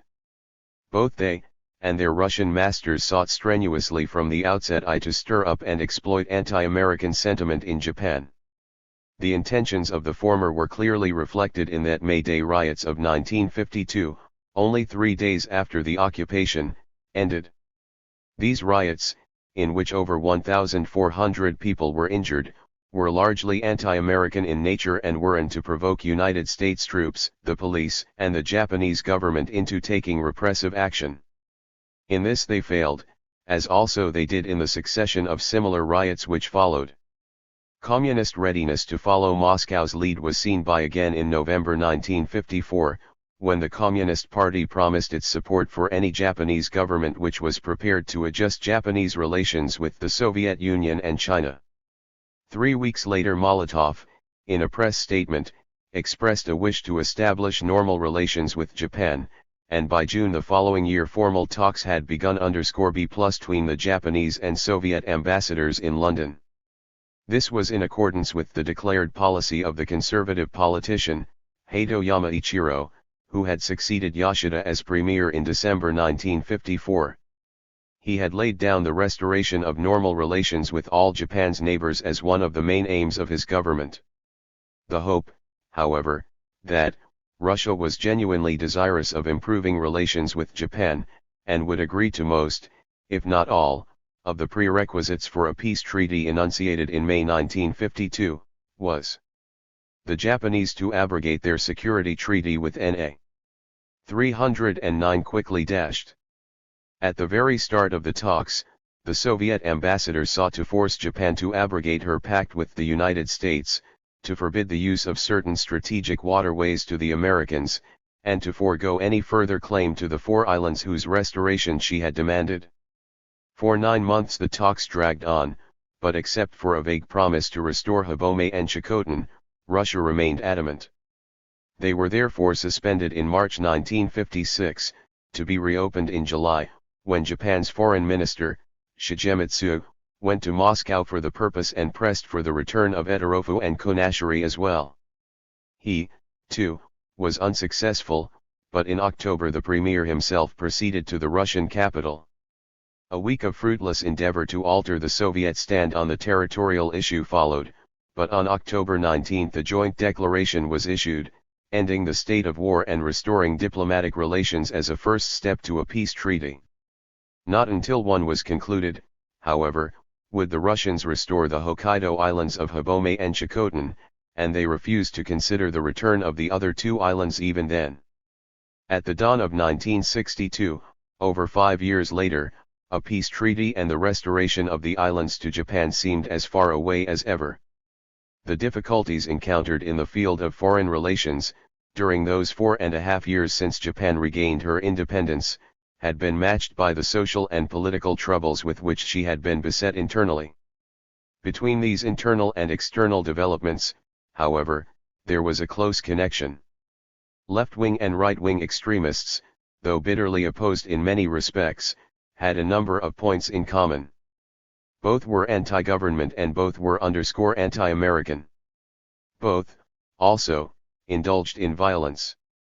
The communists, it is true, had decided in the summer of 1952 to revert temporarily to peaceful tactics, but only after it had been brought home to them that their violent methods were antagonizing the general public, whose goodwill they sought to foster. 1 How greatly they had stirred up public feeling against themselves was seen in the results of the general elections held later that year, the first since Japan recovered her independence. The Communists failed to secure a single seat and polled less votes than in any previous elections in which they had taken part. In addition to dislike of communist violence, these results reflected growing disgust at the hypocrisy of the Communists in posing as champions of 1. The decision was not fully implemented until the summer of 1955. 310 World peace, and anger at Russia's action in vetoing Japan's admission to membership of the United Nations. These elections of October 1952 had coincided with the 19th Congress of the Communist Party of the Soviet Union, held in Moscow. One of the principal lines laid down for international communism at this Congress was the exploitation of divisions within the imperialist camp, with the isolation of the United States from her allies as the major consideration. This was to be done by exploiting grievances and irritants arising from American actions. Japanese communists were quick to follow this directive and have pursued their aim ever since. By deliberately confusing and identifying nationalism with anti-Americanism, they have done their utmost to stir up national sentiment over such grievances as the continued presence of United States troops in Japan, the requisitioning of land for American bases and airfields, the retention of Okinawa, the American-imposed restrictions on trade with Communist China, and American pressure on Japan to rearm. The pursuit of these tactics has nothing to do with communist ideology, but the exploitation of genuine grievances and honest sentiment is the classical method of gaining sympathy for the communist cause and achieving communist ends. The main purpose, in the case of Japan, has been to induce her to break her alliance with the United States and adopt a neutral attitude. To no small extent it has succeeded, not with the conservatives, who have held power ever since the occupation ended, but with the bulk of the socialists who, as the main opposition in the Diet, would be the natural successors if the conservatives lost their hold on the electorate. Since the 1952 elections, communism has had its ups and downs in Japan, but the communists' reversion to peaceful tactics enabled them to exploit national grievances far more effectively than would have been possible if they had continued their resort to violence. The socialists, too, have undergone changes since, in 1951, the Social Democratic Party split into two separate socialist parties, right-wing and left-wing respectively. The latter cooperated to a large extent with the communists, but in October 1955 the two wings reunited as a single socialist party, which proceeded to condemn communism. By January 1957, however, the socialists had swung sharply to the left once more and defined themselves as a class party, supporting the struggle of the masses and demanding that the Americans restore Okinawa to Japan. During the next 16 months, there followed demands from them for the recognition of Communist China. 311 and the removal of restrictions on trade with her, demands for the ending of nuclear tests and the abolition of nuclear weapons, and demands for the ending of the Security Pact and for the adoption of neutrality. Another change, however, followed in May 1958, when Soviet Russia and Communist China, misled by these growing demands and hoping to influence the general elections due later in the month, took steps which had just the opposite effect. On May 11, Peking suddenly announced the severance of the trade relations which, though under definite restrictions, had been built up with Japan. 4 days later, Moscow sent a threatening note to the Japanese government, expressing deep concern at reports, already denied several times, that American nuclear weapons and carriers had been introduced into Japan. Peking's severance of all trade relations dealt a serious blow to the Japanese iron and steel industry, and was aimed at coercing the Japanese business world into supporting the socialists in their advocacy of recognizing the Peking government, instead of the Chinese nationalist regime in Formosa. The Soviet note aimed at strengthening the hands of the socialists on the questions of nuclear weapons, the Security-Pact, and neutrality. This Sino-Soviet attempt to influence the elections by such blatant political blackmail and threats, however, only served to infuriate the Japanese. As a result, Kishi's pro-Western government of conservative Liberal Democrats, despite its apparent unpopularity, was returned to power once more with an only slightly reduced majority, and the socialists reacted by rejecting the repeated communist overtures for a united front. In spite of this rejection, however, the socialists continued to support the aims which the communists and their friends in Moscow and Peking had sought to exploit. This was clearly seen when a socialist delegation, under the left-wing leader Asanuma, visited Peking in April 1959 and issued a joint statement with their Chinese hosts. In effect, it aimed at bringing about a cleavage between Japan and the United States and was strongly criticized by the government in Tokyo accordingly. Many of the more moderate socialists were equally critical of it, and of the continuing swing leftward, and by October that year the Socialist Party had split once more. The moderates broke away and formed a separate Democratic Socialist Party 3 months later. While the left-wing socialists and communists had been finding much common ground for some time past, the Soviet Union and Communist China had kept up their policy of alternate threats and blandishments to Japan. In January 1958, the Russians closed important fishing grounds to the Japanese, but 2 months later offered substantial fishing concessions if Japan would sign a peace treaty on Moscow's terms. It was a tempting bait, as Japan's fishing industry had already suffered a number of serious blows. The seizure of Japanese fishing vessels and crews by the Russians off the 4 islands claimed by Japan, and similar seizures by South Koreans within the Ri Line, a line established by Syngman Rhee in January 1953, extending far beyond Korean territorial waters, had hit her fishing industry badly. So, too, had the Indonesian announcement of December 1957, claiming sovereignty over all waters in and around the archipelago and extending its territorial waters to 12 miles. As the leading fishing country in the world, and hitherto free to operate in all these fishing grounds, Japan found herself excluded from all these and, by Russia's latest action, from the Sea of Okhotsk as well. The offer of substantial fishing concessions in return for a peace treaty on Russia's terms, however, was rejected. These terms included the abrogation of her security pact with the United States. To this Japan could not agree. From 1958 onwards, therefore, pressure on Japan to abandon the E-Pact, and to adopt a policy of neutrality favorable to the communist world, became increasingly severe. It came from the Soviet Union and Communist China, from North Korea, and from Japan's own communists and left-wing socialists as well. In April 1959, Moscow gave the situation a new twist, by proposing neutrality pacts with Japan and other Asian countries and the establishment of a nuclear-free zone in Asia. Combined with this was a renewed demand for the removal of all American forces in Japan. 9 months in January 1960, the restoration of the islands of Habome and Shikotan was made conditional on the expulsion of American troops from Japan.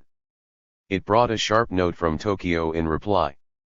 In it the Japanese government defended the alliance with the United States.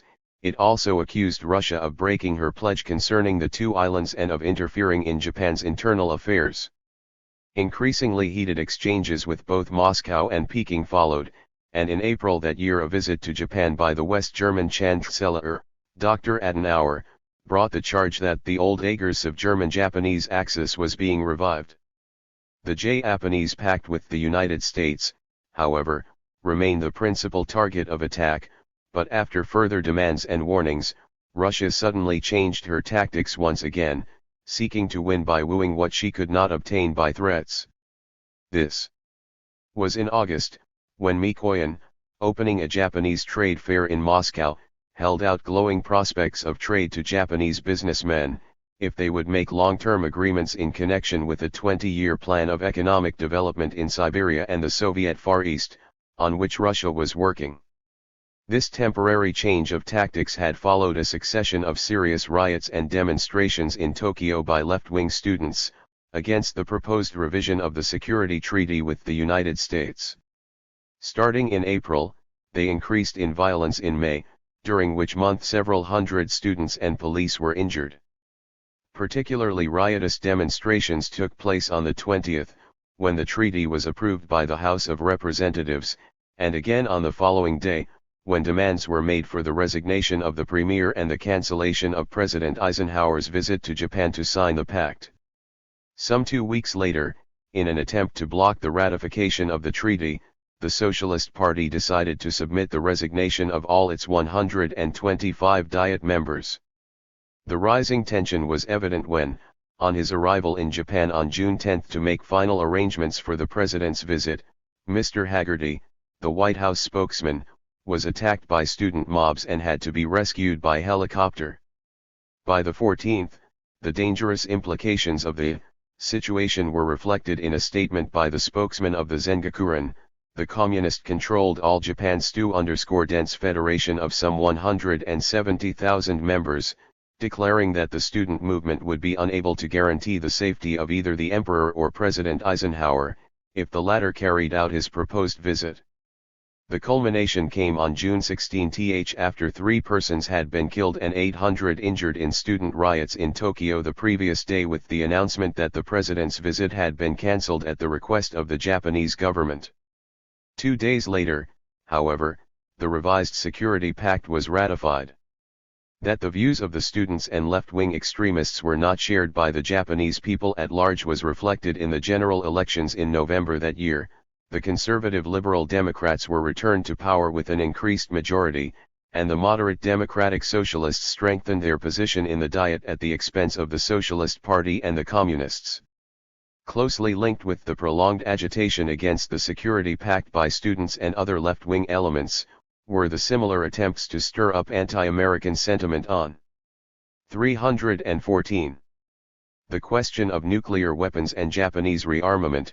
Being the only country to have had first-hand experience of the atom bomb, the Japanese nation as a whole was, not unnaturally, particularly sensitive to nuclear tests and weapons.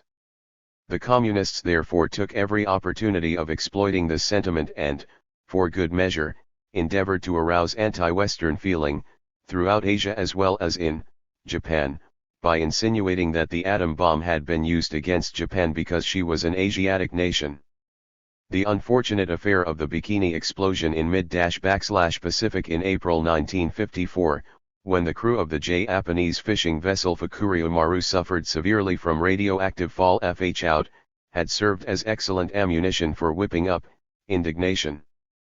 3 years later, in May 1957, the communist-dominated students' union sought once more to exploit popular sentiment, by demonstrating outside the British Embassy in Tokyo against the nuclear tests carried out by the British, off Christmas Island. The fact that no similar demonstrations had taken place against Russian tests was significant and typical. While, however, the left-wingers had made no protest against these, the Japanese government had done so. When, therefore, the Soviet proposed that a joint Russo-Japanese appeal should be made to Britain and the United States to discontinue or suspend their tests, Tokyo declined, after reminding Moscow that she had disregarded earlier Japanese requests to end the Russian tests. The question of Japanese rearmament was another matter on which the Communists and other left-wing elements supported the Kremlin's aims. Professing concern for the sanctity of the Constitution, they denounced the United States for forcing Japan to rearm. In doing so, they were able to win the sympathy of a large section of the people who, as a result of their defeat in the war and their determination never again to submit to military domination, had become strongly pacifist in outlook and opposed to any suggestion of rearmament. The government, for its part, would have preferred not to rearm, but, for reasons already noted, it had established the National Police Reserve soon after the outbreak of the Korean War in the summer of 1950, and this had proved to be the prelude to rearmament. Such a body, though sufficient for maintaining internal peace and order, would clearly be quite incapable of defending the country from external attack after peace had been signed, and the occupation forces withdrawn. Both the Americans and the Japanese recognized this. From this recognition, and from the circumstances of the international situation, arose 315 the idea of a security pact, which would allow American forces to remain in Japan after the peace treaty had come into effect. As, however, the Americans had no wish to retain large forces there indefinitely, a certain measure of tiers-moment was unavoidable. To those who argued that Japan was debarred by her constitution from possessing land, sea, or air forces, the retort given was that, like other countries, she had the right of self-defense. In October 1952, therefore, the NPR was developed as a National Safety Corps, and 2 years later became the National Defense Force, with officers and men granted military ranks in a new form, but with strength insufficient for overseas operations. Both the Self-Defense Bill, which brought about this evolution, and the Police Bill, for recentralizing the police, were the objects of vigorous attack at the time. They were only passed after police had been called in to restore order in the Diet, which had been the scene of riotous behavior by socialist members and gangs of ruffians, introduced into the House by them for purposes of intimidation. A year later, in March 1955, a 6-year defense program was published, aimed at providing an army of 180,000, a navy of 120,000 tons, and an air force of 1,200 aircraft by 1961. Like the original NPR, which brought 382,000 volunteers for the 75,000 required, applications for joining the Defense Force numbered over 4 times more than needed. Volunteers for the Air Force were particularly numerous, amounting to 10 applicants for each vacancy. While it was inevitable that the reconstitution of the National Safety Corps as a national defense force should be attacked by the socialists and other left-wing elements, it also came under fire from constitutionalists, who regarded it as a violation of the Constitution, and from right-wing elements, who advocated full rearmament. The former had the sympathy of many who feared the revival of a military caste. The right-wingers, on the other hand, included ultranationalists, who were as anxious to rid Japan of foreign troops and bases as were their left-wing compatriots, but realized that this was impracticable until Japan was strong enough militarily to look after herself. A resurgence of extreme right-wing activities had, in fact, become particularly marked after the ending of the occupation, with intimidation and violence showing a steady increase. Some of these extremists had been successful candidates in the general elections of April 1953, and later that year, professional patriots were resorting to the ominous denunciation of weak-kneed. 316. Diplomacy, owing to the government's failure to adopt strong measures to bring South Korea to task for establishing the Re-line. The revival of the Zaeggunjinkai, the pre-war ex-servicemen's association, on the occasion of the 44th anniversary of the Battle of Mukden, was another straw in the wind.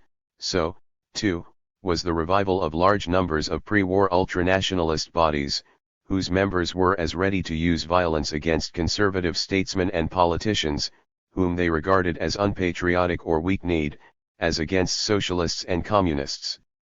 Between 1954 and 1962, attempts were made on the lives of four premiers: Yoshida, Hatoyama, Ikeda, and Kishi, and on Asanuma, leader of the left-wing Socialist Party. The first three escaped unhurt, but Kishi was stabbed in July 1960 and Asanuma assassinated 3 months later. What was particularly disturbing about these attacks was that, in some instances, there was the same tendency as in pre-war days to withhold outright condemnation of the assailants on the grounds that, though their actions were deplorable, their motives were allegedly patriotic or sincere. Hatoyama's failure in 1954 to denounce the use of terrorist methods by some of his own followers, when he was trying to force Yoshida to resign, was a case in point. Had he done so, he might have been spared the attempt on his own life 2 years later. Between Yoshida and Hatoyama there had been ill feeling for some years. It originated from the sudden purging of Hatoyama from public office in 1946, just as he was about to take over the premiership. Yoshida assumed that important post in his place, on the apparent understanding that he would hand it over to Hatoyama if the latter returned later to public life. Yoshida always denied that he ever gave such a definite undertaking, but Hatoyama, on being released from the purge restrictions in August 1951, felt aggrieved that Yoshida failed to make way for him, and so the feud began. Party splits and amalgamations followed, and in December 1954 Yoshida, after more than 6 years as premier, resigned in disgust at the political intrigues directed against him. During his long term of office he had done much to earn the gratitude of his countrymen, but he had become increasingly dictatorial in his methods and, far from courting popularity, he had antagonized many by his blunt, outspoken habit of telling home truths. To Hatoyama, who had formed a new Democratic Party 2 or 3 weeks earlier, succeeded him, and in the general elections 2 months later, his party won.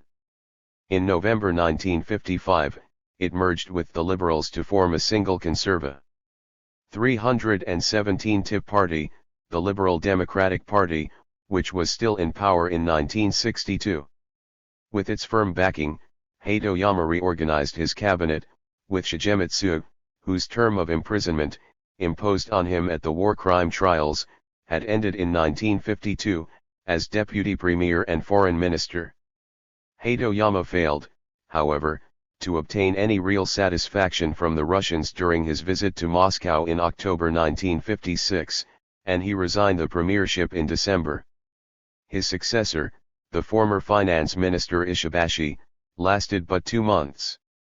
Ill health forced him to resign in February 1957, and he was followed by Kishi Nobusuke, who retained the premiership until July 1960, when he was stabbed by a right-wing extremist, who considered him too weak-kneed in his dealings with foreign countries. Ikeda Hayato, who succeeded him, was still prime minister in 1962, his Liberal Democratic Party having won the general elections in November 1960 with an increased majority. While party politics in Japan continue to be ruled by adherence to personalities rather than to principles, The emperor's first public action after the ending of the occupation had been to call on his people to embrace the tenets of democracy and keep faith with other nations. In the same speech, he had stressed his belief that the foundations of the state could best be solidified by combining the civilizations of both East and West. Like Prince Shishibu, the eldest of his three brothers, who died in January 1953, he had always been an advocate of firm and friendly relations with the West and of liberalizing his country. His own life had been spent largely in the traditional cloistered seclusion of a semi-divine sovereign, but he had readily agreed in 1946 to the Crown Prince Akihito's being brought up on more democratic lines and given a far greater degree of freedom. An American lady, Mrs. Vining, had therefore been appointed to superintend the young prince's education from then until 1950, when he became 16. A further break with precedent occurred in April 1959 when, 6 years after a visit to Europe and the United States, he married a bride of his own choosing, a commoner, of neither imperial nor former aristocratic extraction. Old-fashioned conservative Japanese viewed this democratization of the throne with apprehension, but the general populace showed its approval. Great were the rejoicings when, in February the following year, a son was born. In some respects, this popularizing of the monarchy has gone further in Japan than in Great Britain, but the British monarchy has for long been regarded as a model to be 318. A short history of Japan emulated. The broad-minded Empress Dowager who, until her death in 1951, had always exerted a strong influence in the background, was largely responsible for that. The visit of Princess Alexandra to Japan in November 1961, the first visit by a member of the British royal family since 1929, was therefore greatly welcomed, reflecting, as it did, a further return to the former close and friendly relations between the two reigning houses.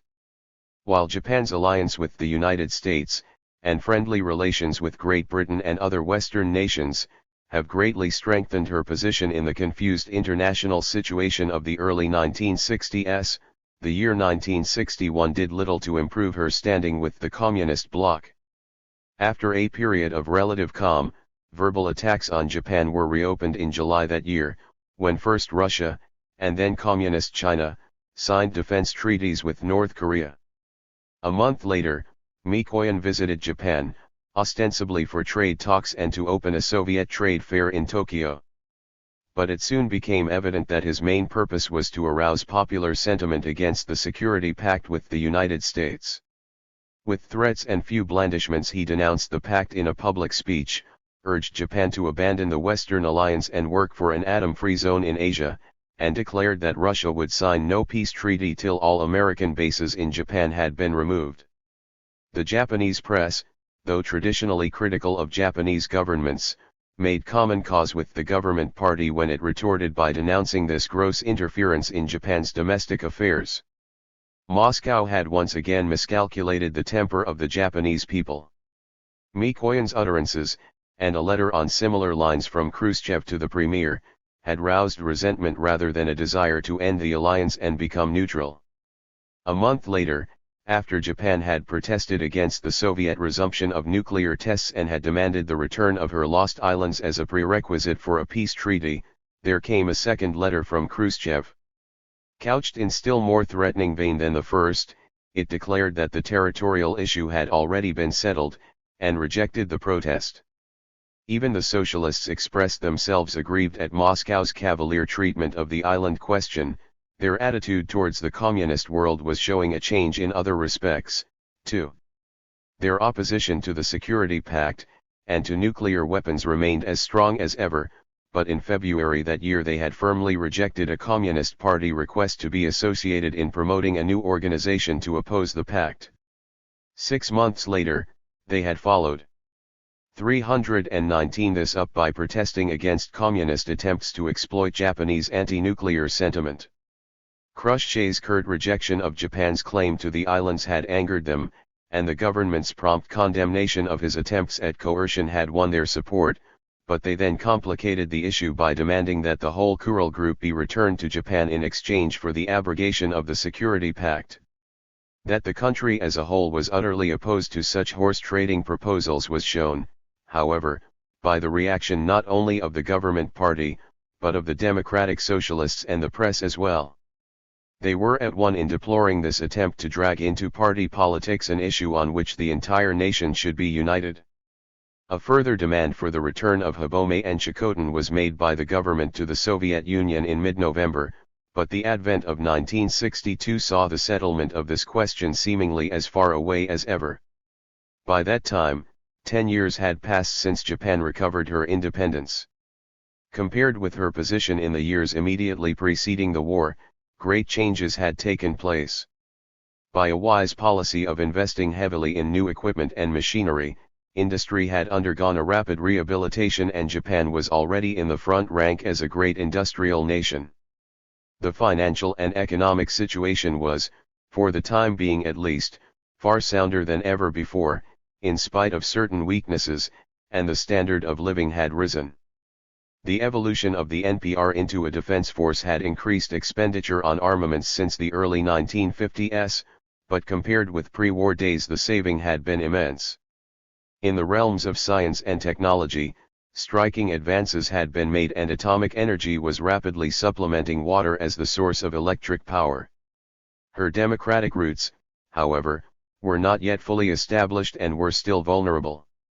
Disreputable brawling in the Diet had lowered the prestige of parliamentary democracy, just as it had done with such disastrous results in pre-war years, but democratic procedure had shown considerable advance.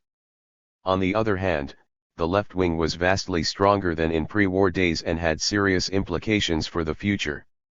Being the tool of Japan's traditional enemy, however, communism seemed unlikely to achieve wide popularity. The resurgence of extreme right-wing activities was disturbing but, lacking the former support of a dominant military caste wedded to a forward policy, even professional patriots appeared to have abandoned their dreams of expansion overseas. Moreover, a strong, united communist China, allied to Soviet 320. Russia, no longer offered the same temptation for bullying as a weak, disorderly China formerly presented. The strong anti-military sentiment in the country at large since the war was an added deterrent to overseas aggression, and the fear of revived military domination recalled the reaction in England after the bitter experience of Cromwell's major generals. The main danger from left and right-wing extremists alike seemed to lie, in fact, in a possible return to Japanese authoritarian traditions in the event of a prolonged economic crisis. Such a crisis might give an aggressive minority the chance of seizing power, by exploiting the consequent distress, hardship, and disunity. The rapid expansion of the population, from some 70 million at the start of the war, when it was already explosively high, to close on 95 million in 1962, the disappearance of her overseas possessions, and her overdependence on the American market, laid Japan open to such a contingency, for, like Britain, she must export or bust. As significant in some respects as those in the political and economic spheres, had been the changes that had taken place in the cultural and daily life of the Japanese people. In art and in architecture, there was a move towards a synthesis of East and West, though painting in both the traditional and Western styles continued to flourish. In literature, too, the influence of its Western counterpart was increasingly apparent, though pre-Meiji cultural traditions were still reflected in much that was written. The press was as up-to-date in technique and equipment as any in the world, and of the 35 million copies of papers produced daily, the Asahi boasted a circulation of 7 million.